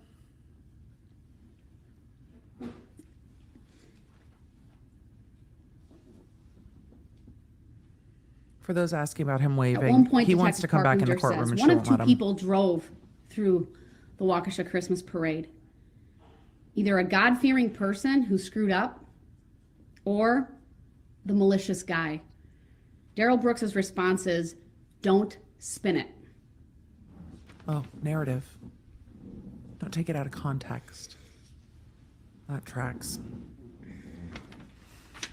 One of the things that has become abundantly clear throughout this trial, Darrell Brooks understands exactly what he's doing. Yep. His comprehension is fine. Yep. I have absolutely no concerns and have never had any concerns throughout this case and throughout this trial, or even through the past day and a half regarding his competency. He's intelligent, he's deliberate, he's purposeful. He made nuanced arguments during this trial, one about the right to counsel versus the right to the assistance of counsel. That's a sophisticated legal argument, not the product of someone who doesn't understand. Yep. He asked questions on cross regarding tint, horns. He brought up the recall after the fact. He talked and asked questions about, question about barricades, police being at the intersection. Although we never fully understood what his defense was. That's a fair point. What became very apparent to me as I reread through all of my notes is that from the very beginning, he wanted to argue jury nullification. If you go back to his opening statements. From the very beginning. He talked about power. Yep. The jury doing the right thing. Yep. He repeated that theme during his closing statement. At one point, he He objected to evidence based upon a violation of one of the court's pretrial rulings. Again, a pretty sophisticated objection that resulted in the court striking an exhibit that had previously been received. Today, he spent close to 2 hours talking on his own behalf without any notes. He covered a variety of topics. He was linear most of the time.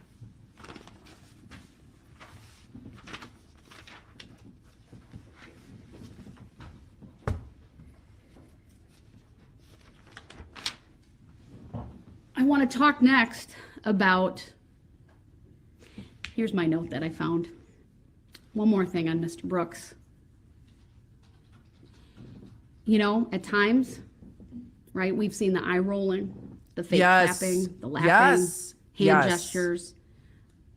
Many times and most times very emotionless, unless he's doing those things, which would be really inappropriate and are inappropriate.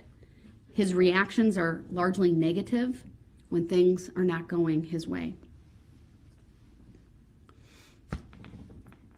What did this community suffer as a result of this tragedy, this malicious conduct by Mr. Brooks?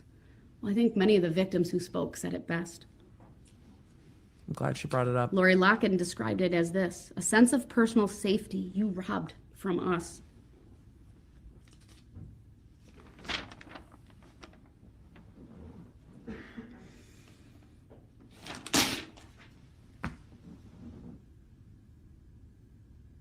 I believe it was Bill Mitchell who said, the only life he seems to value is his own. Facts. Jason referred to it as evil. And he talked about innocence being stolen. He called the defendant a coward. No remorse. What he said is, you look like a monster. You look disrespectful to court and witnesses. You look like a callous jerk. That's what he said. I forgive you. Such character. Such compassion. From all of those victims yesterday. Margaret talked about the mental, physical, and emotional toll this has taken. She talked about how it was so traumatizing that her mind won't let her see everything that has happened, and that she's worried when her mind might allow her to do that. Trauma's a motherfucker that way.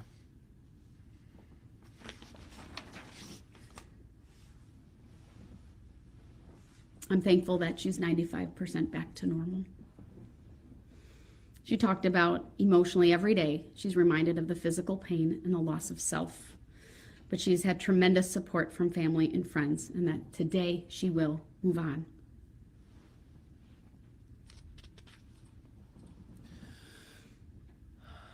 Jeff Rogers also commented on the lack of remorse and sympathy for the victims, how he has had to relive just the immenseness of this, the confusion, the anxiety, depression as a father, and irritation. He talked about how his son, Caden, was so concerned for his younger sister. I'm really glad Riley is okay. I believe that was from the day of the parade. And how he recognized he was inches away from losing 3 of his 4 kids just because of where they were located. He had flashbacks of grabbing his daughter's jacket, missing the first time. That was really hard That to Riley hear. gets up sometimes 6, 7, 8 times a night. How this was supposed to be a happy kickoff event for him as their new president. And how after it happened and in the aftermath, the weight of the moment, and 35 people there trying to find everyone, weighed on him. He talked about the media showing up at his door and the emotional toll things have taken. It was intense, and speaking at Jackson's funeral. He talked about how his faith is stronger. Again, very gracious, very inspiring. We We heard next from Jessica and Juan, and how this impacted them, the loss of their son's friend Jackson. Their kids were involved in 2 different groups that day. One a dance group, not the extreme dance group, but a different one. And then of course the Blazers. And how, I believe it was Jessica who said, I yelled stop. I put my hands out as if I had the power. How she saw Jackson and how she will forever have that image burned in her memory. And that she was so grateful when she found her son, how she covered his eyes to shield him from what was around. Not once, but twice they had to run, because at first it was what happened through the parade, and then the active shooter situation, because of obviously people didn't know who had fired the shots in that moment. And she talked about pain and terror.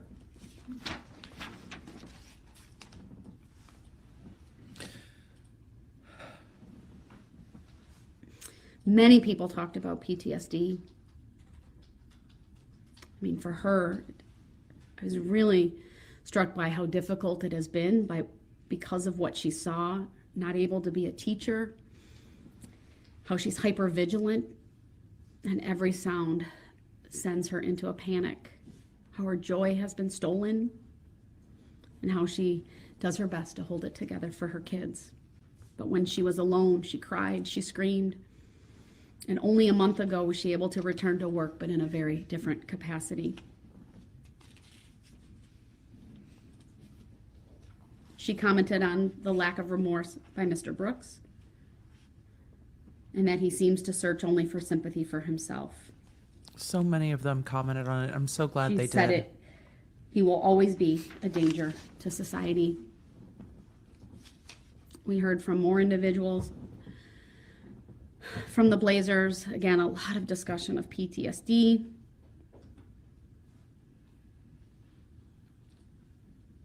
The sights and sounds of the SUV plowing through.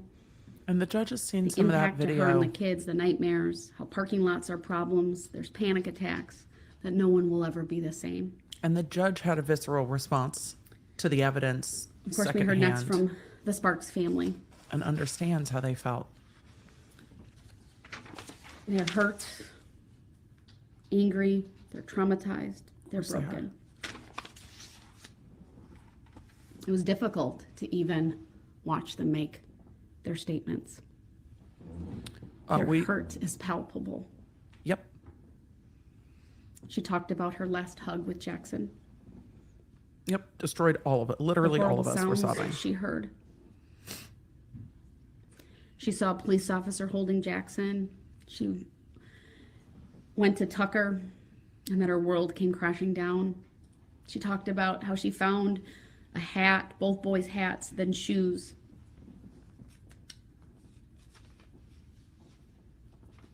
Again, I didn't realize how significantly Tucker had been injured until she described that for us yesterday.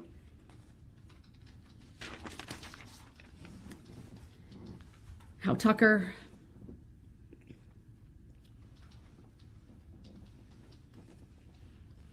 somehow blames himself for his brother's death.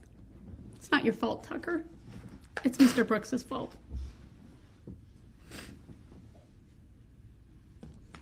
I'm glad she said it.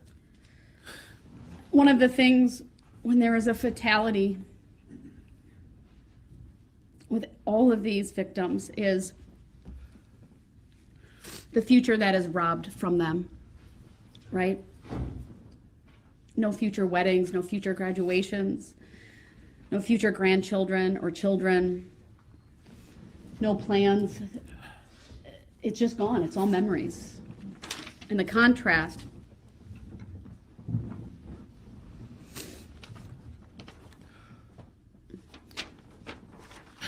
No. the contrast with, frankly, what Mr. Brooks will have, and that is A future. even a life in prison. He'll make memories. He'll have phone calls. He'll have visits. He'll be able to witness them living their life. He may even get to hug the people that he loves again. For the 6 individuals who lost their lives, that will never, ever be a reality. And that this family also talked about the lack of empathy, lack of remorse, no apology. I'm aware Mr. Brooks wants to come back. No. Says, I don't intend to interrupt in any way. That's not a pledge. He needs to pledge that he will not I don't do so. intend I is need still that word in that statement. And if he does weasel that, I'll bring words. him back in. Why is he cuffed? Because he's in custody and the jury's not present. So there's no need for him to be uncuffed. And because he has shown himself to be violent. I'm going to try to go a little bit faster. No, it's all right, Your Honor. We're Some all of the here. comments. It's going to take her 2 hours to sentence The him. We're all yells here and till like screams 6 p.m. from that night will haunt me for the rest of my life. I'm asking the court to give the max for each conviction. Yeah. Because he has given the community a life sentence of these memories.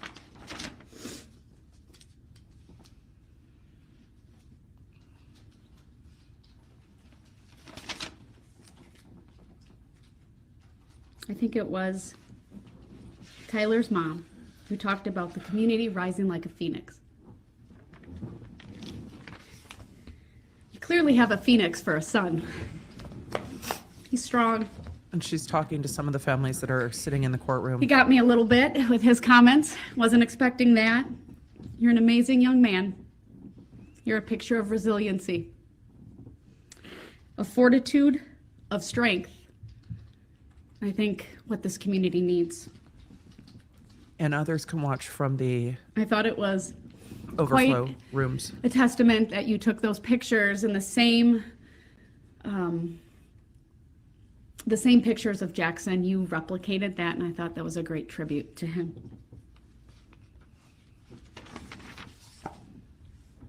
You talked about, of course, rising up with Eric, who had significant injuries as well, both of you, and how you fought back and each were able to play baseball, even if not up to the full capacity that you had done previously. Yes. And then we next heard from Sasha, Especially in cases like this. who's haunted by survivor guilt. My heart breaks for her. Yeah. She talked about feeling empty, how she couldn't play soccer because her kicking leg would hurt from the injuries she sustained. She has difficulty sleeping, She can't get back to her struggles with life. nightmares. Physically and emotionally, she feels stuck. She talked about maybe law school being in her future. And to her, I say, Get it. don't give them the satisfaction of holding you back. Rely on your friends and your family and be the phoenix that Tyler's mom spoke about.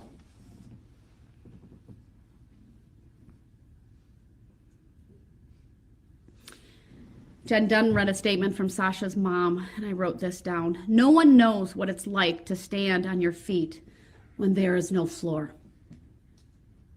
That's a pretty powerful image. I think that's very apt for what this community has gone through. We heard from others, including the Teagues. We saw photographs. So many families with more than one individual who was injured. How baseball for Eric was stolen. How he was such a good player. Yeah, onions. It's the onions.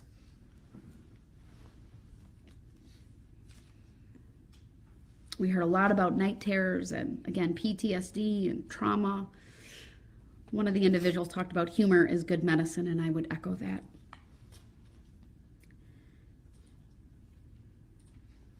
We heard about one band member whose instrument may have very well saved his life. The sousaphone. Someone described it as a mental massacre, though, the aftermath of this. It's difficult to go downtown. It's difficult to get restful slumber. Panic attacks are common. Describe Mr. Brooks as sheer evil in its vilest form.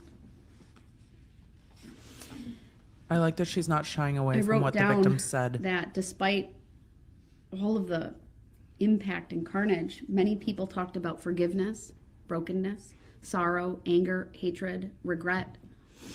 A lot of emotions, frankly, really no emotion shown by Mr. Brooks, certainly not for what he did on November 21st. Yes. We saw a lot of anger for some of the people who lost loved ones, and understandably so.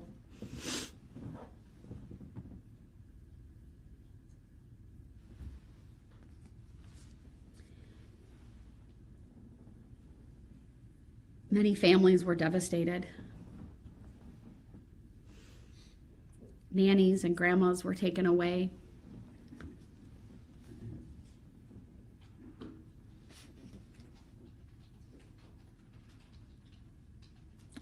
I Yes, appreciate there that were she's pausing to breathe. very specific terms used to describe Mr. Brooks, that in their opinion, he's a monster, he's a demon. Pure, unrepentant evil was one of the phrases that were used. I appreciate that Talked about the she's system. honoring their words. Failing us. Saw you in your SUV hanging out with a smile of satisfaction on your face. For one of Leanna Owen's sons, I lost my mom, and I wasn't always a good son.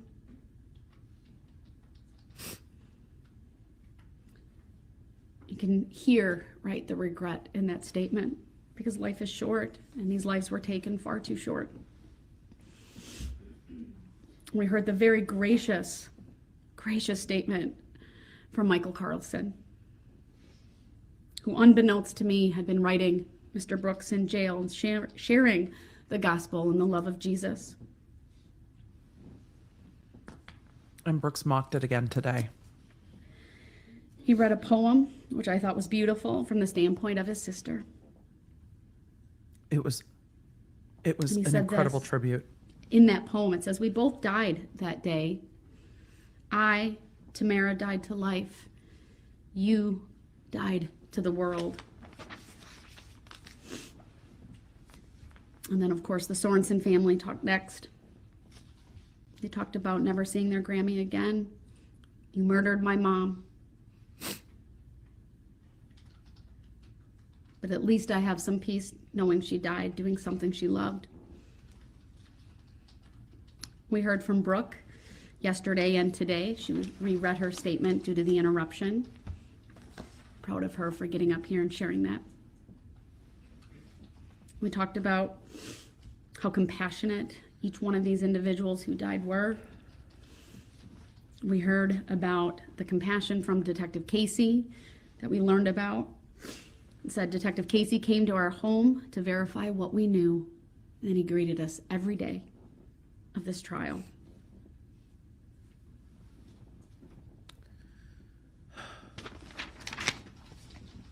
They ended with, "Angels watch over us." 6 angels watching over us today.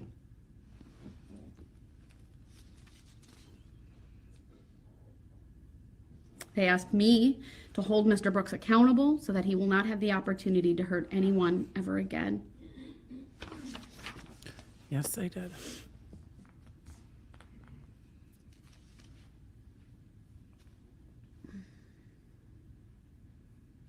We heard from the Kulik family about the empty space that they have and the brokenness. Their lives being shattered by mom and grandma being taken away.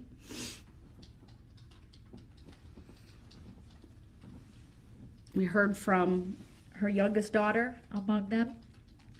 The grief was so palpable, being 17 and in high school as a senior, now a first year in college.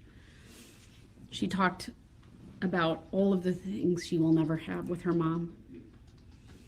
Just the last year alone, an 18th birthday for her and her brother, graduation, and beginning college. She lamented that her mom would never see her do her wedding vows, never see any kids that she would have, be a grandmother. She wouldn't be able to call her mom for parenting advice. And how excruciating it was for that family to wait 3 hours because of the chaos at the hospital. Because Talked so about many triggers of their were hurt. PTSD, sirens, things of that nature. And how she waited. She waited hoping that Darrell Brooks would have a reason. She also said this: No verdicts don't bring my mom back. No more hugs, no more dinners, no more talks. My mom was the glue that kept our family together, and we are falling apart.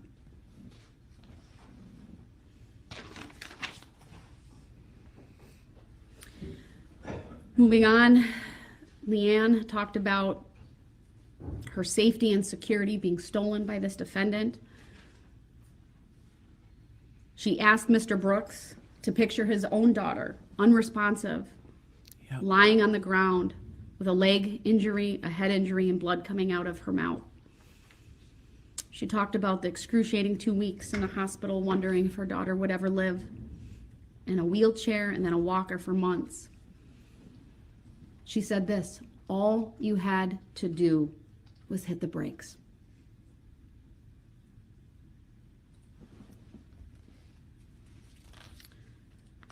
Her daughter talked about being scared of everything, worried about a sister, being alone in a church for 3 hours on lockdown because of what was happening in the aftermath.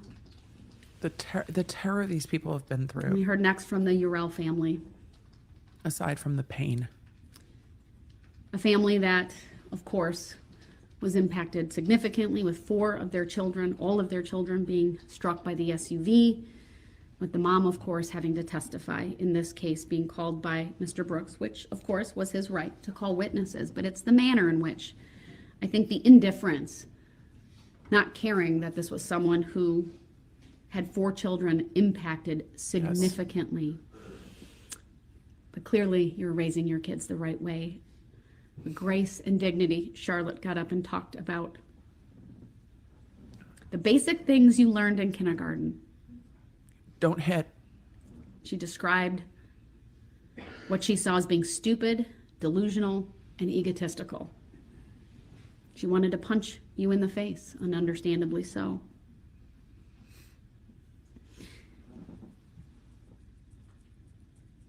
I think her words were, "Your arrogance is pathetic." And her mom echoed those words. I like that the judge is using their words. And then the in her gut-wrenching statements. survivor guilt that you heard from her mom. Yeah. She goes, I say this with a heavy heart. I have my kids here. I had to fight for my children. They will strive. And then, of course, we heard from Alyssa in her heart-wrenching statement. She, of course, testified bravely. But you could tell the impact that this had on her and what she saw in the aftermath to the extreme dance team. How one of the girls, who at 10 years old, even lying on the ground being injured, had the wherewithal to ask, why would someone do this? If a 10-year-old knew this, then the defendant knew this. And how she left the hospital not knowing if she would see some of her girls again. The dance She was coach. completely and utterly broken, forever changed by this event. She waited. She talked about how she waited for remorse, for empathy. It didn't happen. Something.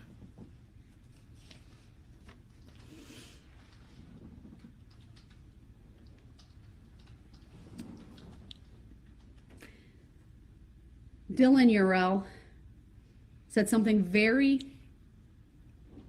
insightful yesterday, something we didn't hear about in the trial, but because of where he was at on the parade route, around the corner, waiting for his children, he didn't even know that all of them were in the parade. He said this, you hit the brakes to go around the corner, Yep. and then you drove through a barricade where an officer shot at you 3 times. Those brakes were working. You knew how to use them, and you selfishly only used them so as to not crash your own vehicle as you fled the scene. Talked about walking through and around that corner through the wake of carnage, bodies all over, women, adults, children deceased, people running all over. Thanks, y'all. We banged.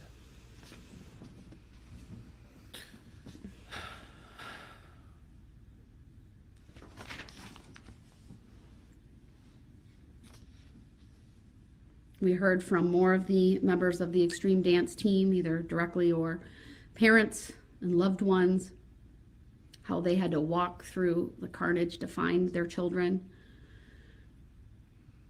Darrell Brooks has had his time in this court Such a gracious for weeks. statement of love.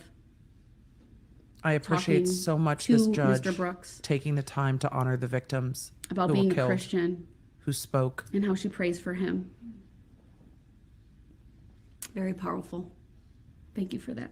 And to make a record about what was lost before she sentences him to all. Her daughter, equally as powerful and brave and gracious. But even she knew, she said that I thought about you every day. How could someone do this? The dignity that these victims deserved is in her statements now. Brooks did not show them More that victims talking about PTSD. in 4 weeks of trial. How even the song that was playing during the extreme dance team performance is a trigger for her PTSD.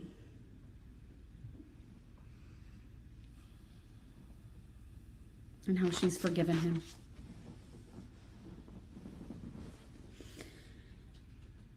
We heard from the sister of victim HH and how the first thing she talked about was the sound of Vivian Darrell whimpering, crying, and then she found her sister, how her clothes were ripped off.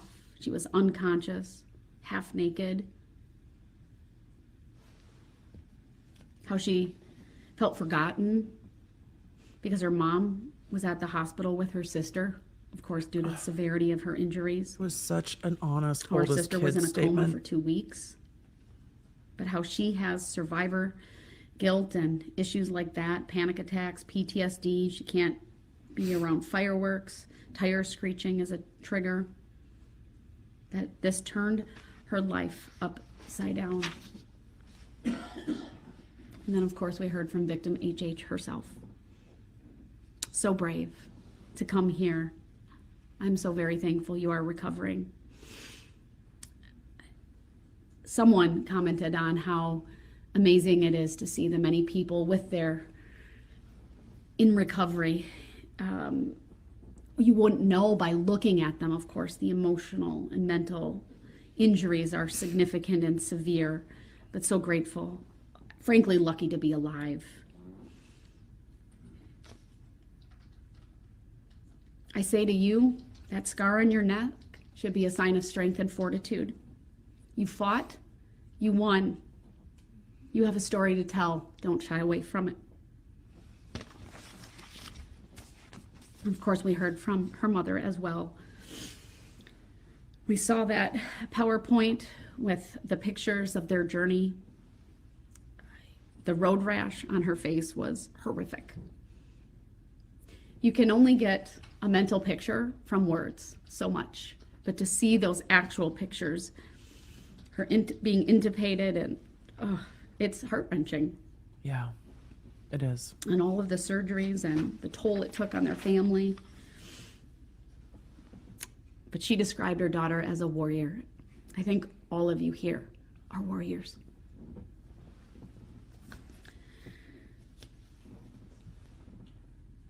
We heard from Sam and her family and what she went through and how significant her injuries were. And her mom talked about the haunting vision she has of just what she saw because of her perspective.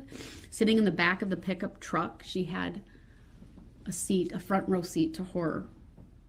How she thought her daughter was dead because she was unresponsive, and blood and really kind of the chaos and the confusion, and not really even being able to articulate what happened over the phone to her husband. She described what happened as careless and reckless.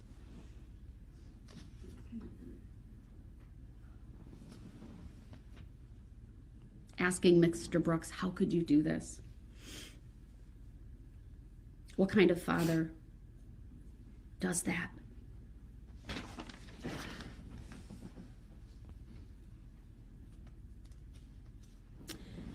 The last person we heard from was victim, I think it's Gigi, the mother of FF. if I have it reversed, please excuse me. And how I actually have her written statement that was provided earlier today, but how He's still trying to come back in that courtroom. she was so taken Sit aback down, by sir. You've had your time.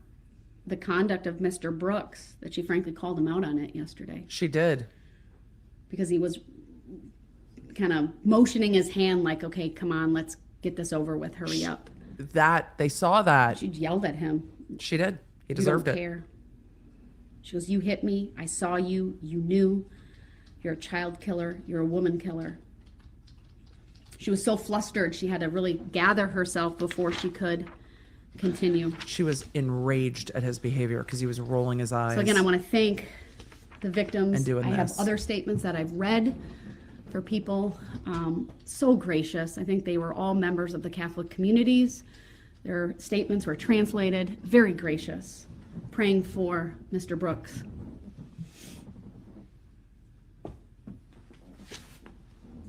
I can't read his note, chat, but I'm sure it's his pledge to get back So I in the just wanted courtroom. you all to know that I've taken all of these statements into consideration today.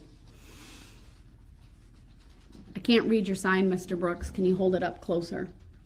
The subtext to that is, and I don't If it's give a a pledge fuck. that you will not interrupt me, I will bring you in for what will be the final Bring him in for sentencing. Let him section of see my it, remarks today in the sentencing portion. which will be sentencing. She's gone over the case and the victims.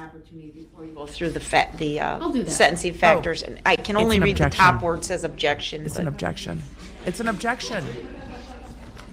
I can't tell what it is, what it says. He can bring the sign with. We'll clear the I don't courtroom. care. We'll take a short break, and I will bring him back in. But I will warn you, Mr. Brooks, if there is one interruption, you will go back to that room because you will forfeit your right to be present for the sentencing portion. We'll be in recess until we can get him back in. Thank you. Okay. They're taking a brief recess to transfer Brooks to the courtroom again. We're going to just go through some questions and comments that I saw coming through. The beginning part of this, the judge went through his mental health evaluations for the court, and then the court went through the things she's considering when sentencing him. She hasn't gotten into his character, which is going to be the last thing, and that's going to lead right into sentencing. It's going to piss him right off again. So I don't know what they're thinking is going to happen. He's going to get bounced right back out. But she's going to go through the sentencing factors and the things she's considering. Why is she making such a thorough record? One, I think it's because Brooks has tried to take control of this courtroom and disrespected the victims, and she is going to give them the time and the consideration that they deserve. This has been a long trial. There are a substantial amount of victims, and she went through and reiterated what they said again, and to make a record of the things that she's considering. This case will be appealed. I haven't seen anything that I really think is going to be appealable, but the judge also gets to express her thoughts. I think she's going to give him every single minute of prison time that she can, and is making a record as to why she's doing so. This judge is also a member of the community. This is her community too. And this is where she works. This is likely in the vicinity of where she lives. And this was done to the entire community. It's fair to take a moment for this. I've seen judges give detailed sentencing, because at the end of the day, they need to make a record of why they're sentencing, how they're sentencing, what they're considering, and why. And that's what she's doing. And that's when you see judges talking about a defendant's character, talking about them being evil, talking about what they've done, who they've done it to, and the record of him. She also talked about her experience being a defense attorney, being a judge, being in the room with defendants who were truly, truly mentally ill, and could not appreciate the things that they had done, and the difference between that and Mr. Brooks. Talking about people who had remorse for what they'd done, and the difference between that and Mr. Brooks. Talking about people who are taking responsibility for their actions, and the difference between that and Mr. Brooks. It is the only time you will ever really hear a judge express their opinions on the case, is at sentencing, if there's a sentencing. And if there's not a sentencing, you won't really get that. We don't see that as much in civil cases because the jury's deciding how much money one party gets or the other, and you never really get to know what the judge thinks. But in a criminal case, the judge decides the sentence in most cases. And she absolutely made her feelings known and called him evil. Heard the victims, used their words, didn't call him other names, but used their words. The victims said this and this and this. She did that because she agrees. She agrees with what they said, and that's why she's highlighting it again. So with that, it's going to take her an hour to do this sentencing. I didn't think we'd be here this long today, or I would have broken the stream up into 2, but here we are. I thought when we started at noon, we would not be here till 5 p.m. So, random question. Do judges still use gavels? Not often, but sometimes. Not often, but sometimes. Question. I'd love to know what made you want to be a lawyer if you're happy to share. That will be for another time. I've talked about it a bit in my TED Talk. So that's on the channel. That's also on the TEDx channel. I talked about it a bit there.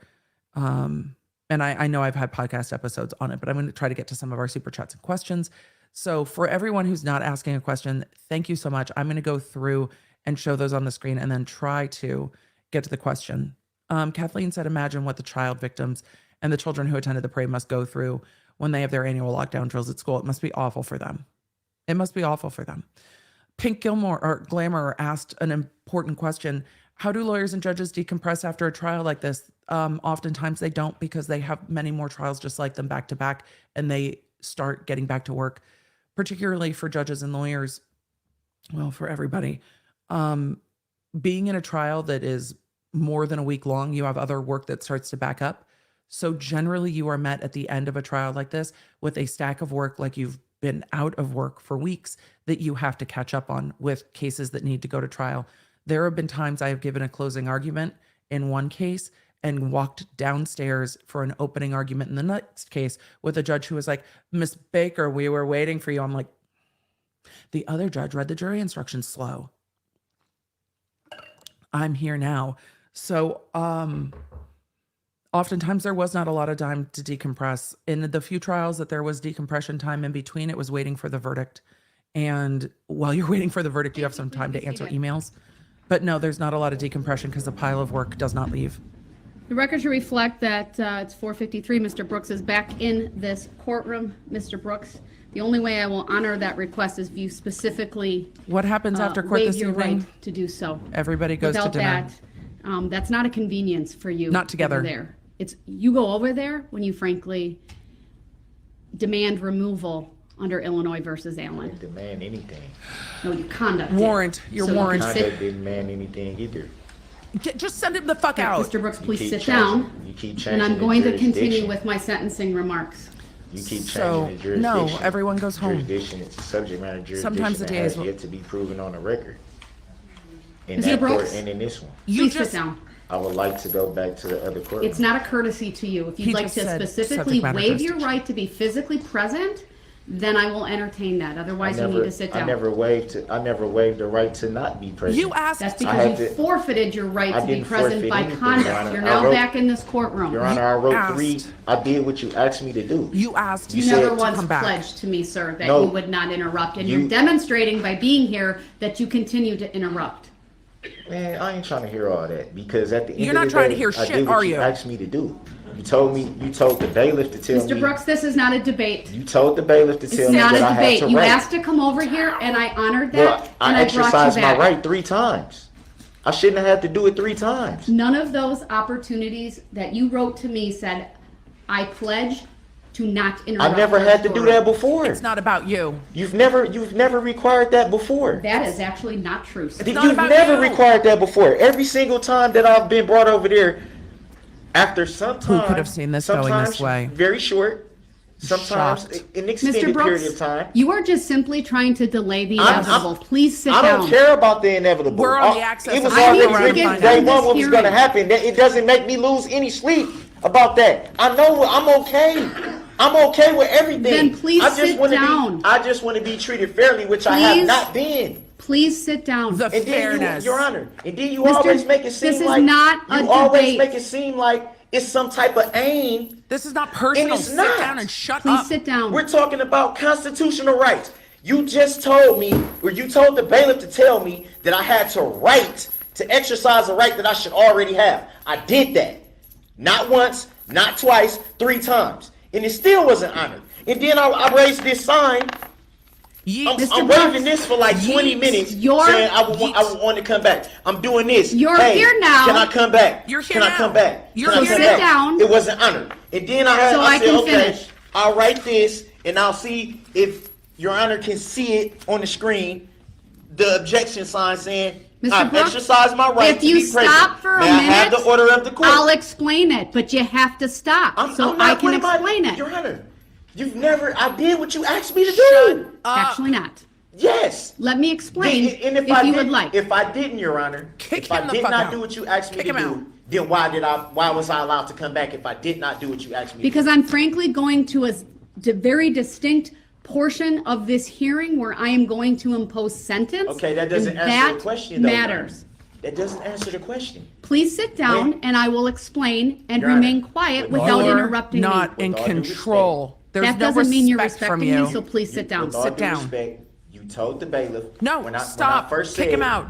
Kick him Because out. every time that I've been brought Kick over there him out. in the past, Mr. Brooks, always stated- I don't need a She history should lesson always of stated what I've done. that when I exercise my right to be present, Untrue. you've Untrue. always said, we Untrue. have the Yeah, record. Poker Face wants we to have eat the him. record.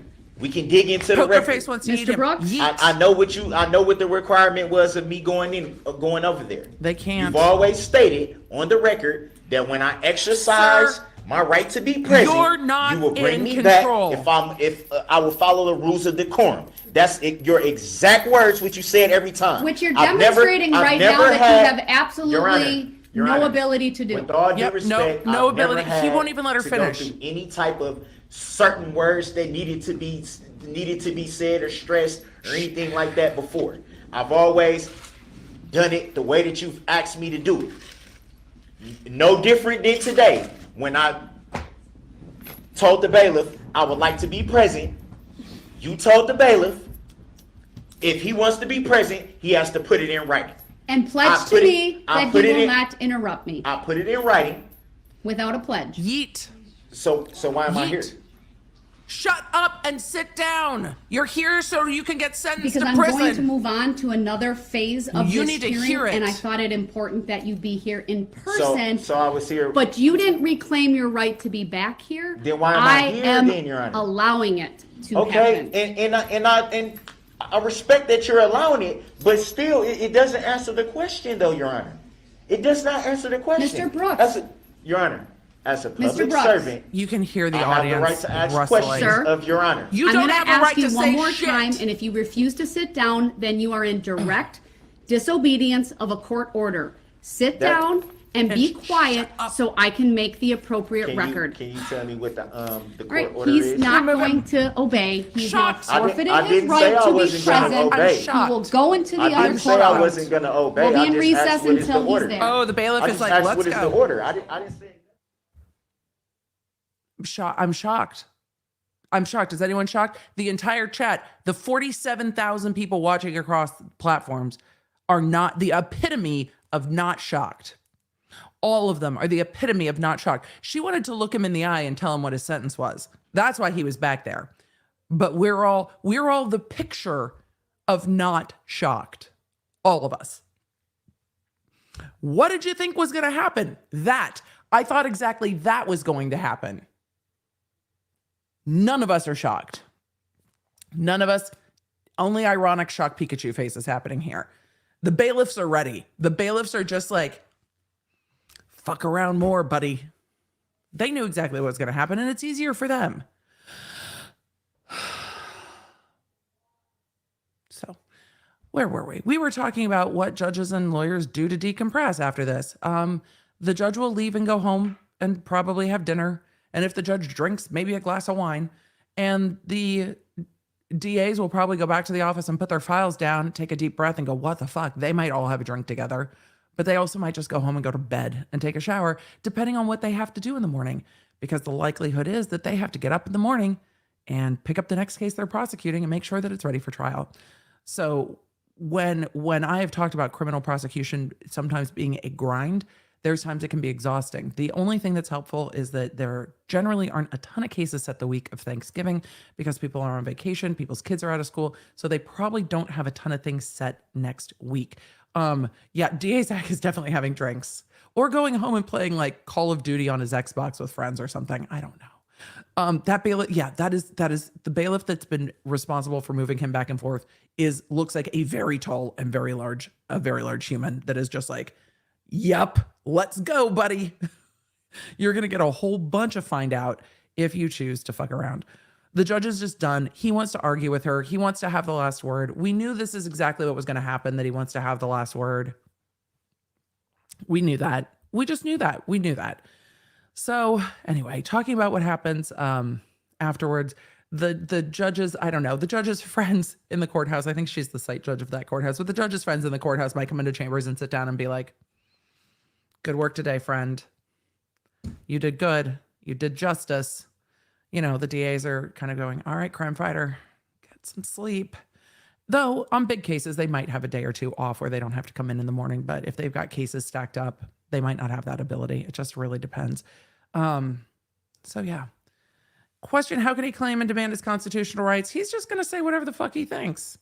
He's going to continue to argue for his rights. He doesn't have the right to be present at sentencing. So she didn't address subject matter jurisdiction. Not today, she didn't, and doesn't need to.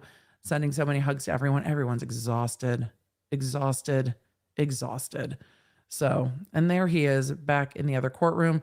Just got here. Why did they put Brooks in the other courtroom? That was at 4:30. This came in at 4:30. The same shit that they're doing it for now. He just won't. He has no chill. Marianne said the judge is so emotional. This was an emotional case. I didn't think she was overly emotional. Truly, I think she showed compassion and was human, but I don't think she was overly emotional. She needs a long vacation after this trial and probably doesn't have time to take one, truly, because work. Let it be known, tubas are a man's second best friend. I think that's totally fair. Have you had a judge get this honest and cry? Yes, I have seen judges cry. I've seen judges cry judges are human, just like all of us. And though in this work, I think a lot of us try to shut our emotions down. There are times you just can't, literally cannot, because your face leaks. Have you ever tried to not cry when it's happening? It's just your face just leaks. And mine turns bright red. So even if I'm like... Of course, I do need to first verify that they can hear and see us. I'm getting the thumbs up. We are back on the record. The record to reflect the that deputies Mr. are Brooks so is exhausted. no longer in the main courtroom. He is in the adjoining courtroom. Judge Darrell probably wouldn't want to be president. I, of course, have been erring on the side of constitutional caution, but I would note that his right to be present at sentencing is a statutory right. Yes. Which, frankly, I probably don't need to go through the findings under Illinois versus Allen.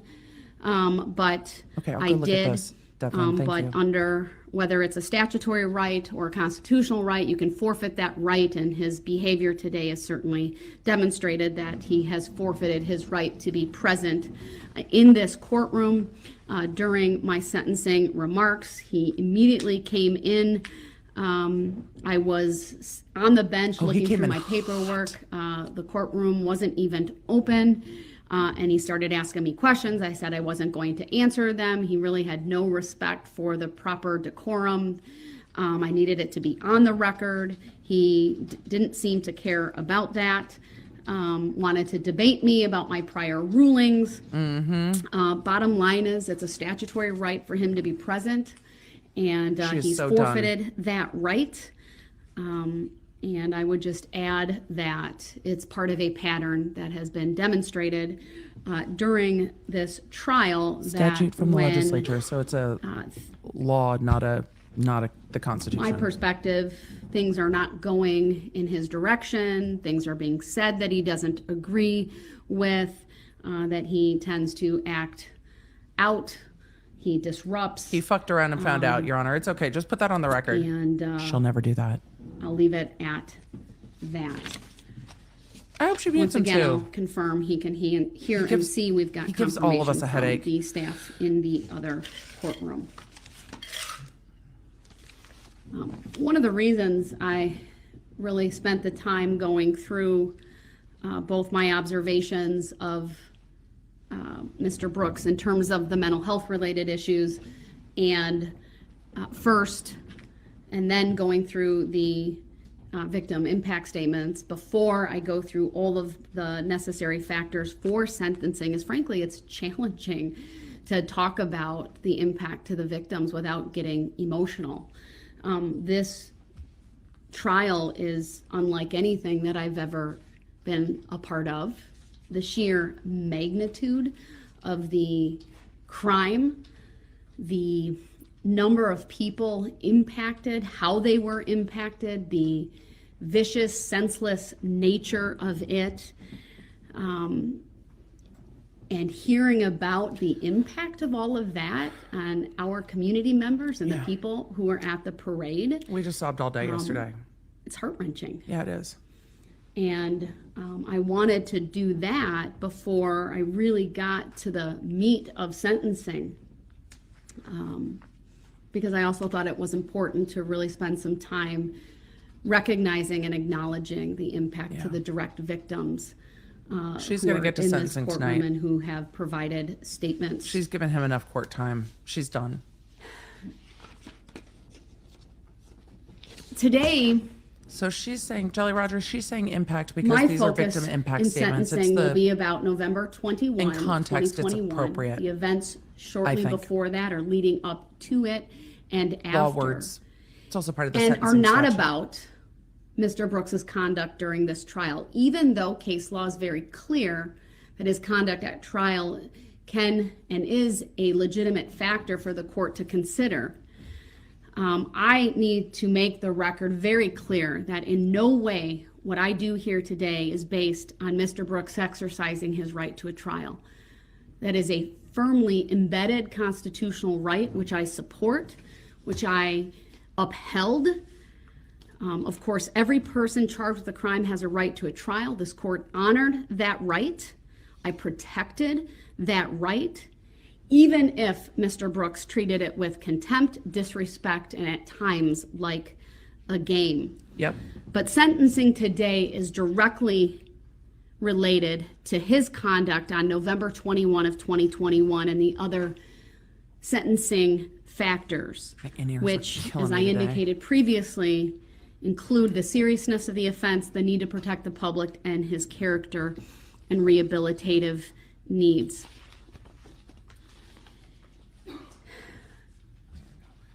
Yeah, no, stop chawing at the bailiff. The bailiff doesn't give a fuck what you have to say.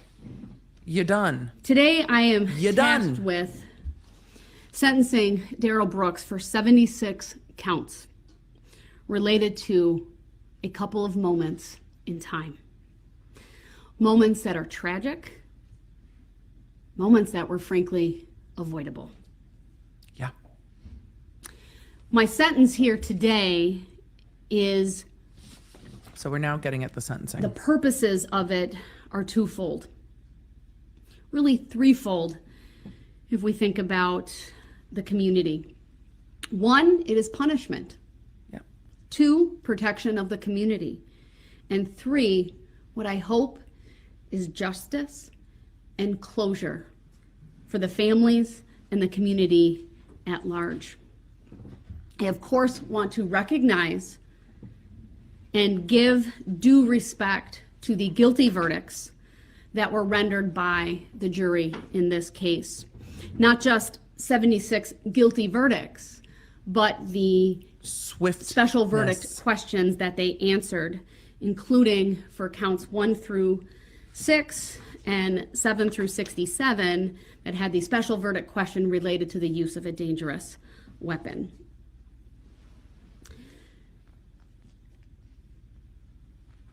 So let me talk about the seriousness of this offense. These are the sentencing factors: seriousness, impact on the public, The seriousness and of the the defendant's offense character. can be summed up, All. With frankly, all. in one word, and that is attack.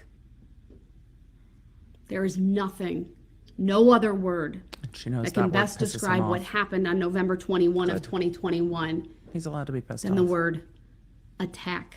Massacre would also work.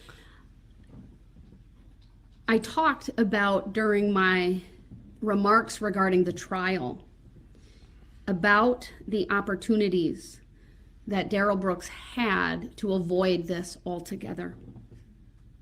Multiple I opportunities. put Exhibit 15 on the screen for a bit, which is the exhibit that details the map. Map always works The well. map of the parade. It starts with White Rock.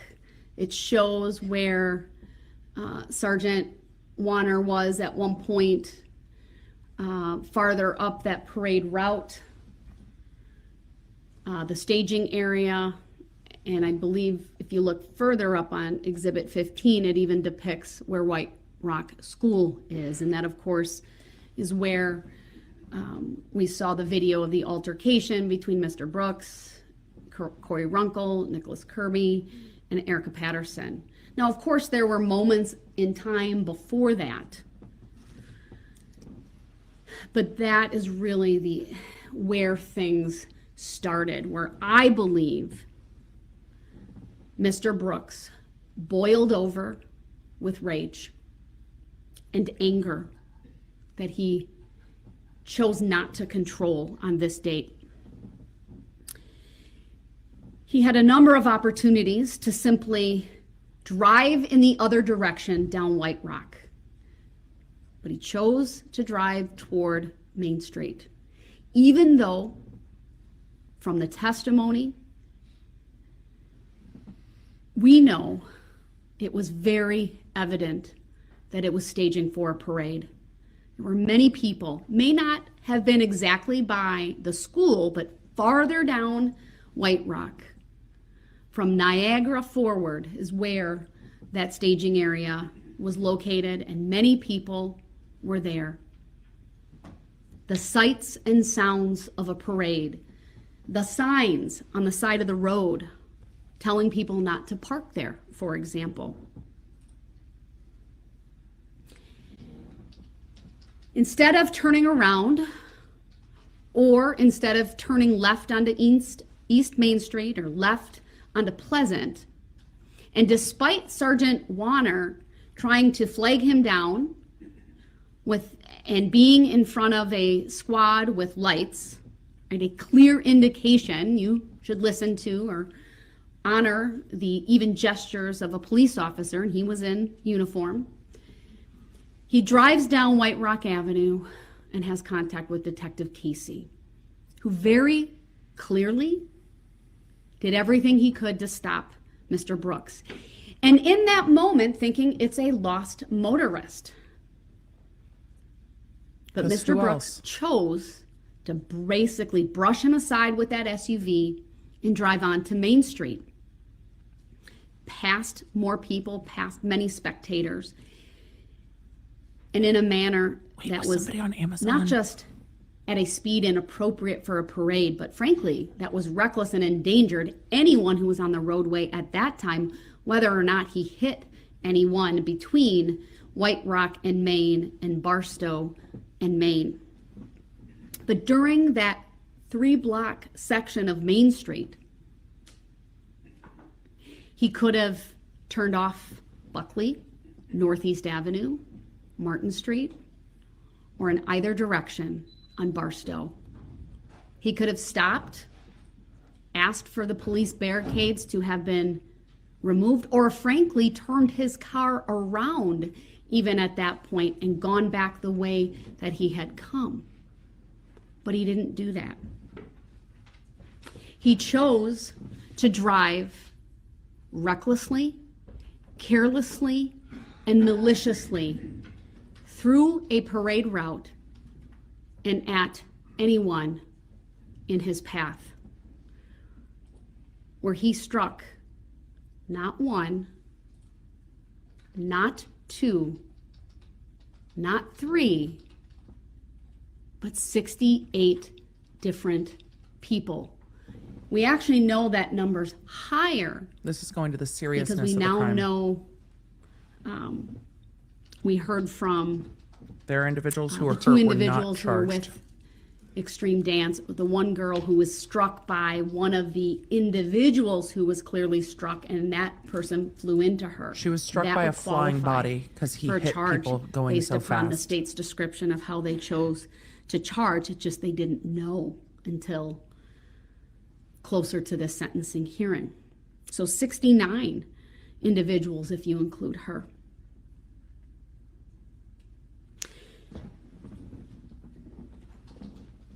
There are so many aggravating factors here, it's frankly difficult to even keep track of them all.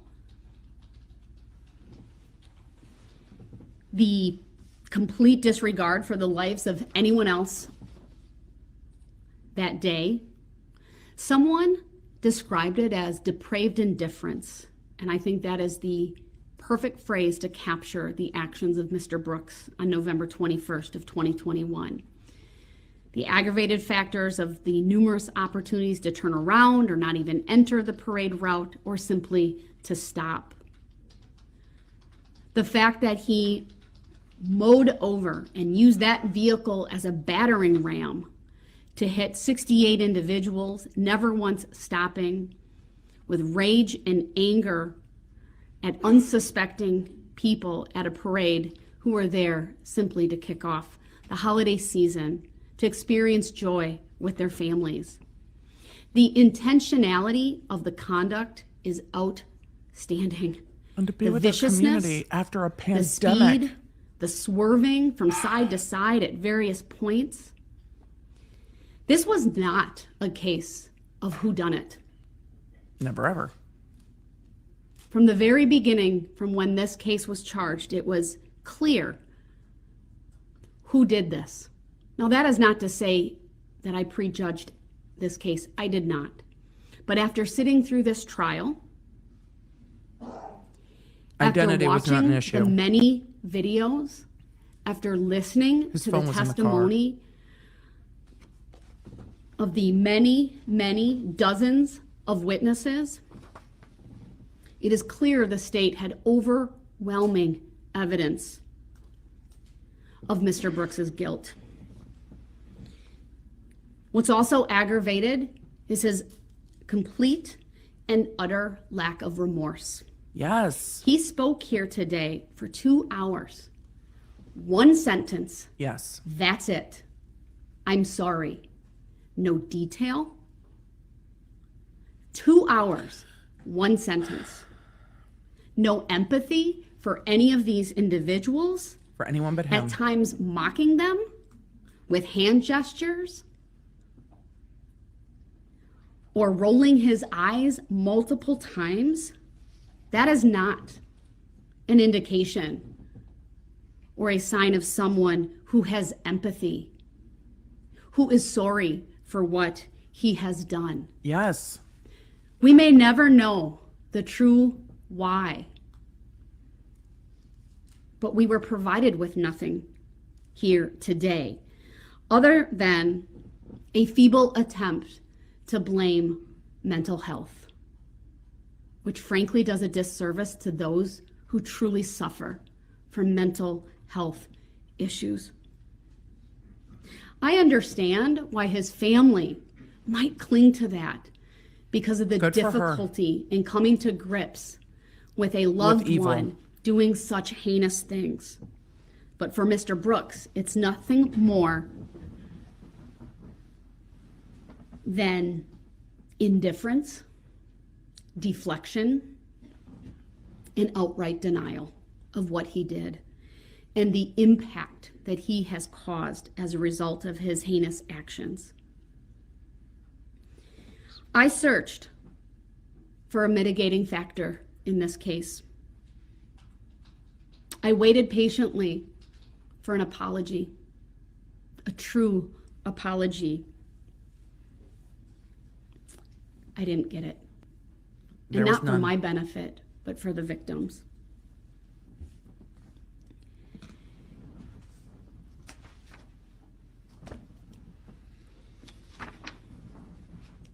Yeah, I The think he will law get the max plus the max allows plus all me the max. to look at things such as Mr. Brooks's prior criminal history, including the does. history of criminal offenses and pending charges, Yes, it does. the history of undesirable behavior patterns, The court which started can at include noon, dismissed, uncharged, or unproven offenses or facts, so no, even they have including not eaten. expunged offenses, not really relevant here.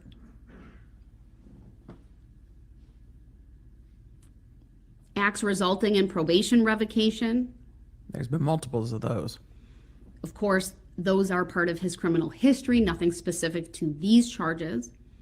I can look at his personality, character, and social traits, the vicious or aggravated nature of the crimes, the degree of his culpability, his demeanor at trial and truthfulness, his age, his educational background and employment record, his remorse, repentance, and cooperativeness, his need for close rehabilitative control, the rights of the public, the recommendations of the interested parties, including victims and family members of homicide victims. The judge is allowed to consider it all, I can consider to do what's statements just. made by his own family.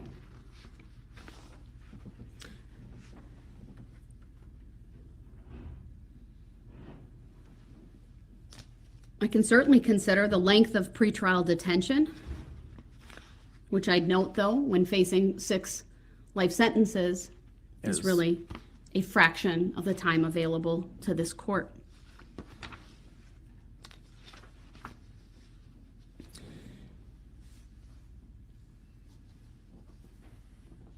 The loss of life in this case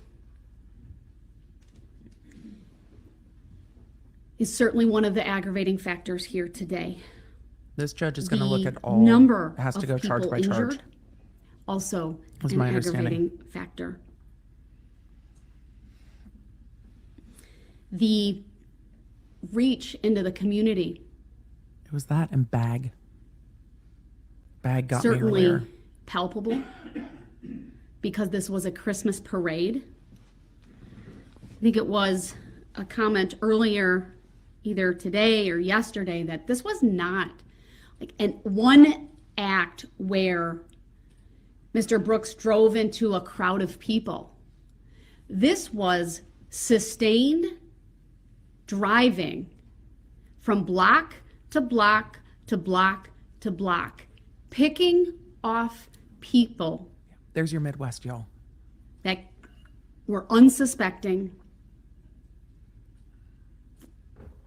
68, 69 times. Driving over people as if they were nothing more than speed bumps.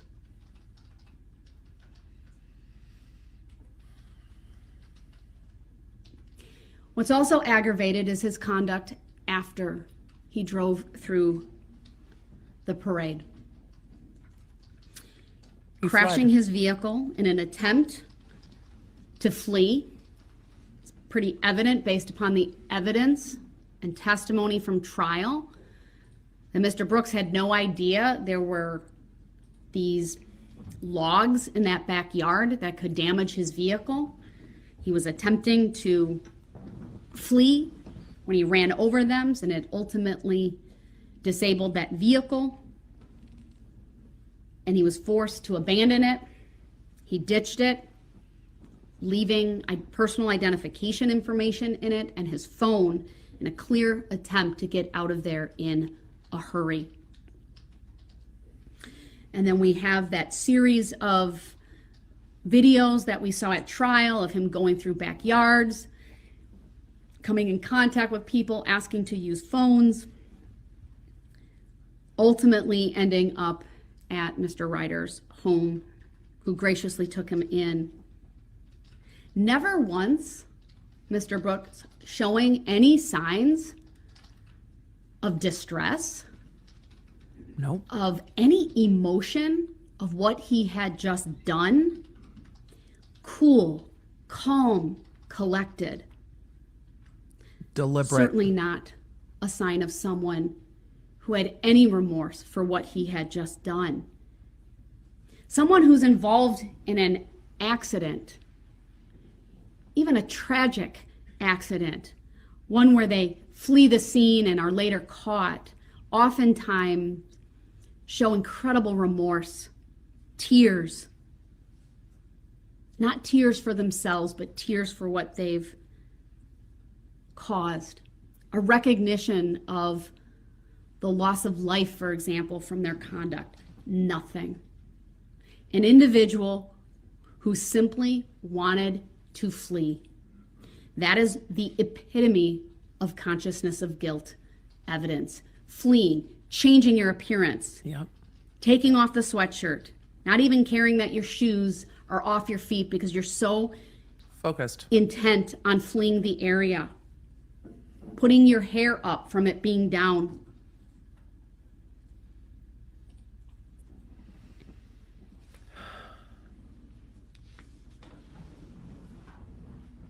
No doubt, this is by far and away one of the most aggravated cases I've ever presided over. The sheer magnitude of the loss, the number of victims, the types of crimes for which the jury has convicted him.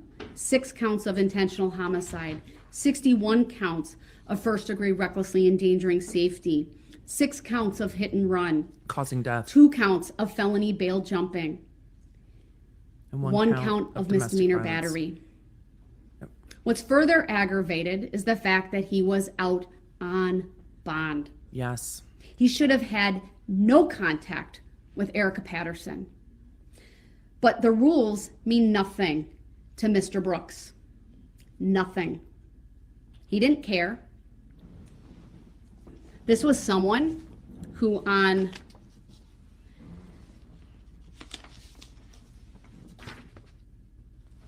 two prior occasions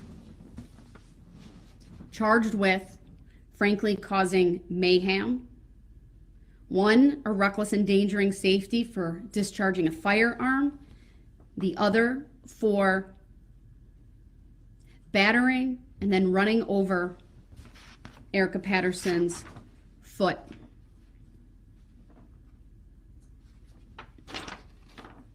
This court does get to consider the other act's evidence that the state sought to introduce at trial. Yep.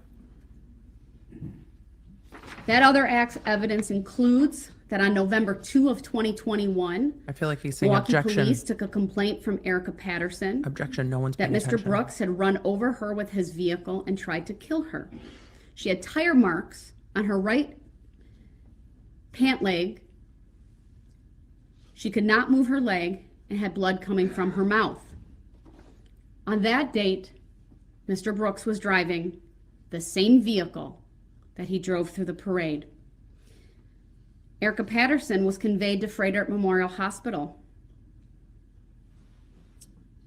Her injuries received medical attention. She even had that boot on her leg on November 21 of 2021. She described Mr. Brooks to police as My yelling team at just her, asked if the using objection was profanity, hearsay. as she tried walking past him when she was at a gas station. I think initially before that, at another location, but ultimately where he allegedly ran over her was at a gas station. Yes, that was my kiddo. And caused the injury to her leg. Struck her in the face once with a closed fist, causing pain and bleeding without her consent. And then it was after she walked away that he followed her.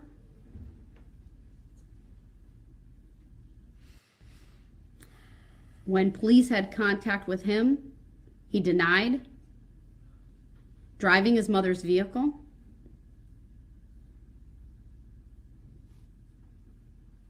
When police had contact with him at his house, he ignored their commands because he was found in the vehicle, claiming that he was having an anxiety attack upon the sight of the squad car and needed to get into the home to get his inhaler.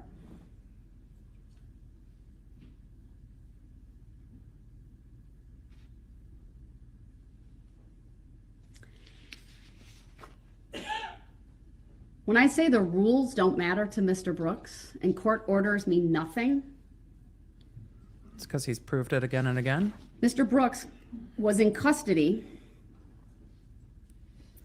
And there are jail phone calls where he's berating Erica Patterson. Erica Patterson, encouraging her to recant, That explains the intimidation charges.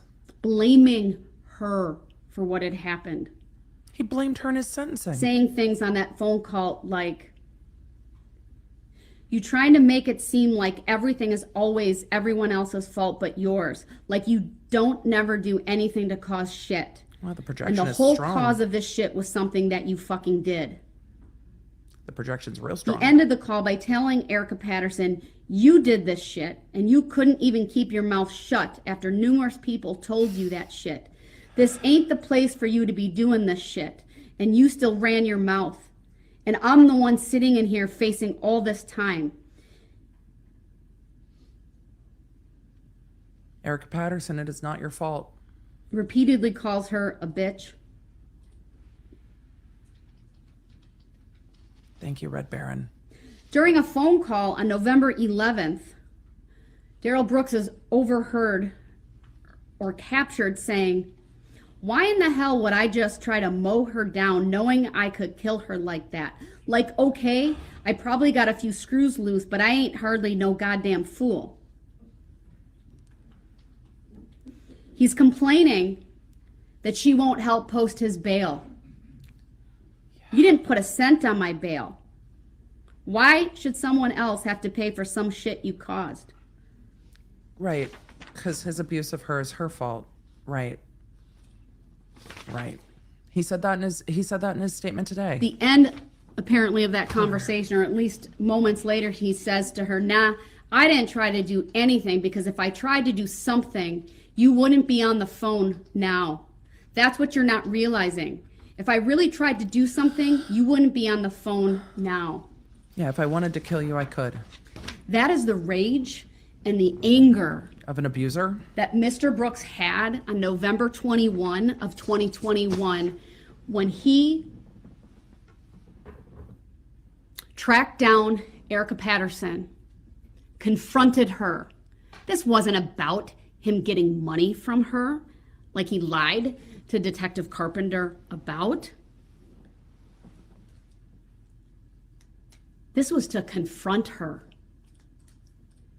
He clearly hit her, we know that.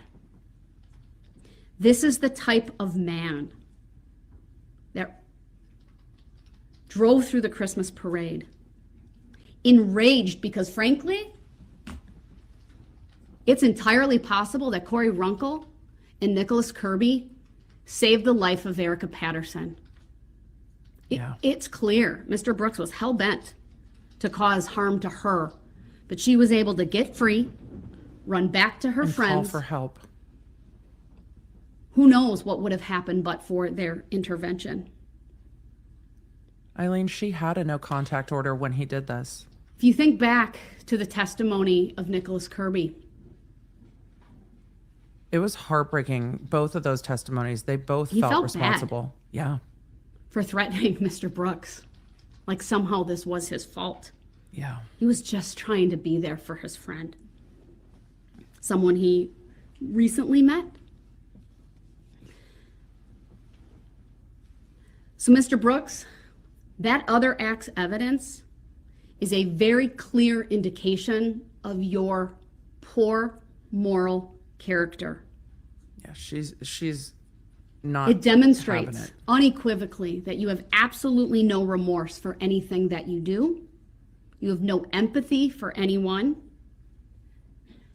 and that you are justified in the actions that you take. In addition to that conduct, as part of your character, this court is able to look at and consider your prior record. And I'm well aware, sir, that you're raising an objection sign, but you have forfeited your right to be here, and I will not stop, and you will not be brought into this courtroom. She gives I will no continue. fucks, Darrell Brooks. The judge This is his prior done. record. Here's Going your prior back record. to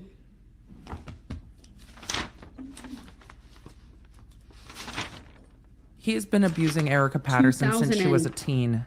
2000, And I hope she is able to Spanning get some what? peace. Nevada, Georgia. Knowing he's at never least- getting out. Police contact in Georgia. We have an unknown disposition in Wisconsin. Substantial battery in 2000, party to a crime. Put on probation. Ultimately, that was revoked. He went to prison. These are the chances he got. 2002, felony possession of THC, jail time. 2003, resisting obstructing, jail time. 2005, a disorderly conduct ticket, but he failed to pay the forfeiture and ended up serving an alternative to incarceration. Sorry, he ended up serving Jail time is an for alternate failing to paying. pay 30 days jail. Yeah. 2009, obstructing, 2 days jail, meaning he lied to police. 2010, strangulation. Battery was dismissed and read in, put on probation, ultimately revoked, serving 11 months jail. He was convicted of the strangulation, not the 2012, battery. misdemeanor bail jumping, possession of THC, with a number of other charges being dismissed and read in, 180 days jail concurrent. Also in 2012, a misdemeanor resisting or obstructing. So either he lied or he fled from police or did something to make their job more difficult. 37 days jail consecutive. In Nevada in 2006, domestic battery, a suspended sentence. Obstructing after being found guilty at trial, for which he served jail time. 2007, statutory sexual seduction as a felony. This is for impregnating Erica Patterson when she was a minor. 2016, charged with not being in compliance with the sex offender registry requirements, for which there is an outstanding warrant. In Georgia, a 2021 arrest for battery, domestic violence, presumably with Erica Patterson, based upon where she came from at that time. But I won't make, I say presumably, but frankly doesn't matter who it was with. We also know that there's the 2003 paternity case out of Waukesha County. Why is that relevant? Because 8 times during that He's not case, paying a warrant child has support. been issued for contempt of court, meaning for failure to pay his financial obligations to a child or children.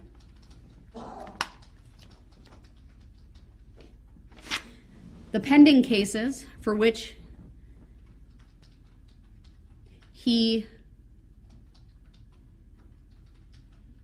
one pending case, I should say, he was, I don't believe, charged with bail jumping for that one.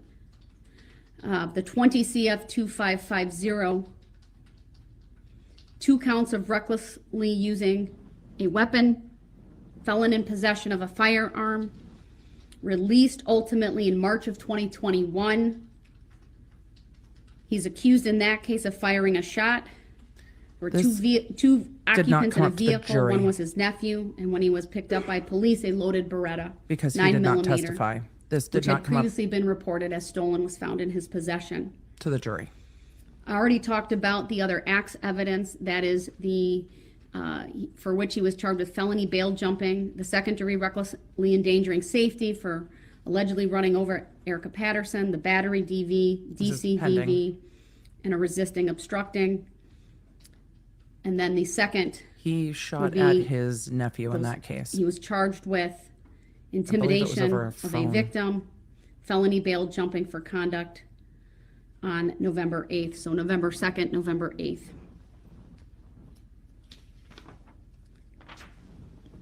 This is clearly someone with a demonstrated violent history and past. Someone who has absolutely no regard for anyone but himself. To say that he is a lifelong criminal, I think is accurate. He disobeys law enforcement, he disrespects court orders, and he certainly demonstrated that he has no respect for these proceedings. Multiple acts of violence, violent, dangerous behavior that predated the attack on the Waukesha Christmas parade.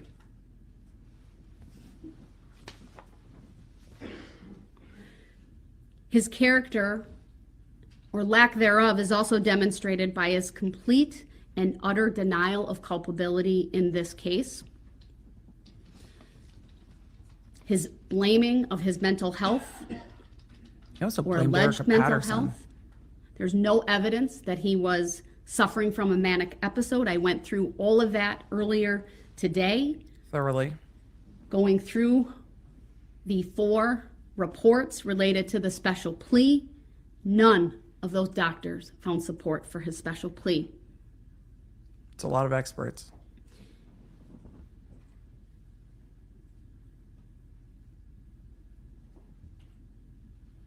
Mr. Brooks talked about at Nobody times cares, Mr. Brooks.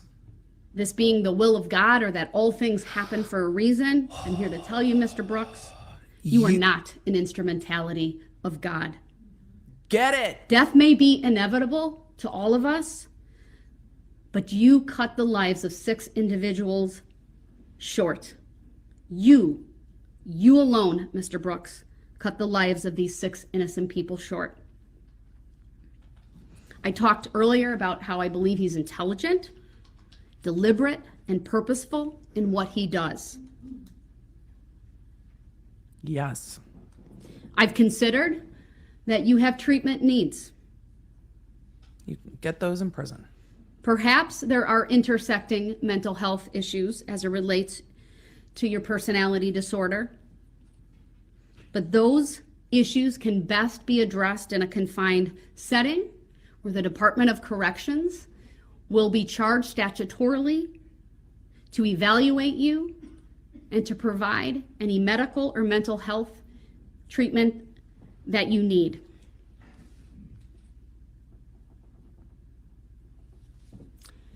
This is a case that falls squarely on the need to protect the community. I referenced this earlier. There's really 3 primary reasons for the sentences I will impose here today. One is punishment, one is to protect the community, and the other is to provide justice and closure to the victims. Because under that category of need to protect, the court does get to consider the impact of these crimes on the victims. Yes. Which is why the statements are so important. And they come after guilt is determined. I went through at length in reviewing all of those victim impact statements. I certainly didn't She's going to go sentence him through tonight. every single one, just Court's highlighting court's some not of breaking them, until this is done. but doing so with purpose, I mean, who needs to eat? because We're it is almost here. very clear to this court that Mr. Brooks has caused carnage, Yeah. mayhem. It has resulted in many people suffering from PTSD, from mental and emotional trauma that will take a lifetime to recover from, and for some, perhaps, if at all. You have taken away from these individuals future memories. They will never have birthdays with the 6 individuals who were killed. There will be no weddings. There will be no graduations. There will be none of the milestones that these families were looking forward to, whether it be for an innocent 8-year-old or an innocent 79-year-old. Frankly, Mr. Brooks, no one is safe from you. This community can only be safe if you are behind bars for the Forever. rest of your life. Yep. Forever. The actions of Darrell Brooks demand punishment. The community is not safe from the your tone I was violent looking and criminal for. conduct unless you are in custody. That's the judge tone. You left a path of destruction, chaos, Carnage. death, injury, confusion, and panic as you drove 7 or so blocks through the Christmas parade, Swerving never once stopping into people. or seemingly caring about the wake of carnage that you left. 4 of those blocks were turned into a scene that frankly is no different than a war zone.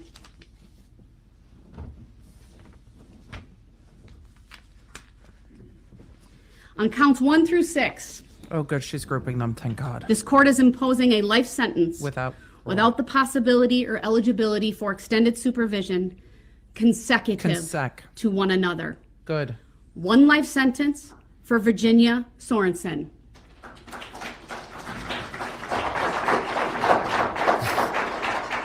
1 life sentence for Leanna Owen.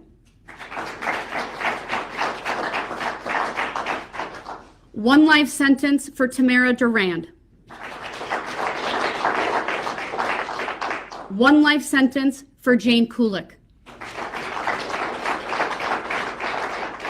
1 life sentence for Bill Hospel.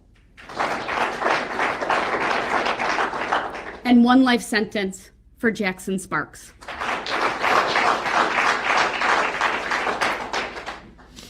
I've considered the enhancer and the additional 5 years that I could impose, but I don't need to really order that because I've not made him eligible for extended supervision, and it would only be to increase his time on initial confinement. But make no mistake, Mr. Brooks, you use that vehicle as a battering ram, no different than, frankly, a firearm. Yeah, normally there's no clapping. On counts 7 But he's through not in the courtroom. 67, these are 61 counts of first-degree recklessly endangering safety. These charges alone and these convictions without the enhancer carry a maximum of 12 and a half years. Because of the enhancer, a total of 17 and a half years. And under Wisconsin law, the 5 years is added to the initial term of confinement. So what could be 7 and a half years is a maximum of 12 and a half years. And I'd ask that everyone no longer Clap. show any reaction to the sentence so I can get through this. That's appropriate. On counts 7 through 67, on each count, I will impose a total sentence of 17 and a half years. That's the max. Consecutive. 12 and a half years of initial confinement, plus 5 years of extended supervision, consecutive to any other sentence that I've imposed here today.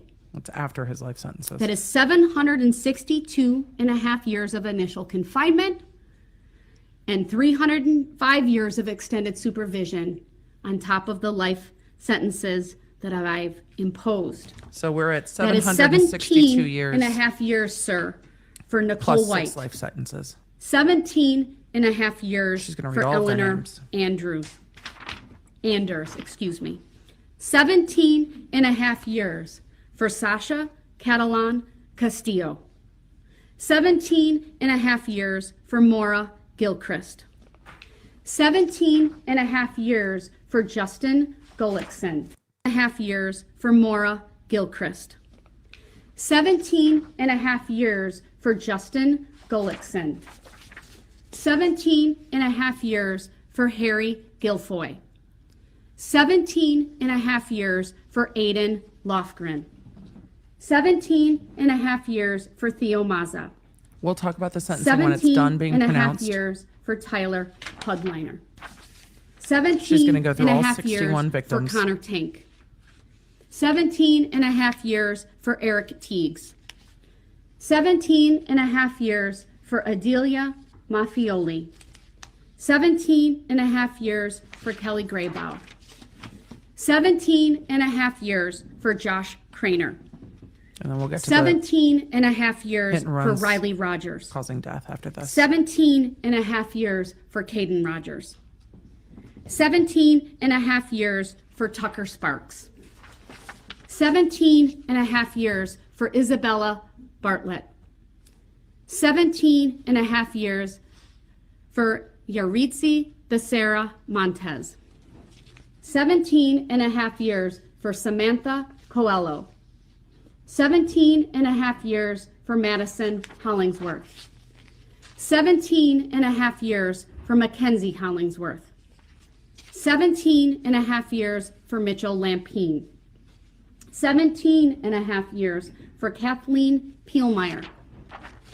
17 and a half years for Julia Schleichow. 17 and a half years for Olivia Stover. 17 and a half years for Jennifer Stover. 17 and a half years for Jesselyn Torres. 17 and a half years for Alice Urell. 17 and a half years for Charlotte Urell. 17 and a half years for Vivian Urell. 17 and a half years for Grayson Urell. 17 and a half years for Lola Hospital. 17 and a half years for Tamara Rosentreter. 17 and a half years for Betty Strang. 17 and a half years for Maria Alvarez Dominguez. 17 and a half years for Gregoria Romelia Perez. 17 and a half years for Elliot Hallmark. 17 and a half years for Benjamin Hallmark. 17 and a half years for Patrick Heppy. We are at 17 and a half years for Lori 762 and a Larkin. half years. 17 and a plus half years for Marisol Lopez Gutierrez. 6 life sentences. 17 and a half Without years parole. for Adair Lopez Rubilar. 17 and a half years for Juan Marquez. 17 and a half years for David Marquez. 17 and a half years for William Mitchell. 17 and a half years for Jason Petchloff. 17 and a half years for Margaret Pachulis. 17 and a half years for Yamilet Perales Alvarez. 17 and a half years for Island Perales Alvarez. 17 and a half years for Ashley Perales Alvarez. 17 and a half years for Jose Perales Alvarez. 17 and a half years for Maria Perez. 17 and a half years for Camila Perez Gonzalez. 17 and a half years for Isaac Foglia. 17 and a half years for Deborah Ramirez. 17 and a half years for Charles Green. 17 and a half years for Lily Green. 17 and a half years for Brinley Harris. 17 and a half years for Kelsey Knapp. 17 and a half years for Owen Briciotti. On counts 68 through 73, These are the hit and runs which are the causing death. 6 counts of hit and run resulting in death. These are 25-year felonies each. The court will do the following. Are you going to run them concurrent? On count 68, a 25-year total sentence, 15 years of initial confinement, 10 years of extended supervision. This will be concurrent to count 1. Count 69, the same sentence, 25 years total, 15 years of initial confinement, 10 years of extended supervision, concurrent to count 2. Did I say that the right way? Yes, the you first did. One? Okay. Count 68 is concurrent to count 1. Count 69 is concurrent to count 2. Count 70, 25 years total, 15 years of initial confinement, 10 years of extended supervision, concurrent to count 3. Count 71, 25 years total. That makes sense. 15 years of initial confinement, 10 years of extended supervision, concurrent to count 4. Count 72, 25-year total, 15 years of initial confinement, 10 years of extended supervision, concurrent to count 5. And on count 73, a 25-year total sentence. I'll explain what she's 15 talking years about of at the initial end. confinement, 10 years of extended supervision, concurrent to count 6.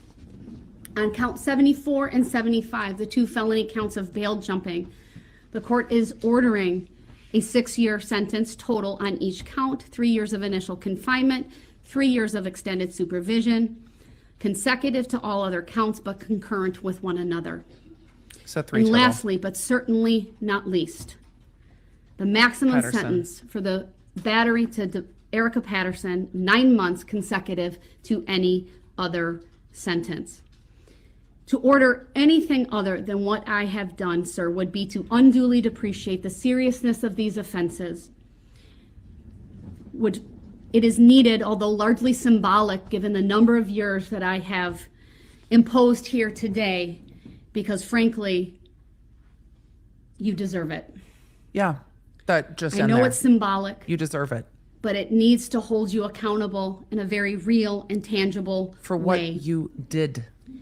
For all of these sentences that I have imposed, I will order the following conditions: no contact with the victims as identified in the amended victim key or their families, including Erica no Patterson. contact of any kind with Erica Patterson.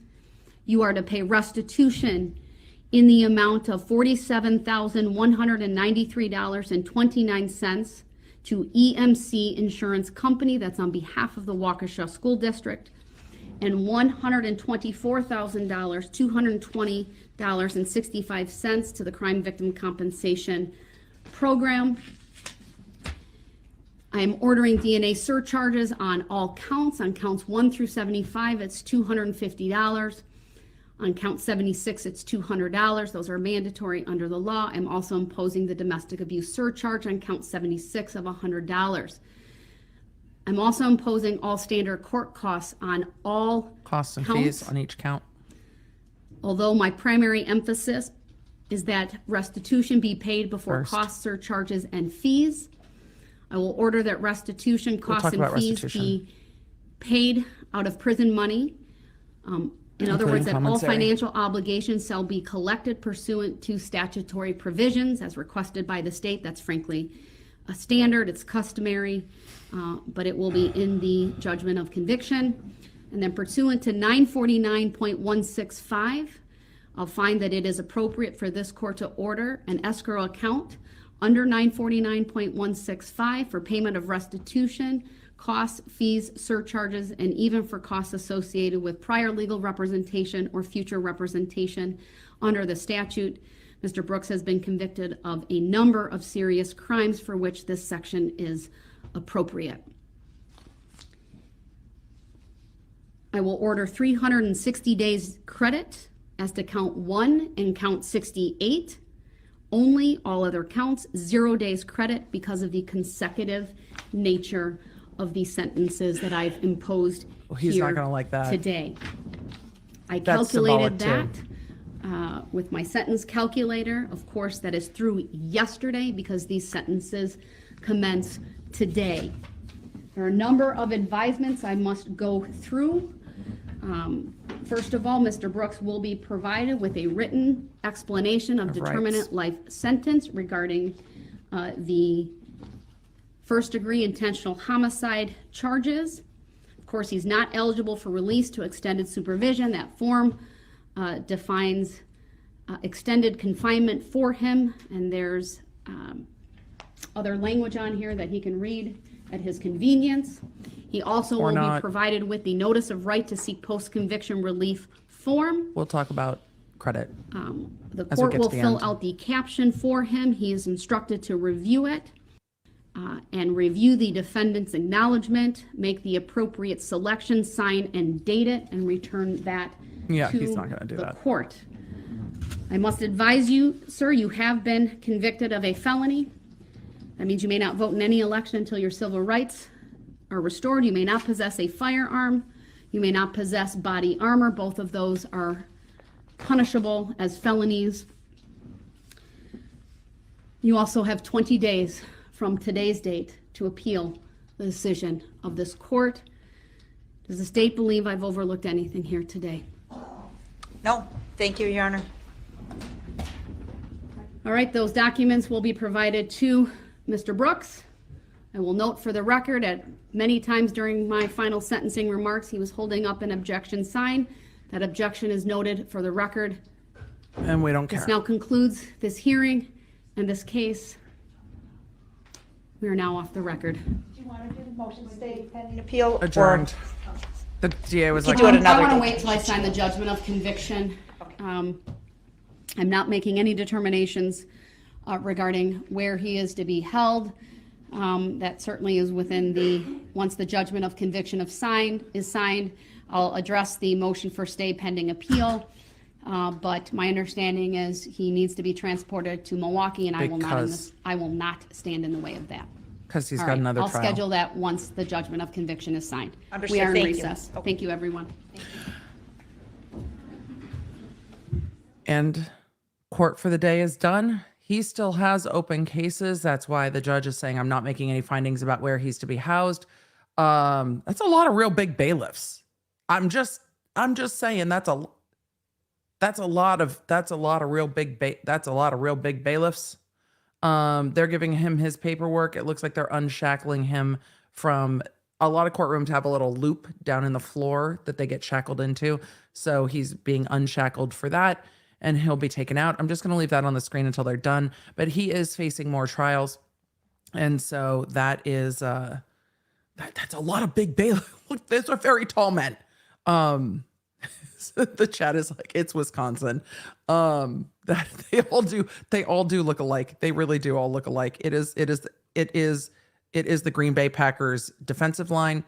So we are going to answer a few questions and then we will go through it. I am surprised how tall they are. California, look, they put all of the very tall bailiffs in there, and they should. It is physically imposing and intimidating on a defendant to remind him that if he acts up in court, that there will be none of it, and that they will just take him out, which, is, again, sometimes just being physically imposing in court is all a bailiff needs to do. But I don't know how tall Darrell Brooks is. I don't know if he's like what anyway. So now we can talk about this sentencing, and then I will answer some of the questions, and then we will go through it. But yes, the bailiffs all looked like they could be brothers. It's so funny. All right. With that, he is getting, let's see, I have notes. He is going to be doing 6 life sentences without the possibility of parole. And that's really all that matters because those are consecutive. So you serve 1 life sentence and then you serve another life sentence and then you serve another life sentence. So they are consecutive. You have to finish one before you do the other one, which is why they're talking about, these are largely symbolic because really life without the possibility of parole means you're never, ever getting the ability to come up for parole. The judge could have given him 20 or 25 years to life, which means at the 20, 25 year mark, you get the opportunity to have a parole hearing and move forward. He's not going to get that. So how long is a life sentence? And as long as your life is. So as long or as short as he is breathing. If he is not breathing, then it is the end. So a life sentence without the possibility of parole is all. It is for the rest of your life without the possibility of release. So all. Then he got sentenced to, so I got another question. How long is a life sentence in Germany? It means 15 years. So in other contexts, a life sentence can be 20. It depends on the jurisdiction. In this jurisdiction, life is that 20 years to life, 20 years being the initial confinement to life. And then Seated, I'd need to first. Oh, the video restarted. Okay. 20 years to life. And then the parole comes up, but life without parole means all, just means all, So that's what it is. So I know it varies by jurisdiction. In California, it's generally 25 to life. So then he was sentenced on the 61 counts of not the hit and run resulting in death, but the reckless disregard counts, the first degree recklessly endangering safety, use of a dangerous weapon. He got the maximum on all of those, which was 762 and a half years of confinement. So that was the confinement time. When the court says initial confinement, that is the jail time. The extended release would be a probationary sentence. So that extra 300 years would be 300 years of probation. So it is 762 years to serve first initial confinement. Then he would start his 6 life sentences, life. But then he also got the concurrent sentences on the hit and run causing death. She could have added the concurrent sentences consecutive, but they are hit and run causing death for the same victims of counts 1 through 6. So she ran all of those concurrent at the same time as 1 through 6. And those are 25-year sentences. And the court did a 15-10 split. So 15 years of initial confinement, 10 years of extended release. It doesn't really matter. It doesn't really matter. Those are all running concurrent to the 6 life sentences. So those sentences aren't really being served, but are being served. Then the bail jumping, he got 6 years on 2 counts, but it's 3 and 3, and then concurrent. Criminal sentencing is a whole other calculus.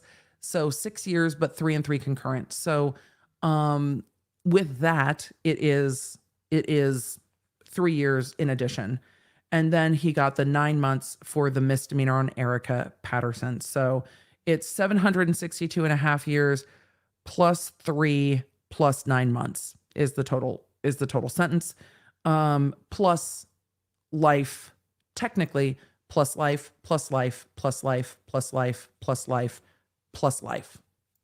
So that is his technical sentence. You guys are asking, when does he actually go to prison? After his other cases are done, he'll stay in local custody until the other cases are done. What is extended release? It's what this court calls, or this jurisdiction calls, probation. So that's release where you are monitored. You are not like free. You're on probation, parole. Somebody asked in the chat, what happens if you die and still have time to serve? They can't just keep you in the jail. They will bury you. So you do not just stay. But it happens. So if you have a life without parole sentence, you will die in custody, and then you will be removed from custody, and that's it. Can he still contact his kids? As long as he's not calling Erica Patterson, who he is to have 0 contact with, he can try to, and his kids can try to contact him. The court also ordered restitution. It was $47,000 plus to one of the state funds, and then $124,000 plus to the other. The reason the restitution was not higher, the prosecutor said yesterday, is because of the community support. A lot of the families had received funds not just from the Victims' Compensation Fund, so that is why. Then what else? The court is putting up an escrow account, so monies will go into the escrow account to ensure that restitution is paid. The court said any monies he receives from anything will go into an escrow account to be paid, and he can earn money through working in custody or through people putting it on his books, and that's about it. So, what else? Joe said community support shouldn't play in. It does, because restitution is meant, in a criminal context, restitution is meant to pay for what needs to be paid for. And if it wasn't paid for, you can't get restitution for it. It's literally to pay back what was paid for.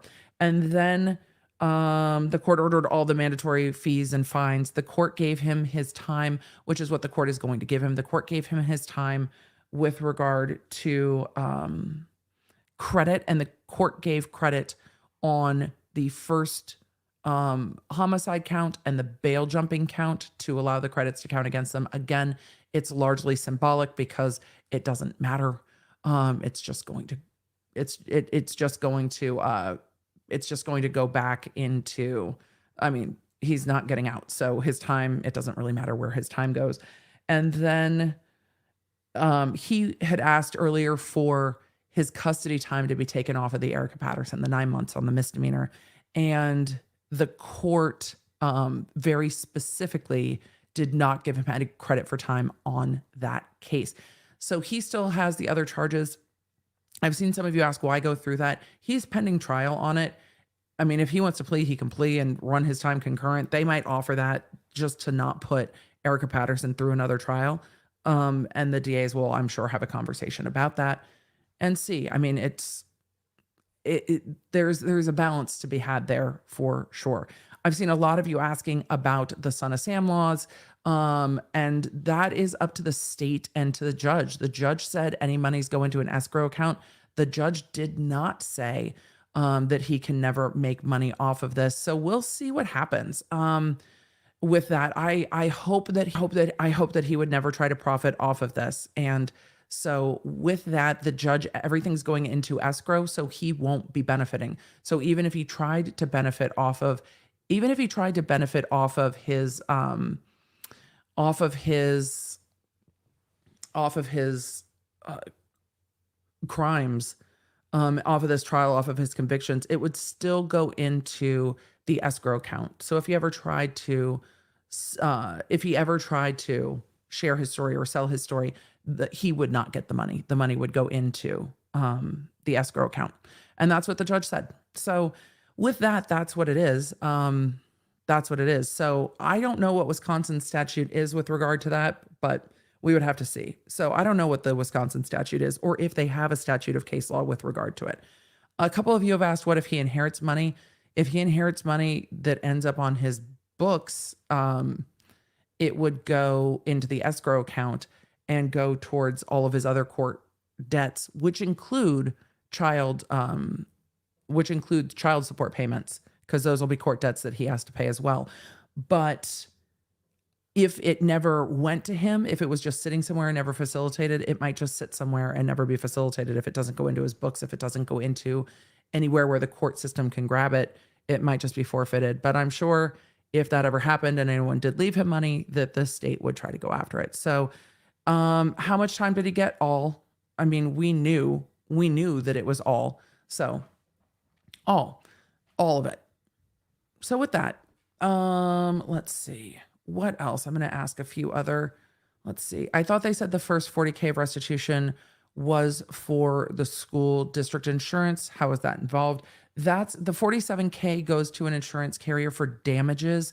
I think that's where for damages to the school. And I wonder, they didn't talk about it a ton, but I don't know if that's for the school for counseling after the fact. I'm not sure. And I don't think I've seen anything more about it. If the district attorney's office, I didn't watch their entire press conference when they did it after the verdicts. It might have been addressed in the press conference, but they addressed it a little bit.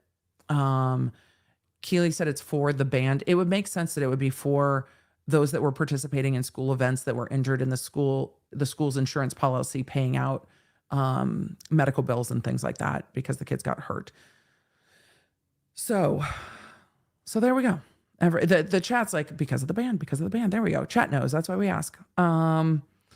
And so can you explain the credit for time served? He has been, so if he was pending trial for a year, let's use a different case because this one none of it matters because he's never getting out. Let's talk about a different case. So if he had done a robbery and gotten sentenced to 15 years and he had someone get sentenced to 15 years, but they are in custody for 2.5 years waiting for trial. If they get sentenced to 15 years, the 2.5 years waiting trial will get taken off of the ultimate sentence. That will be credited of the time you've already served towards it. So credit for the time that you've already served pending trial. So with that, he will be pending trial. I'm going to answer a few of the super chats and then I'm going to get going. My voice is tired. I need to figure out what we're going to talk about on stream tomorrow because I still want to do our Thursday stream, though I'm very, very tired. Though I am very, very tired. I still want to do a stream tomorrow to talk about something else and maybe answer some more questions on this as people kind of process it through the night. So with that, let me get to how much can he earn in custody per week? I truly don't know. I imagine that varies by a whole lot of things. It's going to vary by where he's housed, what he has access to, what level of security they're giving him, whether he is a danger to himself or others, those kinds of things. So that's going to vary greatly. I do not know. So with that, let's see. Someone a $350 per week. I truly don't know what that is. Let's see. Somebody else, where is it? You're welcome for being here. You guys, this is the best community. Did Brooks break the record for most of your sentenced? I don't think so.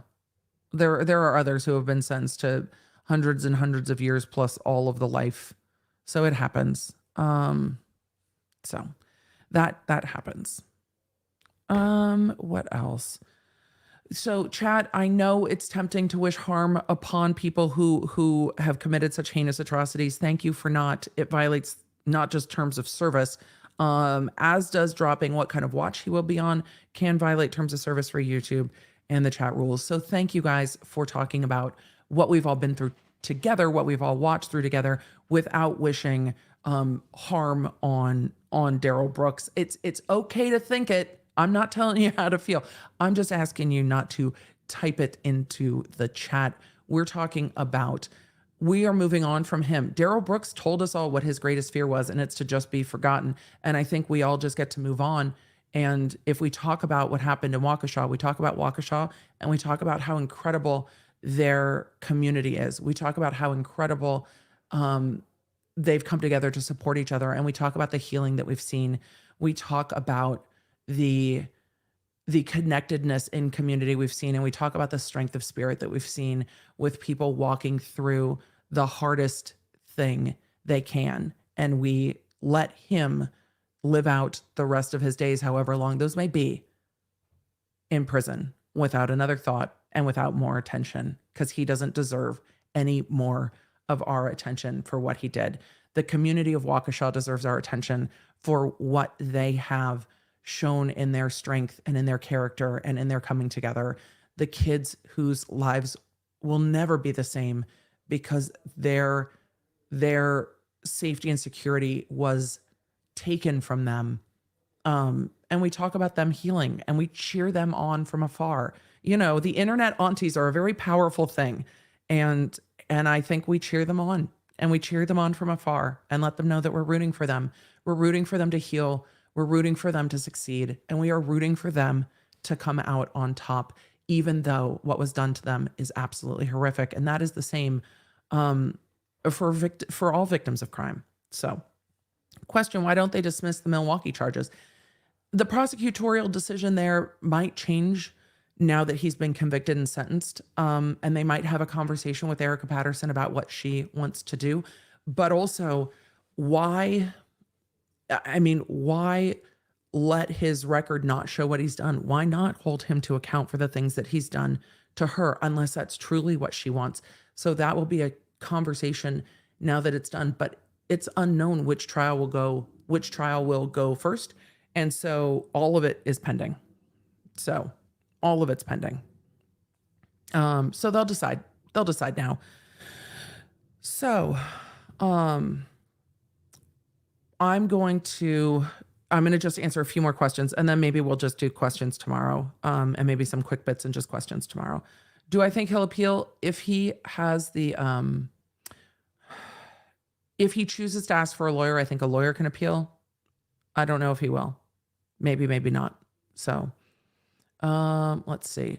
Why was there no death penalty option? Because the state doesn't have one, and the state chose not to have one. That's the thing about living in the US. We have a federal system, and then we have a state system, and our state system gets to choose what's right for their own state. And that's what they chose was right for their state. Even though we heard from some of the victims, it was frustrating. I don't know if it would bring them any peace at all, because nothing really changes. So, Ashley Vincent, it's so good to see you in the chat. Good to see you. Dropping in to say tomorrow's my last day of radiation. I miss you, lady. Miss you too. I'm hoping to have enough energy. You're great. You're here. We've got you. You, Ashley, you need to heal. We love you, and we know you're here with us in spirit. So do not worry and do not apologize. The Mod Squads has been holding it down. Are we doing a murder mitten stream tomorrow? I mean, maybe we'll just go through TikToks that Emily's amused by a little bit tomorrow and answer questions, and just do kind of a community deep breath stream because it's needed. And I can try to get through some of the super chats. Thank you for your stoic coverage. I don't know if I've been stoic the whole time. I definitely was angry, but it's not, though there are light moments in a court, the antics of Darrell Brooks, I never really found funny. I found them to be very sad and disrespectful. And the court brought the rage at the end of the day. And it was kind of cathartic to hear. I'm not gonna lie. Southern Design asked earlier, is he trying to get a minimum type prison facility? I think he was trying to get a mental health facility. I don't know what he was trying to do. It was difficult to see what he was trying to do because I don't think he knew what he was trying to do. Sweetheart, Silkies, you're welcome. Yeah. What happens if he tries to contact Erica Patterson? I mean, hopefully she'll let the police know. Hopefully she just won't answer her call. I mean, the nice thing about him, well, the thing about him being in custody, it will be very clear that he's trying to contact her, and hopefully she will not pick up the phone, because I'm sure he will try. Does it violate the terms? Yes. What's going to happen? They could put him in solitary. I mean, they can't sentence him to more time. There's no point in prosecuting him again, though they could. They could record the jail calls, pull him out of custody, and prosecute him again. I don't know if it does anything to waste everyone's energy with him. So I don't know if that's helpful. What's the longest sentence you've ever seen? I mean, the longest sentence on one of my cases, other than the life without parole cases, which there were a fair few of, it was hundreds and hundreds and hundreds of years to life. So the initial, it was 25 to life. So not life without parole, but with all the crimes, it ended up being 400 or 500 years to life, but hundreds of years before you even get to the possibility of parole. So it ended up being kind of same based on the amount. Who will pay his fines? Him, for any money he earns or is given on his books. So question, why did she not give credit to all the others but to, how is that symbolic? So I think it was symbolic that he got credit not to Erica Patterson, but on the other cases. So that's why. Let's see. His poetic justice said he got sentenced to the max without saying a word. And he didn't have any opportunity to address the court. There was none. He just had no opportunity to address the court. And I think that that's appropriate, that he had no opportunity to address the court. At the end, the court just walked off. The court was like, it's what you deserve. Done. It's what you deserve, and done, and walked off. And I think that's fair. Quick question. Wasn't he bonded out for like $1,000, $100 cash or surety the day or two before? I don't know the exact amount of his bond. But yes, he was out on bail right before this happened. With his record, how is that possible? It is possible, depending on the jurisdiction, depending on the laws implemented, and depending on the policies of the district attorney's office, which is why you saw some of the victims railing against it. So that is all. The policies and procedures of bail and bond are highly controversial. And I think there's a lot of room to not hold people in custody for smoking weed, and to look at people's record and actually treat each case on its own, which is why I do struggle with blanket policies, because I think each case deserves to be evaluated. There's a difference between your first time running with criminality and having an extensive violent record, and I think those things should be treated differently. But I don't know the politics of the area in what and I don't mean like red blue politics. I mean the DA's policies and procedures, and what the community wants with regard to bail and bond. And those are things that each community gets to decide for themselves with their elected officials. So why was this trial put on TV? Part of my understanding of why this was streamed is because of the severity of the community impact. The courtroom is small. You can only have so many people in court, and so many were impacted that have an interest in watching the trial. The only way to really have a public trial in this case is to allow it to be streamed. And I think there was public interest. This story, when it happened, made national news and then kind of went away. But this community, there were thousands and thousands of people there that day. And when you look at the ripple effect from one person who was there and all the people they come into contact with, the ripple effects are pretty large. So the court wanted, I think, to find a way to accommodate that, and technology allows us to do it. I think public trials should make use of technology. I think it's a good way to show people how our criminal justice system works and if it's working, and not make people rely on reporting. And we saw that, and we saw my frustration with that during Depp v. Heard. There were things we saw in court, and then we looked at the headlines all together and we went, what the fuck are you watching? That's not what? Like what I've seen today and what y'all are talking about in the headlines are what? And so I'm glad we get to watch it for ourselves. Darrell Brooks is saying, hey, this wasn't fair. Everyone can watch it and decide for themselves if it was fair. I think the thing that wasn't fair is how many opportunities the court gave him. So, Miss Winnie, this is a very kind compliment, and I appreciate the compliment, but no. Did I ever consider the bench? No. I I would be, did you see what the judge did through this trial? What the judge did that is a skill that I don't have? The judge sat down the entire trial and said nothing. She gave her rulings to Brooks, gave no comment, no opinion, said nothing. Do you know what my face would be saying the entire trial? My face would be saying, shut the fuck up. Stop it. Lies. My face would be running commentary, and I would be so distracted by the running commentary in my head that it would be very hard to focus. I don't think I would ever want to be a judge. I truly love doing this. If I had stayed within criminal justice, would I have considered it? Maybe.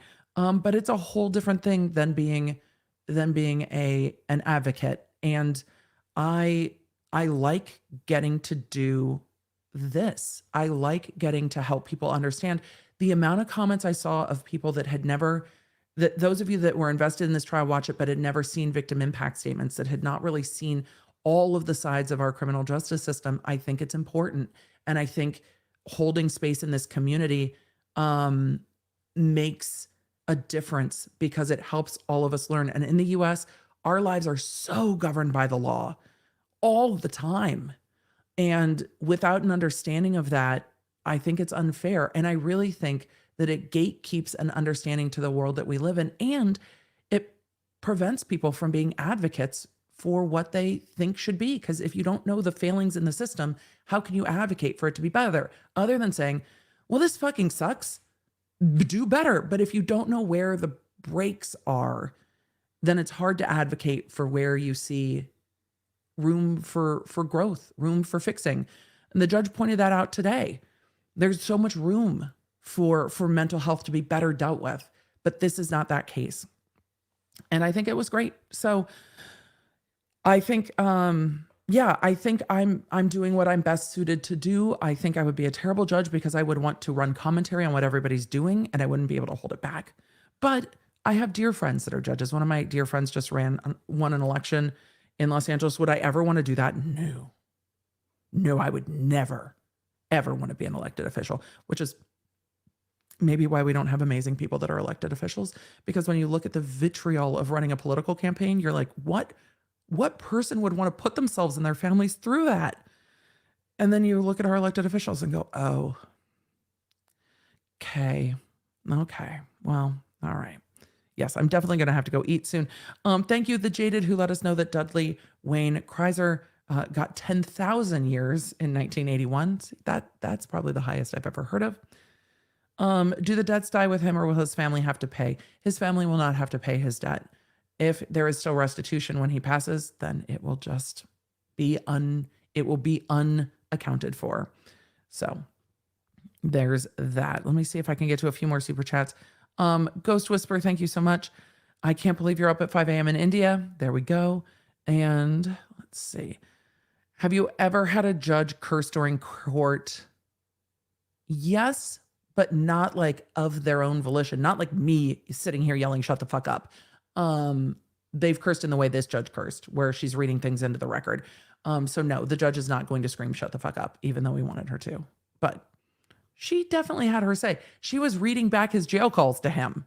Fair. It was fair. It was fair. Read back his calls to him. Off topic, but I watched yesterday as replay crew and I'm happy I decided to send the purple fan too. It's so good because sometimes the WAP fan just wouldn't feel right. Thank you. The fans are so good. Thank you, Studio. I appreciate them. I love them. And the purple fan was fanning my tears back into my face and it is very well loved and I appreciate it. So thank you. I'm sorry I got to this late. This is like an hour late. Spent time in this town in my 20s and it was a beautiful place with lovely people. My heart is with them. It seems like a very strong community with just kind of salt of the earth people. They're like, this is our community. And the thing that keeps striking me about this over and over and over, is that so I don't know why I'm extra super salty about the fact that this is coming on the tails of COVID, but with all of the kids who are back marching in a parade in 2021, they weren't doing that in 2020. So they were trying to get back to what life was, trying to get back to being in community, trying to get back to having a holiday parade, trying to get back to feeling like we hadn't lived through the fucking weirdest year plus of our lives trying to figure out what navigating, a post-pandemic society even looks like. And they're trying to do that. And then this happens. It just hurts my heart for the kids who were like, it was my, the daughter was like, it was my senior year. And it's not just it's my senior year, but it's her last year of high school, and it's the year where she gets to go do the things. Because in 2020, her mom wasn't buying her a prom dress because there probably wasn't a prom. And they weren't doing the things that they would have been making those memories. So they get to make those memories in 2021, and it's taken from them. And so violently. And so many of us struggled through the pandemic with the loss of society, with the loss that so many have been through because of that. So to try to get back into community and then to not it just really is heartbreaking. So yeah, it's just really heartbreaking. So with all of that, I am going to say thank you all for being here. Thank you for being Law Nerds. I will share with all of you the donation the Law Nerds make and where we are making them to, because we are going to be doing that, but I'll keep you posted. And then if we do, I have some sample grounds. We have been asked for some grounds merchandise, and we'll see how we can set that up so a portion that proceeds can go to not just honor those that were hurt in this tragedy, but so that, A, it's a cheeky coffee mug, but B, that we can give some continuing support to those in the community and figure out what that is. So, Christy RN, we're going to leave on this last comment. Thank you for sharing your expertise with us. I've seen patients who truly cannot distinguish between reality and the voices in their head. Judge D was right. When you see it. And the judge looked at his behavior, looked at his interviews. He had opportunities. And if mental health was truly what caused this, that would have been accommodated for in this system. And it wasn't, because it wasn't. So with all of that, it is time for us to go. I will see you tomorrow. I'm going to look at my schedule. I have a hard stop tomorrow, but we'll mostly do Q&As and just do a quick bit stream. I'm not going to deep dive into anything tomorrow because I am tired, and we've got a podcast episode that's going to go up later this week. If you need more of my voice, though I've been streaming for 6 hours, today's episode of the podcast is just me being enraged about the Girardi-Keese fuckery. If you want to listen to lawyers stealing from catastrophic injury clients as something that's lighter, then there's that. So that's out today and on your favorite podcasting app. The video will be up later. If you want to go to the Law Nerd Shop, the sale is still ongoing at the Law Nerd Shop. So lawnerdshop.com, and you can get your zip-ups, your hoodies, our new I Have Questions water bottle, all the things. And you can also just support by subscribing to the channel. I always appreciate that too. And with that, I will populate the stream for tomorrow. I stream at 11 a.m. Central Standard Time. Thank you for being here. Thank you to the mods. Thank you, Law Nerds, for being amazing. Thank you, mods, for riding with us for 6 hours today. And I will see you all in the next one. Take care of yourselves. Take care of each other. Hug your families. Hug yourselves. Hug your floofs. Boop your floofs. And go to TikTok and look at cute videos of murder floofs. It's perfect. You just danger kitties everywhere. We'll talk about nope ropes tomorrow. All right. Good night, y'all. Connect with me everywhere. I'm at the Emily D. Baker. If you guys want to join the text, just text Emily.com. If you want to join the channel, LawNerdsUnite.com. Happy to have you. Support what we do here on the YouTube.